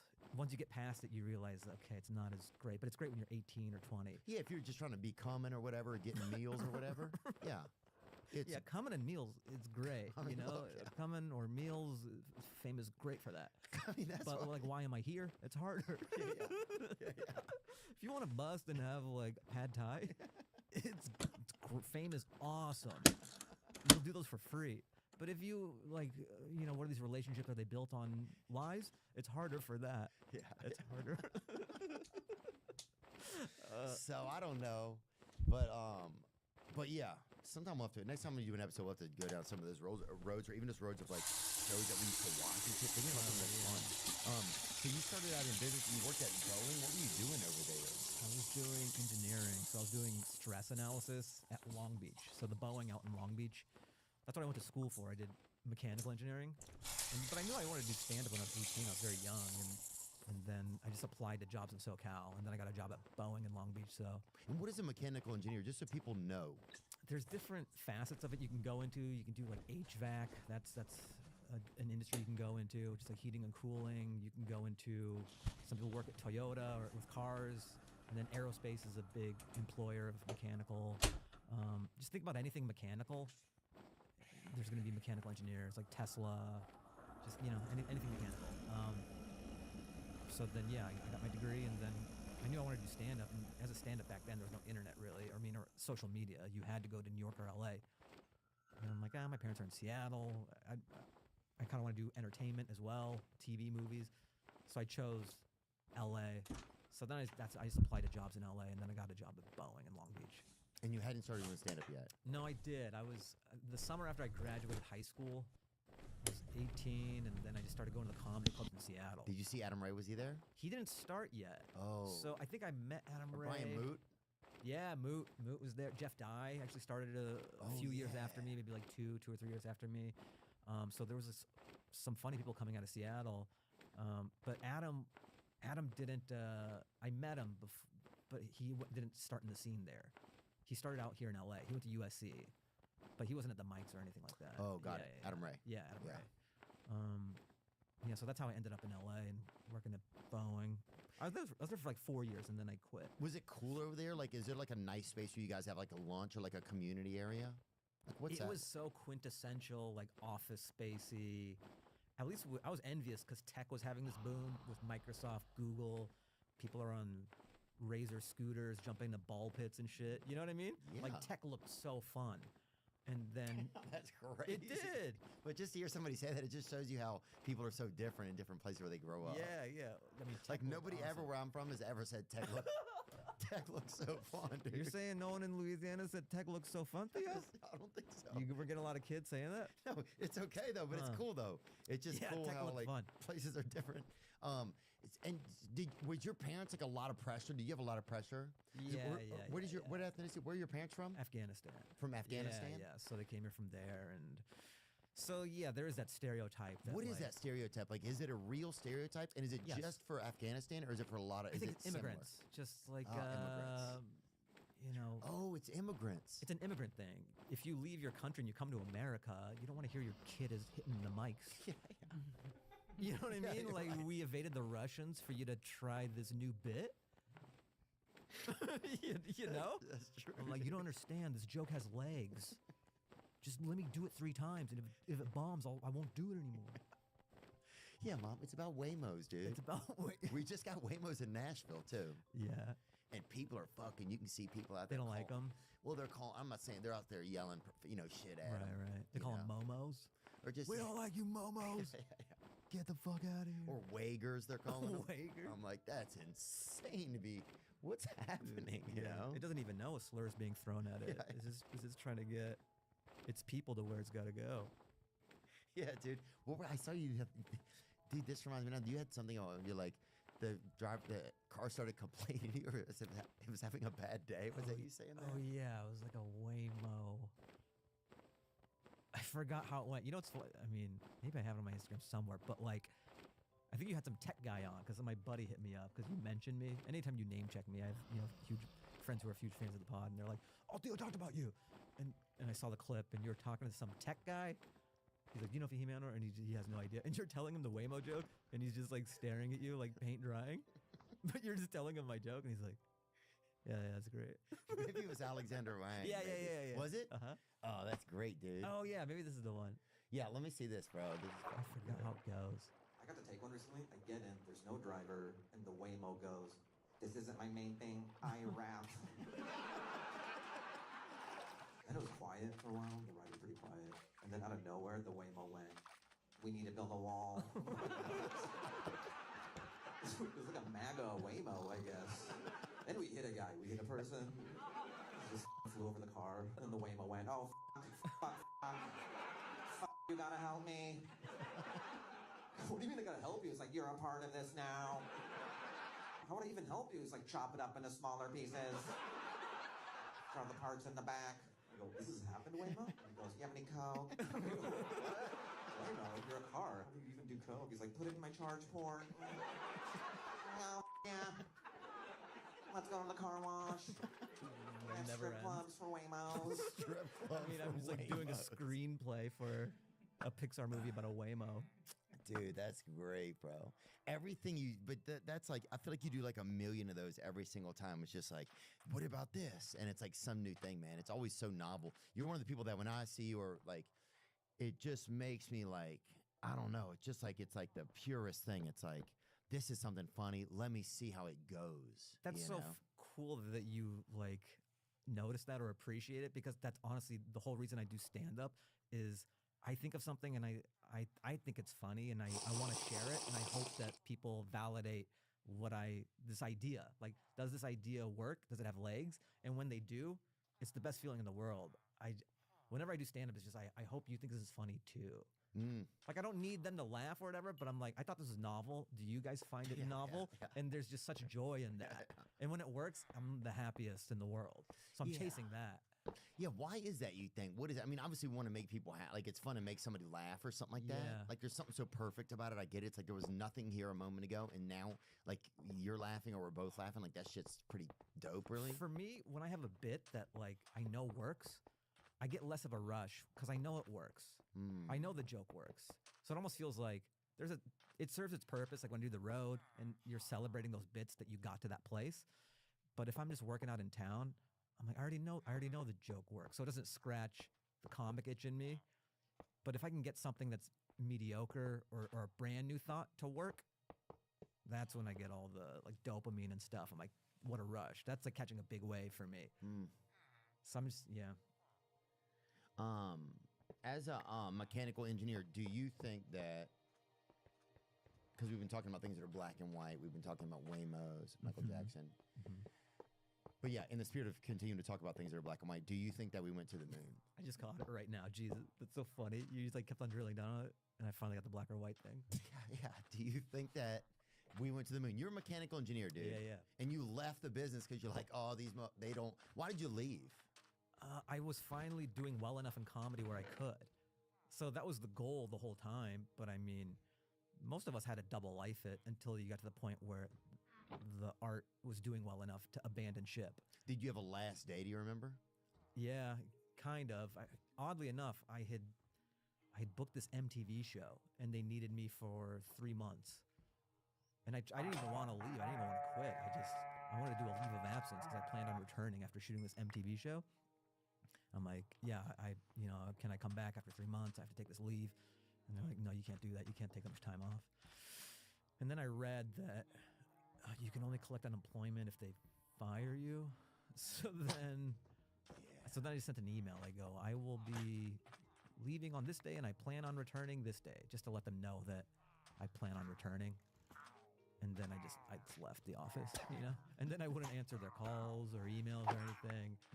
I was just waiting for them to terminate me, right? Right, because then you can get unemployment. Then I get unemployment. Yeah. Yeah, I'm playing 4D chess, guys. Dude, yeah. There's levels to this thing. So enough time, I'm dodging them. Then finally I get a voicemail like, we've terminated you. And I'm in my shitty apartment that you just saw where I'm dancing with Jinko jeans. And I'm like, yes.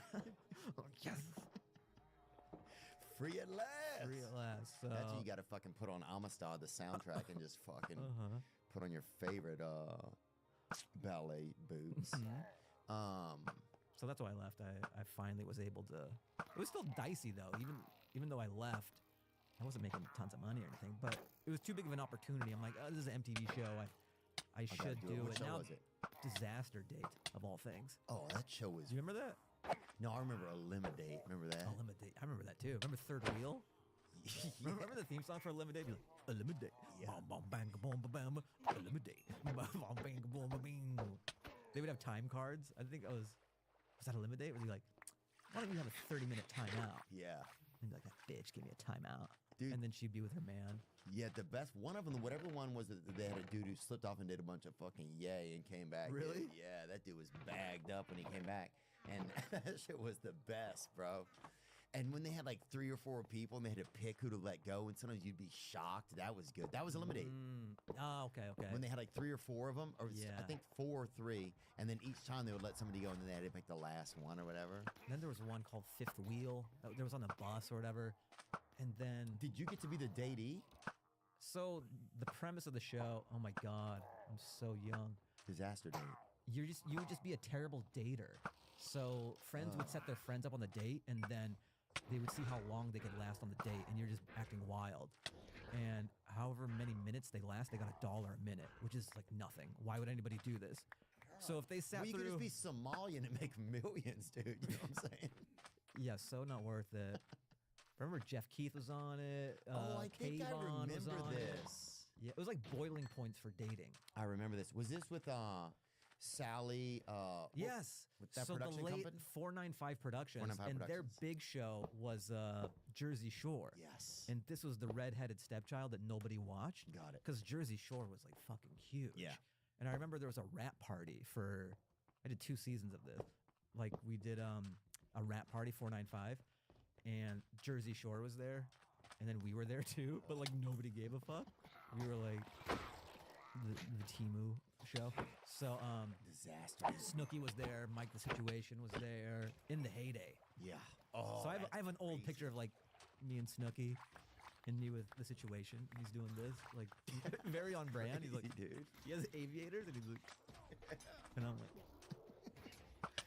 Bro, that shit's so great though. yeah. What I was going to ask you about? Oh, do you think but on the engineer side, do you think we went to the moon? Like, does it? Because a lot of comedians have a good sense, I think, sometimes of like bullshit because they're making a lot of bullshit. So Right. it's like they know, how much is on the scale at times. What do you think happened, man? I'm not as smart as people think I am just because of the title. I think we did. It's tough because, like, yeah, I worked at Boeing and I was an engineer, but then people think that I just did a bunch of school. I was good at these formulas and I did it, but I really don't know a ton of stuff. But I think we did go there. You did? Well, I look at the footage of the iPhone. That was kind of cool. That just came out? Yeah, the astronaut was in there. It was pretty cool. Let's take a peek at that. Who's the first wigger in space, do you think? Have they done it? Like test their blood to see. Yeah, no, just like bona fide. Send a real fucking Jason Williams up there. You know what I'm saying? Just for science, like we want to see how their body reacts to space. So we're sending Jason Williams up. Yeah. And he's elbow passing to other astronauts. Dude, imagine the passes he could do in 0 G's. Bro. But that looks, come on. If we get to unlock Jason Williams on the moon, that'd be so sick. That looks like a sperm going to an egg kind of. That's true. That is true. Dude, this is crazy. So that's a picture some guy just took on his iPhone? One of the female astronauts took that. Probably her man being like, "Where are you?"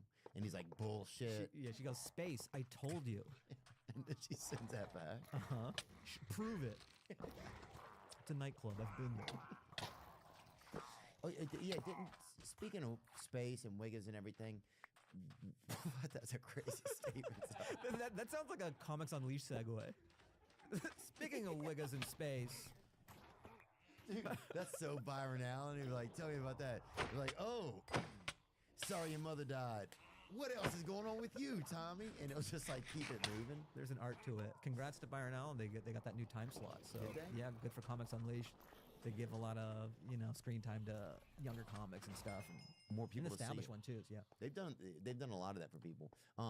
Yeah, and since we're on the subject of space and wiggers, they just had a marriage proposal. It's gender reveal. Oh, I'm sorry. This is a gender reveal. No matter what gender, that baby's gonna be mixed. That's just wiggernomics, homie.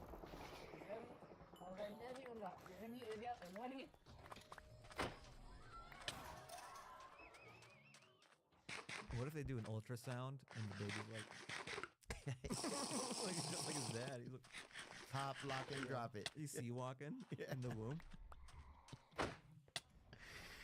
Dude, yeah, they don't. Wiggers was everything when I was a kid, man. I mean, I feel like you used to be able to say it freely. Some people get tense about, like, are you allowed to say Wiggers? Is it still? Oh, can no. we? Is it back? Yeah, it's back. It never left. Dude, half the NBA. I feel like they're Euro though. We used to have. Well, bring up a couple Euro Wiggers if you can. Is that the new term? I guess it is. I mean, Euro. That's a great question. Who is kind of a Euro I dub? feel like or whatever? they're mostly Euro dubs. You think? We used to have homegrown dubs. Yeah. Now we have these foreigners. Did they have a lot of dubs up there in Seattle? Seattle? There's every middle school has some dubs, but they're not real dubs. With all that rain up there, a lot of damp dubs, huh? There's some damp dubs. You know what's funny? The university I went to, UW. Ooh. University of Washington. Yeah. Dub Nation, dude. Panics, bro. If you're a wigger, how can you even get married? Like, you're already married to the streets, I feel like. Good point. Maybe it's like polyamory. Like, are you open to an open relationship? It'll be you in the streets. Will you share me with the streets? Yeah. That's an open-minded gal. Oh, I left the trenches to get you, and let's go back together. Yeah. Oh, I love that idea. It's almost like that movie with Robin Williams. Which one? What Dreams May Come. You say wet dreams? Yeah. Wet dreams may come. Wet dreams may come, dude. Of course they may. Yeah, dude. Bro, there's nothing kind of shadier though in there's nothing kind of shadier when you get wet dreamed or whatever by God or whatever, because it's like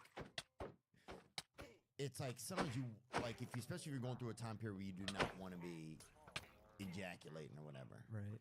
and then God like wet dreams you or whatever. Like, oh damn, It's kind of a gift. So thank you. Damn it, dude. Oh, we had one of our previous producers, this kid Riley Now. He used to pray that God would touch him in his sleep, so he'd be able to, because he didn't have any, he'd never ejaculated. And would God answer? Yeah, he said he would. I bet that shit was just damn like. You ever have it happen where you're like not at home and like now this is tricky? That's not ideal. Like an away game, Like wet when you're dream? sleeping somewhere away. Like when you were a kid and like you were at somebody else's house. You're like, this is. No. Now you're like Dexter. I only.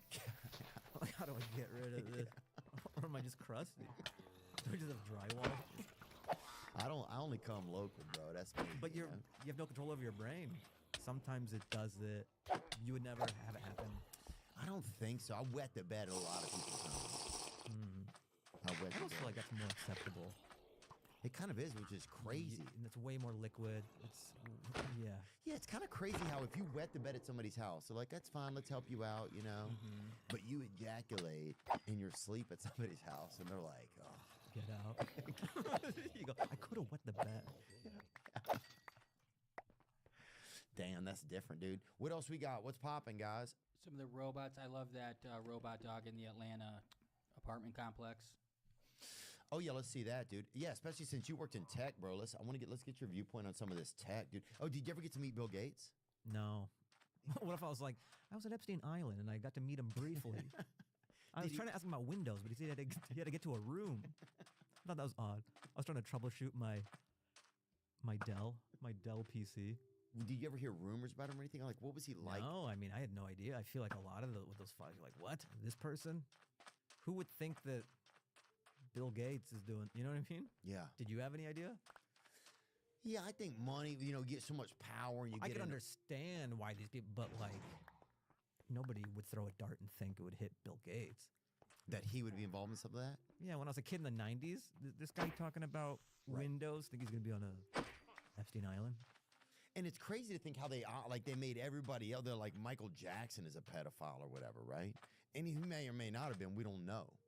But there's also evidence out there that he was getting with a lot of women. Right. Adult Mike women. Tyson. Mike Tyson will attest. Here's Bill Gates right here. Let's see what happens. Oh, yeah. He jumped over a chair. Why did he do it? Just to show that he could do it. This was like impressive back in the 90s. He's hitting on Connie Chung. She's married to Maury Povich, right? This fucking Chung jumper. Jump for Chung, dude. That'd be a good Asian Olympic thing, wouldn't it be? Jump for Chung, and it's a fundraiser. Right, for the family. People jump as far as they can for Connie Chung. I would jump. Jump for Chung. How much money do you think we could raise for that? Dude. Have you seen some of this tech? Since you're the tech guy, dude, and since you worked there for so long. It's so funny. I'm the resident expert, and you just anointed me as the resident expert, and I'm kind of dumb. Let's take a gander at this, dude. Now they got the motherfucking robot dog in the motherfucking hood patrolling the apartment. What the fuck type of AI shit it is? What the fuck? He look like he finna bite your ass. Yo! Hello? Oh, baby, they How are you? Where are you at? I'm good. This a person owning it. So, what y'all got this robot dog in here for? To watch the people so they don't take. Sorry. So we're actually like the robotic security dog here. So, what y'all got to tell us?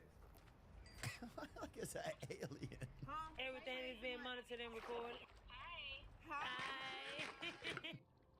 Dude, A lot of black folk, they didn't want you to say what's up to them, bro. Once they said hi, bro, everybody was chill, you What know? if the robot dapped him up and stuff? Like, oh shit. The robot's wearing like a couple chains and shit next week. Dude, they're gonna fucking fix that thing up. Popping, bro. They're gonna get that thing in a little suit. It's gonna look like fucking Lavelle Crawford in a month. That bitch gonna be dope as hell, bro. They gonna get that thing popping, bro. It's gonna be beautiful. That's crazy. What do you think? Okay, I don't know if I could be a cop, man. I don't know if I could be. I could be a dog. Like a cop dog? Or just a dog? I want to be a dog that lives outdoors, though, the old school dogs. Like when I was growing up, they had dogs that lived outdoors. And I remember the first time I ever saw a dog that lived indoors, I went to my buddy's house and a dog came around the corner, dude, and we were inside. And I was like, whoa. And it was like a blonde dog. It was like beautiful. It looked like Suzanne Somers. Remember her? Oh, yeah. Remember how beautiful? Thigh Master? Yes. Yeah. I mean, just fucking beautiful this thing came around. And it lived inside, and I could not even believe it. It blew my mind. I was like, you gotta be kidding me. But it was so beautiful, it deserved to live inside, right? Like, I'd seen a lot of dogs that hadn't had missing teeth, missing fucking eyebrows or whatever, missing all kinds of shit. You know, just dogs that, we had a dog that couldn't go forward or whatever that bitch was always, so he was, something, his shoulders, his front shoulders were, calcified or whatever. And so he had to go backwards. It was like, damn, this motherfucker. But he would still get you, you know what I'm saying? So that'd be crazy. At first you're like, this motherfucker ain't get me. But then, bro, 2 minutes later, he'd have you fucking cornered somewhere, bro, with his asshole. He'd have you cornered with his dang asshole, and you still hear his voice, but it's going the other way, bro. And that's the kind of shit I grew up around, bro. But yeah, what do you think, man? You think you could be a dog? You think you could be a cop? I don't know if I could be a cop. If you were a dancing cop, though, Fahim, and well, now you've sweetened the deal. you buried the lead, man.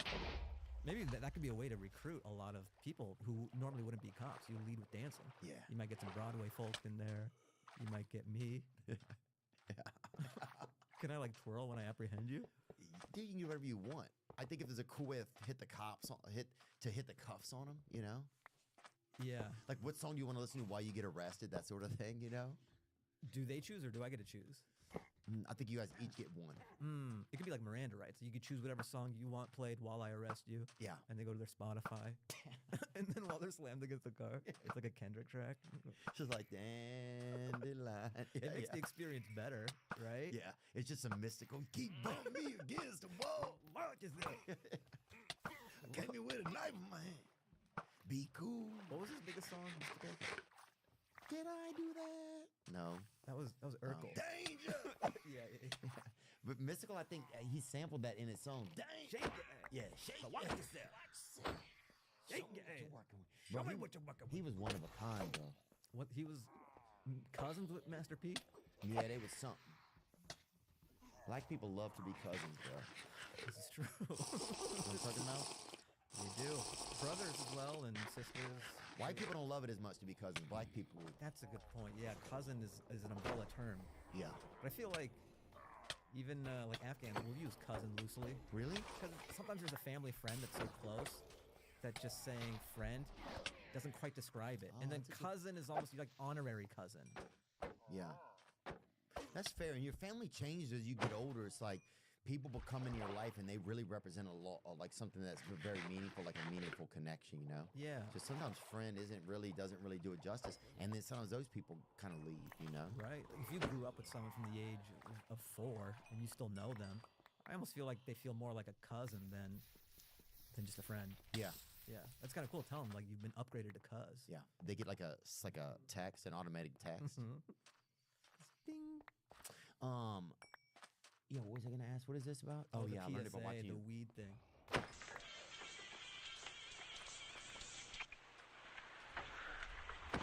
It's yours? No, Your mother said she found it in your closet. I don't know. One of the guys must Must have what?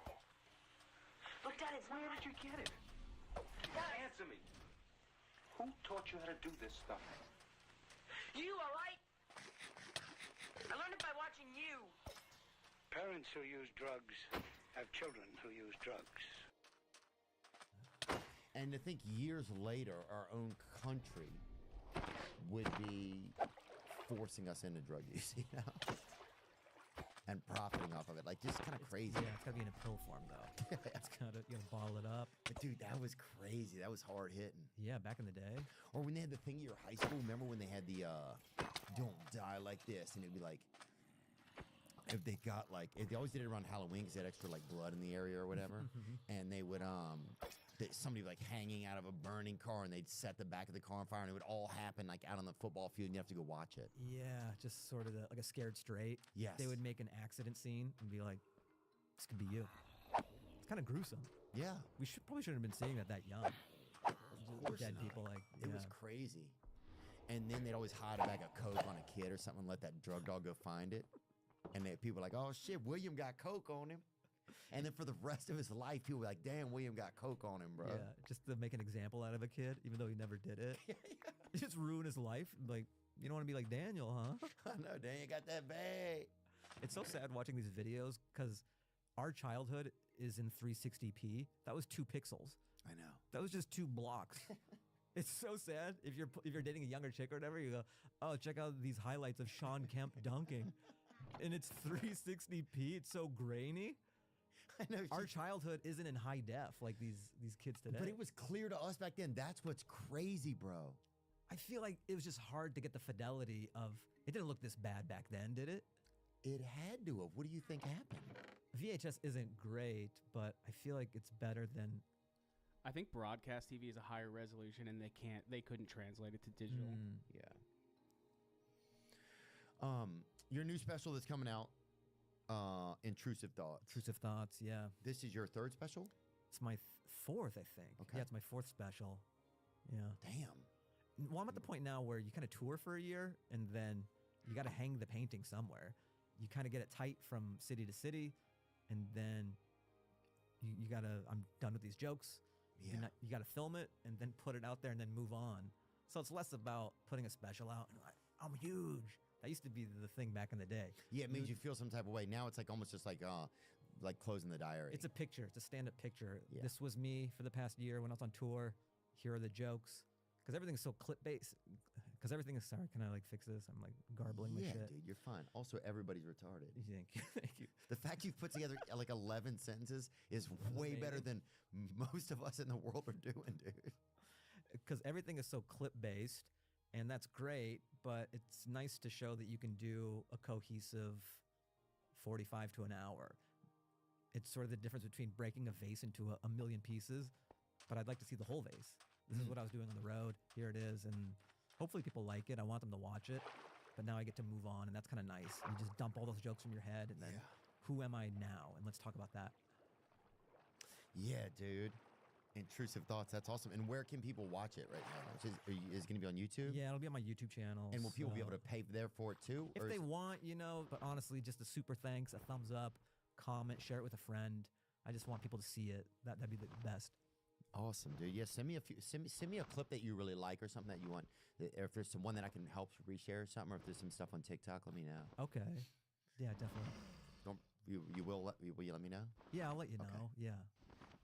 And thanks for being so supportive, man. Like taking me on the road, having me on this pod to get the word out on the special. It means a lot to me, man. Oh, well, thanks, dude. I appreciate it, man. I have one other question I want to ask you.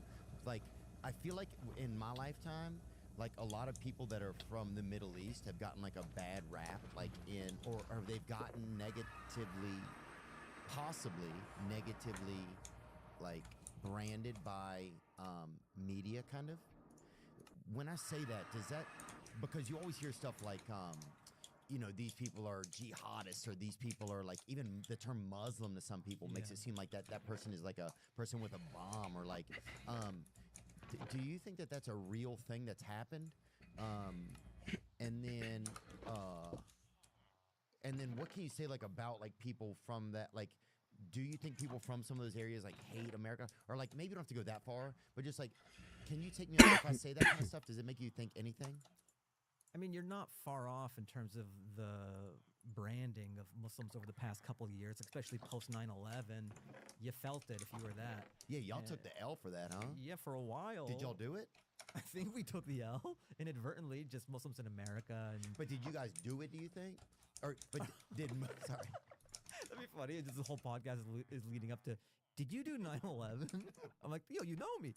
You brought me up in the store. You know I didn't do 9/11, Theo. You're right. My bad, dude. This has just been like a honey trap the whole time, just to get to this. Yeah, sorry, dude. I gave Candace Owens my like remote control. She's got me today. No. But do you? Yeah. What is that like? Like, just like even having any like your parents are from like the Middle East, right? Your parents are from Afghanistan. Yeah. What is it like? What is that like? I don't know. You know what it's like? It's kind of. I mean, I had this joke about Because it back how in the can we day. change it if it's not true? Like if some of that's like I don't know. I feel like it's not. I don't know. I think it is changing with the internet and social media. You can't paint people with these broad strokes that you used to back in the day because there was only certain channels that you can get information from, and it could be controlled very easily. And people would just buy into a narrative that like, be scared of Muslims, be scared of Latinos, be scared of.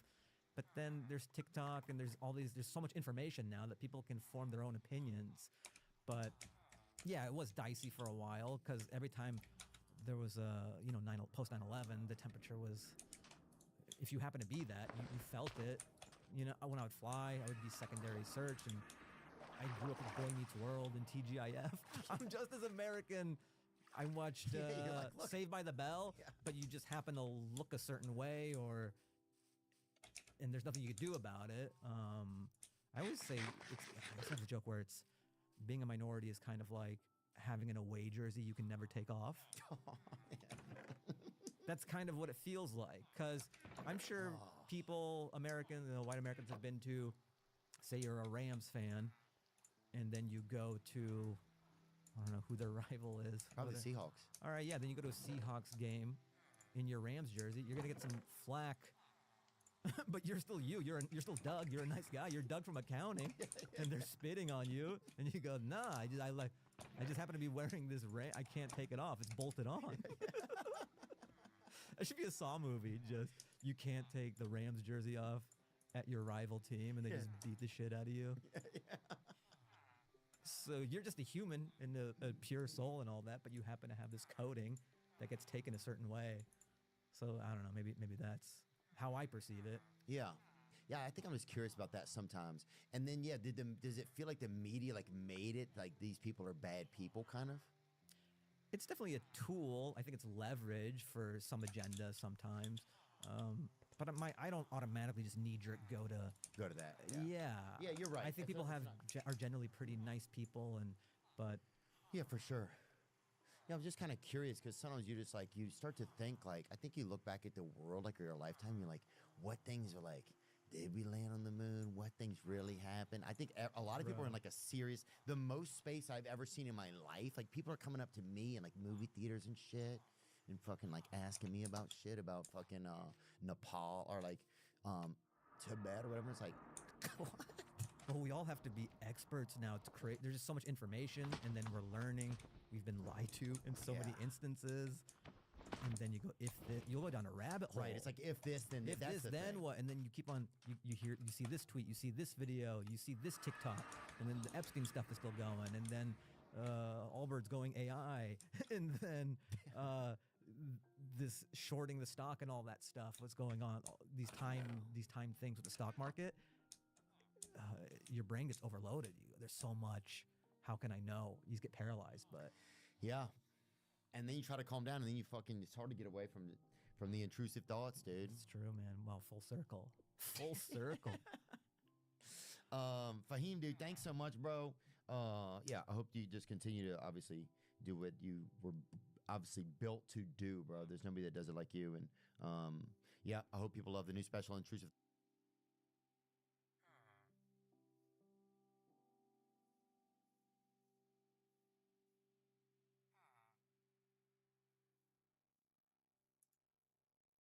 Power their play with Iams High Protein. When it was time to add my son to our car insurance, I was scared to even think about my wallet.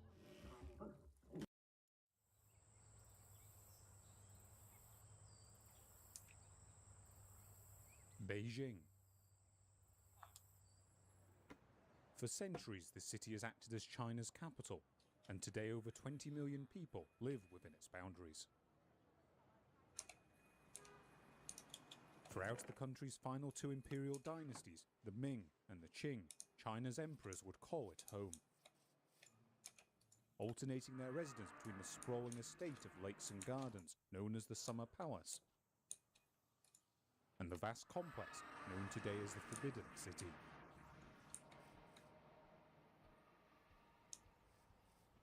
During their reigns, these men would style themselves as universal sovereigns, entitled to dominion of the known world through their possession of the mandate of heaven. Their regime followed a blueprint that was already more than 1,000 years old, where the rulership of China was passed from dynasty to dynasty, with only the occasional hiatus. But for all its longevity and claimed grandeur, the imperial system was not to last.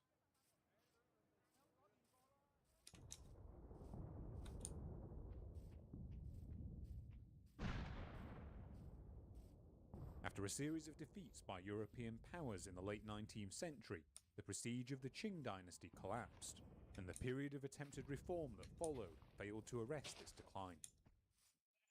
In 1911, public discontent with the imperial system led to the outbreak of the Xinhai Revolution, and the next year saw the abdication of the last emperor, a boy then only 6 years old. In the years that followed, other men would attempt to restore the Qing monarchy, or even to claim their throne for themselves, but none would succeed. And for more than 100 years, the sons of heaven, who ruled China for more than 2 millennia, have been no more. Today their secluded residences are museums.